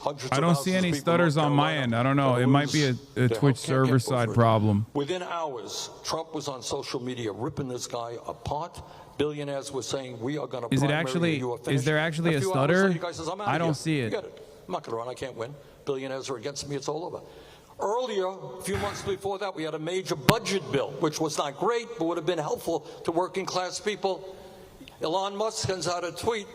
He says, anybody who votes for this legislation, I am going to spend unlimited amounts of money to defeat you. You know, in New England, we grow up with the belief that kind of democracy is one person, one vote, not billionaires controlling the political process.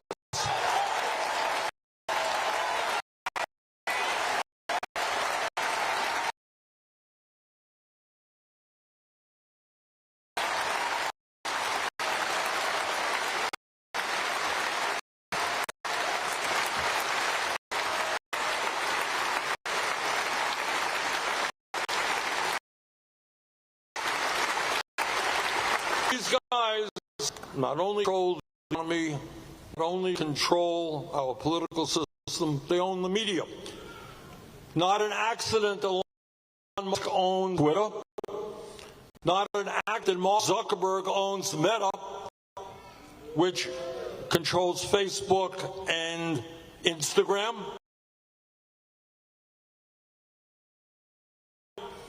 Not an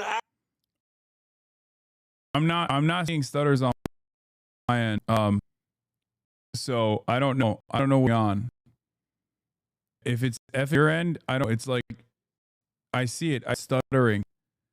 I see it stuttering on my second screen as well, but it's not coming from my end. Let's fix the ingest real quick. Actually, fix the stuttering. Oh, it's not fixing the stuttering at all. But it's probably a Twitch server side problem. Because on my end, I'm looking at my bit rate, and my bit rate is stable. If it's skipping and stuttering, it's got to be Twitch server side, or maybe through the you got ops running these Twitch servers. I don't know, but I don't have an issue on my end. Like there's no noticeable drop in bit rate or anything like that. It's just fucking up. And let me tell you something. Tell you a story, if I might, which I think epitomizes kind of where we are. I'm on the Veterans Committee, and I take very seriously the need to make sure that our veterans get all of the health care and the other benefits that they are entitled to. Wait, why is Bernie not saying all veterans should be driven to suicide for their crimes against humanity? That's so... Man, you know he's fake. You know? That's crazy. That's the expectation some of y'all have, like unironically, when you fucking come in here and you chirp. Okay? Why would a major American political figure not immediately fucking say that they should haunt the dreams of veterans and drive them to fucking suicide?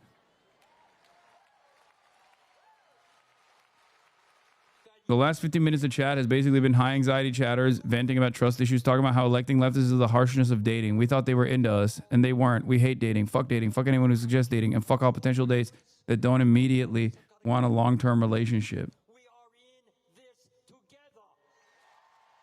You know? Still dragging it? Yeah, it is. I'm dragging it. I'm dragging it, and I'm going to drag these nuts across your fucking face. I'm going to drag you across the finish line as well, whether you like it or not. I'm going to drag you kicking and screaming.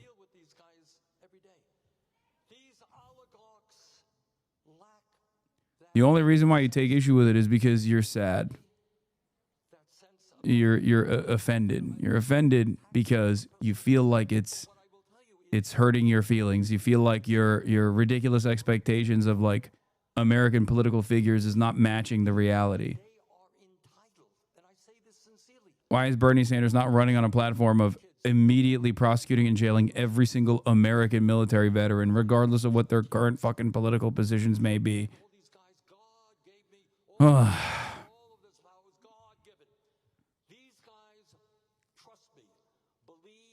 You have to work within the confines of what's acceptable and what's permissible and what's reasonable. An impediment to their success. They want it all. They want it all, and they don't care who they step on in order to get even more and more. You would think, look, everybody in this room, this arena, wants a good life. We all want money. We all want to live comfortably. That's kind of natural. But if you had $5 billion, you might think, hey, I did it. I got everything I'm ever going to need in my life. How many homes? You know, Zuckerberg, I think, has 11 homes in Palo Alto, California. Bezos has 14 homes. They got jet planes. They go up to outer space on there where they get bored, you know, and have a good day. When is enough enough?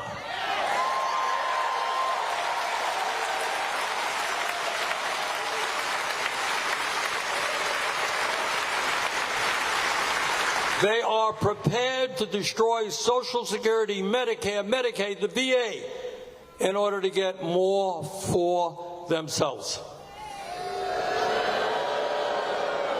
And the reason is they are very religious people. But you know what their religion is? It's not the Sermon on the Mount.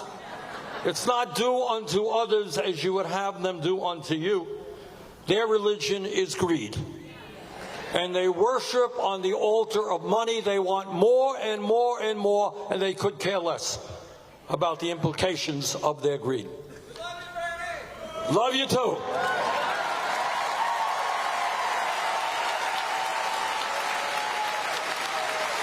So while the rich get richer, and we live in the wealthiest country in the history of the world, what's going on for ordinary people? Well, here's the reality, and you don't hear much about it.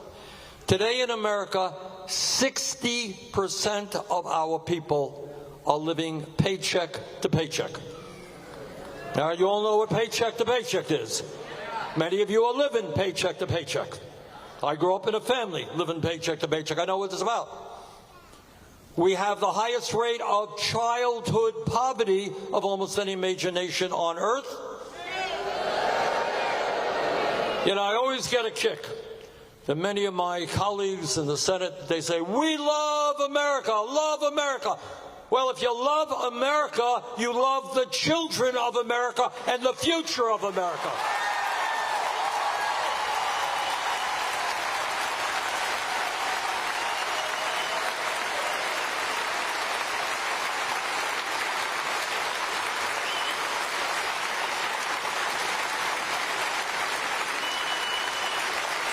It's not just the kids, not just the children.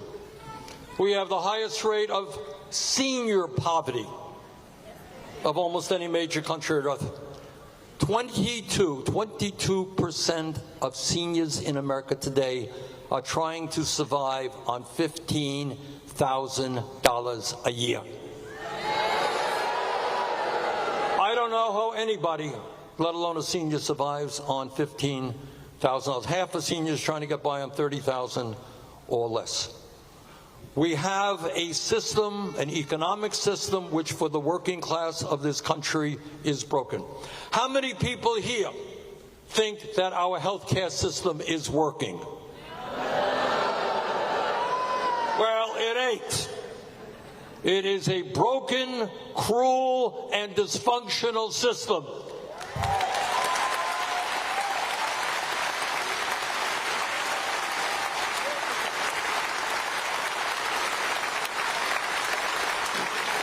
The function of the current healthcare system is not to do what virtually every other major country does, and that is to provide health care to all as a human right. The function of this system is to make as much money for the drug companies and the insurance companies as it can. So you got a health care system which is broken. You got, in terms of our young people, a child care system. I don't know how it's doing here in Portland, but in Vermont, many places of the country, incredibly expensive, while child care workers are paid totally inadequate wages. We have an education system right now in which Trump and his friends basically want to destroy public education in America. We have teachers in rural areas in my state, and I expect in your state, starting off at $35,000, $40,000 a year. We got millions of young people can't afford to go to college because they don't want to leave school $50,000 or $100,000 in debt.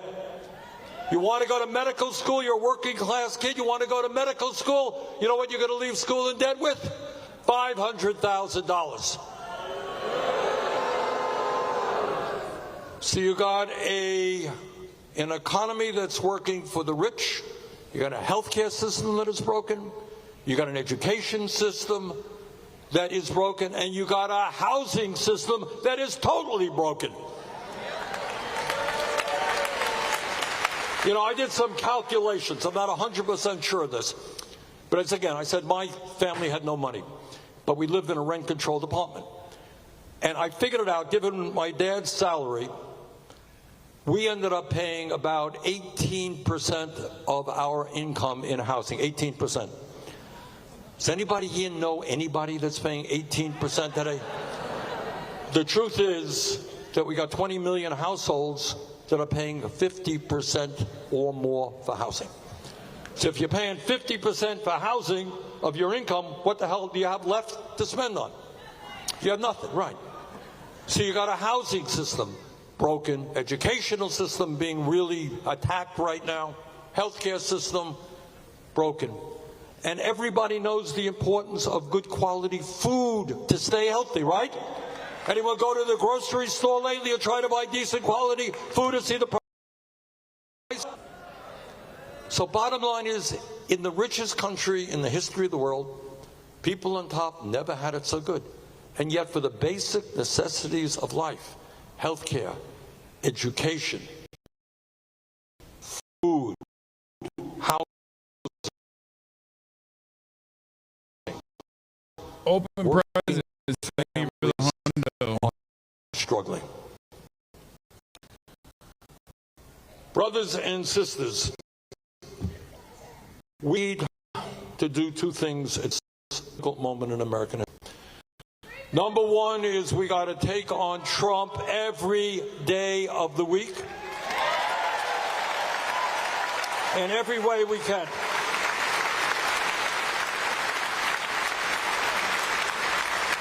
And it's not just taking them on economic issues. We got to end the absurd foreign policy that we have right now, which is spending billions of dollars to starve children in Gaza.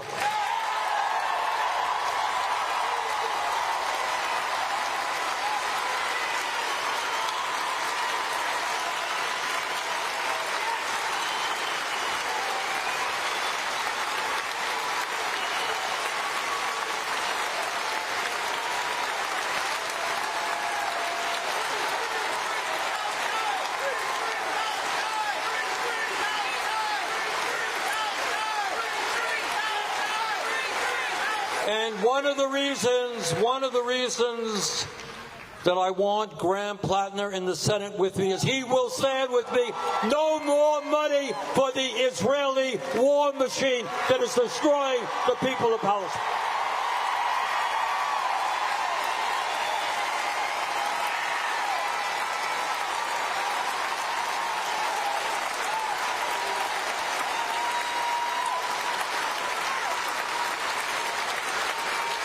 But in order to be successful politically, it's not good enough to simply take on the oligarchs every day. What we need to do, which the Democratic Party leadership doesn't do, is a vision where we want this country to be.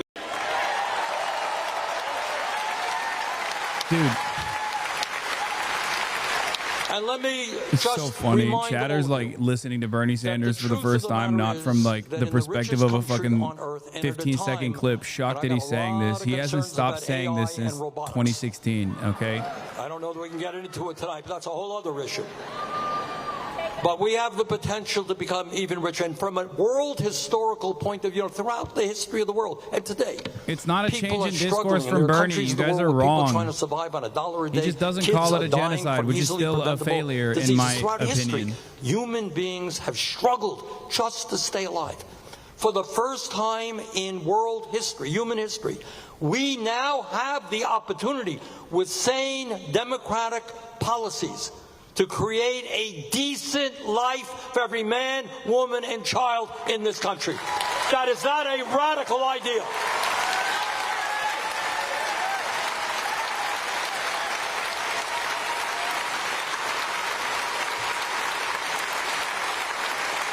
So what I am begging of you is don't think small, think big.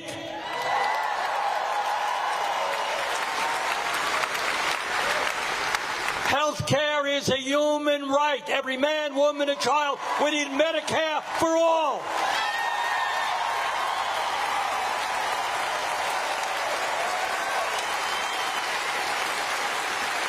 And I want young people to become doctors and nurses and healthcare professionals without going deeply into debt, because we desperately need you.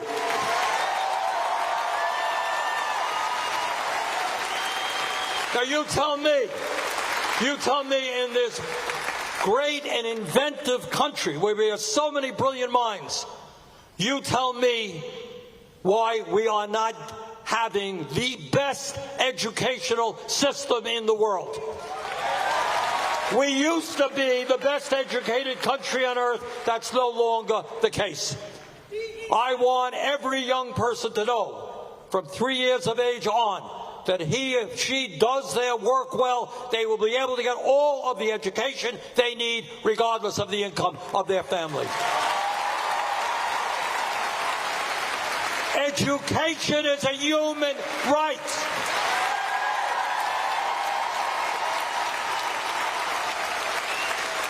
We need to attract the best and the brightest into education and pay them the kind of salaries that their work demands.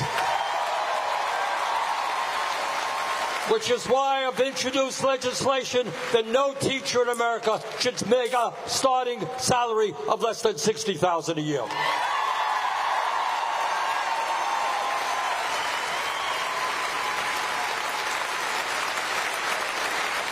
We can do it. You're going to have the best child care system in the world, best higher education system in the world. And maybe, just maybe, instead of spending $1 trillion on the Pentagon, a government agency which cannot even complete an independent audit, massive waste and fraud, maybe instead of spending $1 trillion on the Pentagon, we spend a few $100 billion building low-income and affordable housing in America.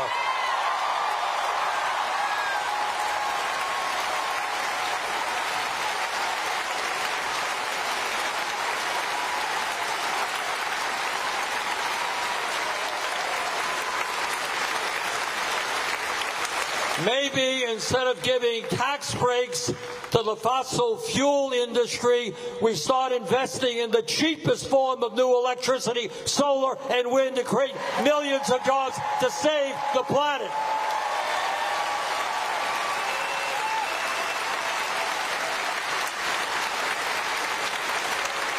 And maybe here on Labor Day, we make it clear that at a time when millions of workers understand the importance of unions and want to join unions, we're going to pass legislation to prohibit corporations from firing workers who want to join a union.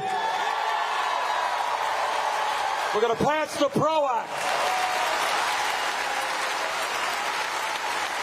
We're going to raise the minimum wage to a living wage, $17 an hour.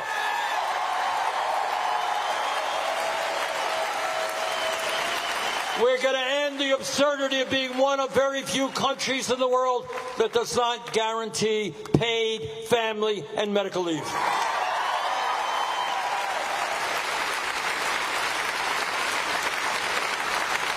Now, at a time when so many seniors are struggling, when half of older workers have nothing in the bank as they face retirement, you got Republicans out there talking about their desire to cut Social Security. Well, we're not going to cut Social Security. We're going to expand Social Security benefits.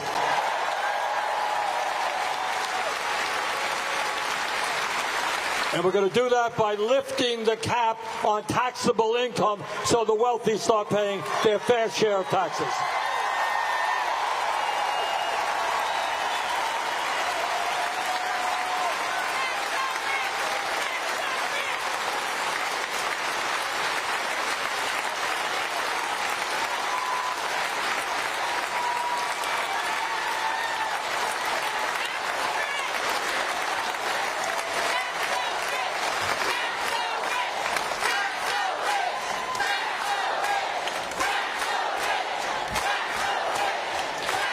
Absolutely.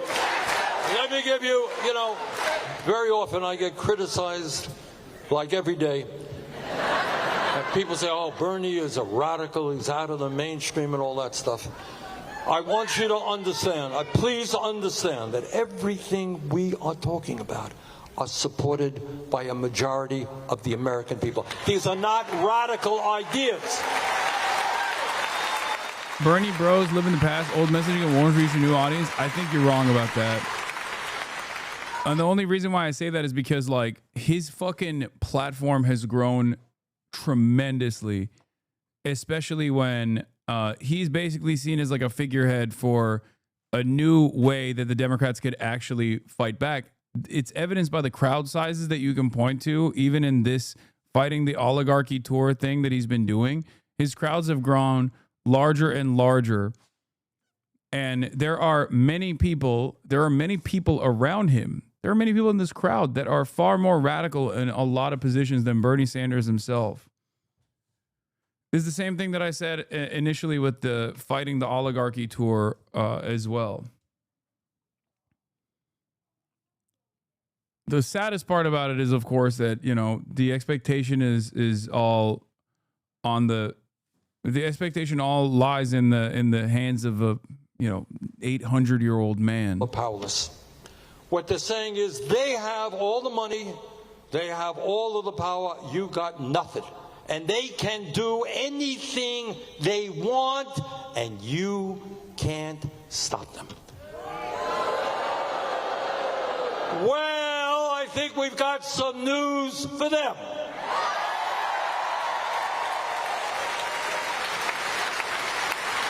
Not only can we stop them, not only will we stop them, but for the future of this country and, in fact, the world, we must stop them.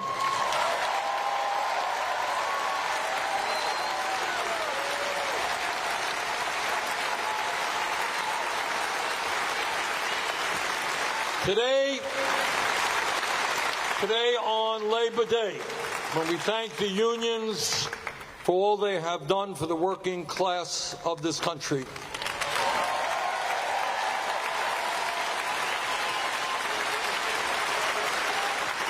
we understand and remember what a union is. A union is the understanding that one person cannot do it alone, that we all have got to come together to fight with and for each other.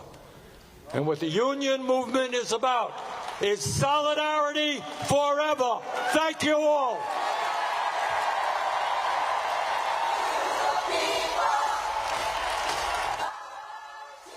Oh, this room has the good white people energy. Props to Maine. Yeah.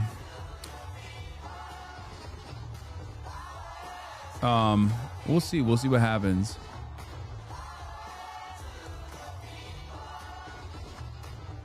Why does Bernie not say genocide? He's so close. Anyways, to saying it was stopping him.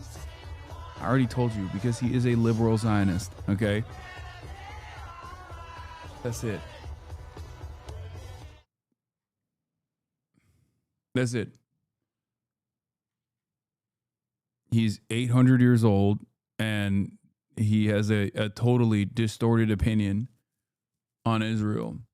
For the longest time, myself and many others included thought that because he was pushing the needle so much in a national platform in a way that like was unheard of in contemporary politics as it pertains to Israel, demanding that we shut off weapons transfers to Israel all the way back in like 2016, we thought he had far more radical opinions about Israel and Zionism in general. It's not. That's not the case.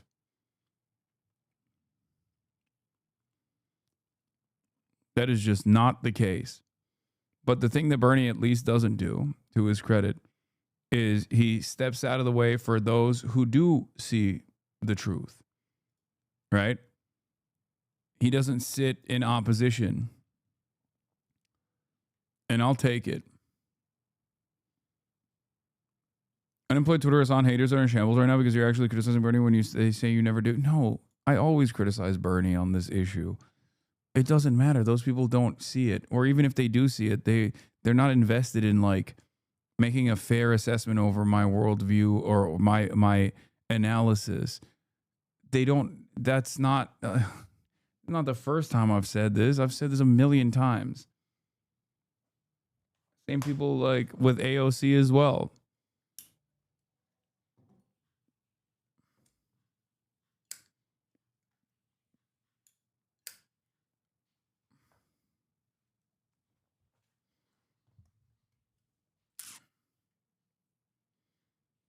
They think you're a liberal. Conservatives think you're a communist.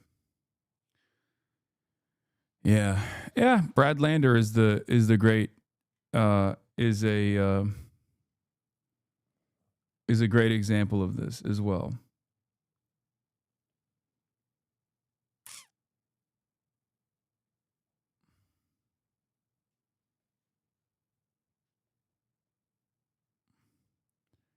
It's critical to see the connection between moderate Herzog calling settlement great mission and Netanyahu calling Zionist fantasies a greater Israel and Israeli state that stretches from Iraq to Egypt. This historical and spiritual mission. Lebensraum is Israeli policy. Yeah. That's what's fucking going on. Oh, here. One note that I wanted to talk about, actually, is the notion that Kamala Harris would never do this. Like, people always bring this up whenever Trump says, you know, the same stupid Trump shit that he says all the time. Right? Where they'll be like, well, Harris wouldn't ever do this. And it's like, she's not dead. She's alive. She could speak on these issues. You know, she has a voice. So Dylan responds with, the contention that Harris would have done something different with respect to the genocide implies she would have used the leverage of the U.S. to restrain Israel, the very thing activists demanded of her, and what she categorically refused to agree on. It's nonsense. It's Gaylor for Blue MAGA. Harris is alive, has a platform, and has leveled dozens of public criticisms of Trump. Exactly zero have been about Gaza. Actually, that's not true. She has talked about Gaza. She's just communicated to Zionist donors that her position is actually different than her daughter-in-law, who was like a Zoran booster. So she has. And then the one time where she released a tweet about the New Jersey resident that went and fought for the Nazi army of Israel, who was, of course, taken captive as a prisoner of war and then was released by the Trump administration. So she has spoken out. It's just not in the direction of the Palestinians. So the notion that she would do anything different than Trump, there's no evidence for it. She has chosen not to give. Did I say something wrong? Yeah, her stepdaughter, Ella Emhoff, Doug Emhoff's daughter. Exactly zero have been about Gaza. If she would have done anything substantively different 8 months on, she would have said so. She very conspicuously has not. That's it.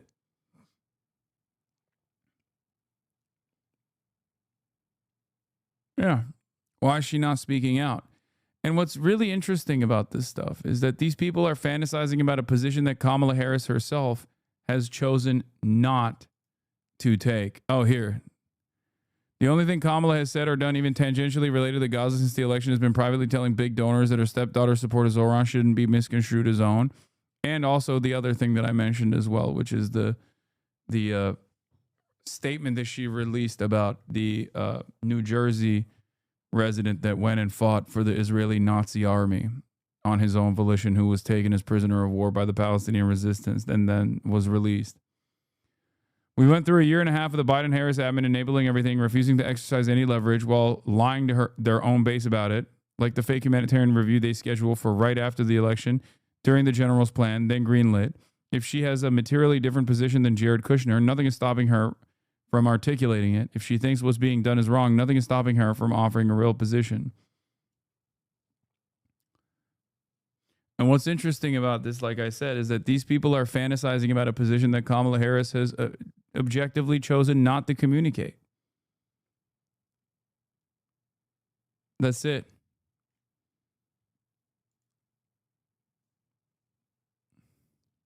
How am I supposed to think she believes in Palestinian self-determination if she couldn't even let one person speak at the DNC? From In Twin Events for Michigan Jewish Voters, Doug Emhoff and Richie Torres stressed Kamala Harris's pro-Israel bona fides, October 21st, 2024. Kamala campaigning as pro-Israel does not mean that she would support a U.S. post-war Gaza plan calls for temporary relocation of residents. This, of course, is shifting the goalposts as the quote tweet was addressing the proposed relocation of Gaza and the construction of a luxury resort, which Harris would have never supported. There was no daylight between Harris and Biden, meaning no resistance to Bibi beyond empty rhetoric. Regardless of whatever loony plans Trump throws out, we'd be in the same place right now. And it's true. And I think people that don't want to see it as the truth have this like false notion that on this issue, there is some kind of daylight between the Democrats and the Republicans, when the Democrats basically bludgeon them over the heads that there is no daylight. Right? Oh, so Kamala Harris wouldn't literally build a Harris hotel in Gaza? Okay. But Kamala Harris would still allow the genocide to continue, at least by her own admission, by what she chose to omit and what she chose to speak out on. What difference does it make if there is a Harris hotel in the aftermath once all of the Palestinians have been forcibly removed from their ancestral lands? You know? It doesn't make any sense.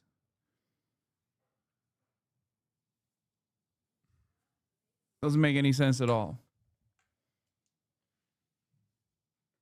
It's like, oh, okay. There would be aesthetic differences.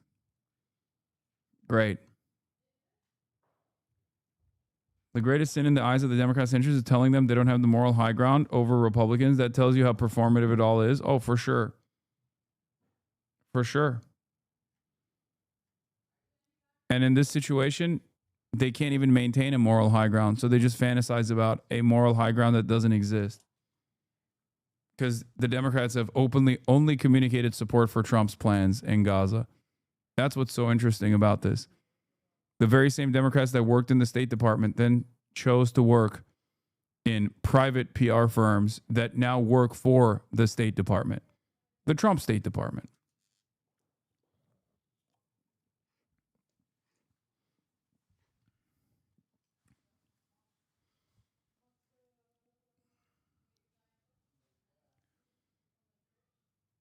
It's so stupid. Now, are there differences in opinion and differences in governance between the Democrats and the Republicans on other issues? Certainly. This is just the truth.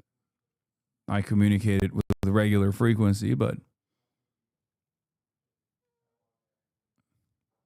overall, when it comes to Gaza, when it comes to the genocide, they're absolutely two sides of the same coin. It's shocking that people still try to relitigate this when Kamala Harris herself has chosen not to.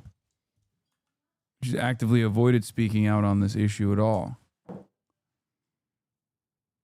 Anyway,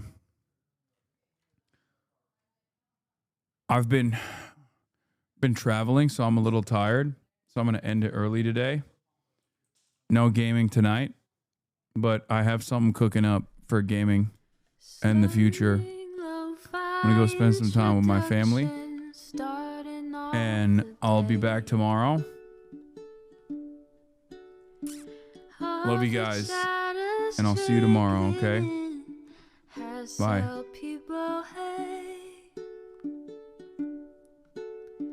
Sunny Los Angeles,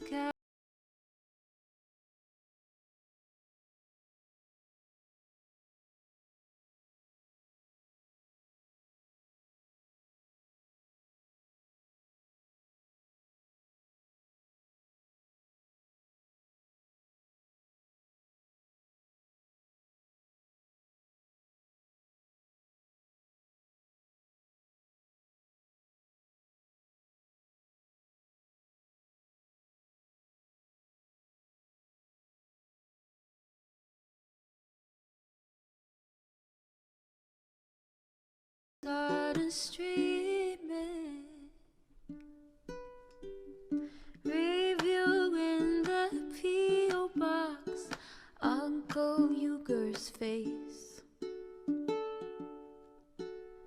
Sudden Discord active prop, great names take on breaks. Tiny Bernie Sanders, LGBTQ Air Force. The whole left at your fingertips, Ane at your door. The H3 crowded debate, the Young Turks online show. 3 full fucking years of this, plenty more to go. 90-day fiance talks of champagne bourgeoisie. A Trump rally live reaction, a mass riot at DC. There he is again, Hasan is streaming. Hasan is streaming. There he is again, Hasan is streaming. Hasan is streaming. Reading live stream fail comments, Austin show chat advice. Don't way the right pipeline can suck you in online. JCS react, Lord frame gets broken, cover blown. A full-blown mass pandemic, monster streaming at your home. Total radicalization coming out to find. The system you were taught to trust in was broken the whole time. All these daily streams, whether big or whether small, have helped me and so many find the meaning through it all. There he is again, Hasan is streaming. Hasan is streaming. There he is again, us on a street.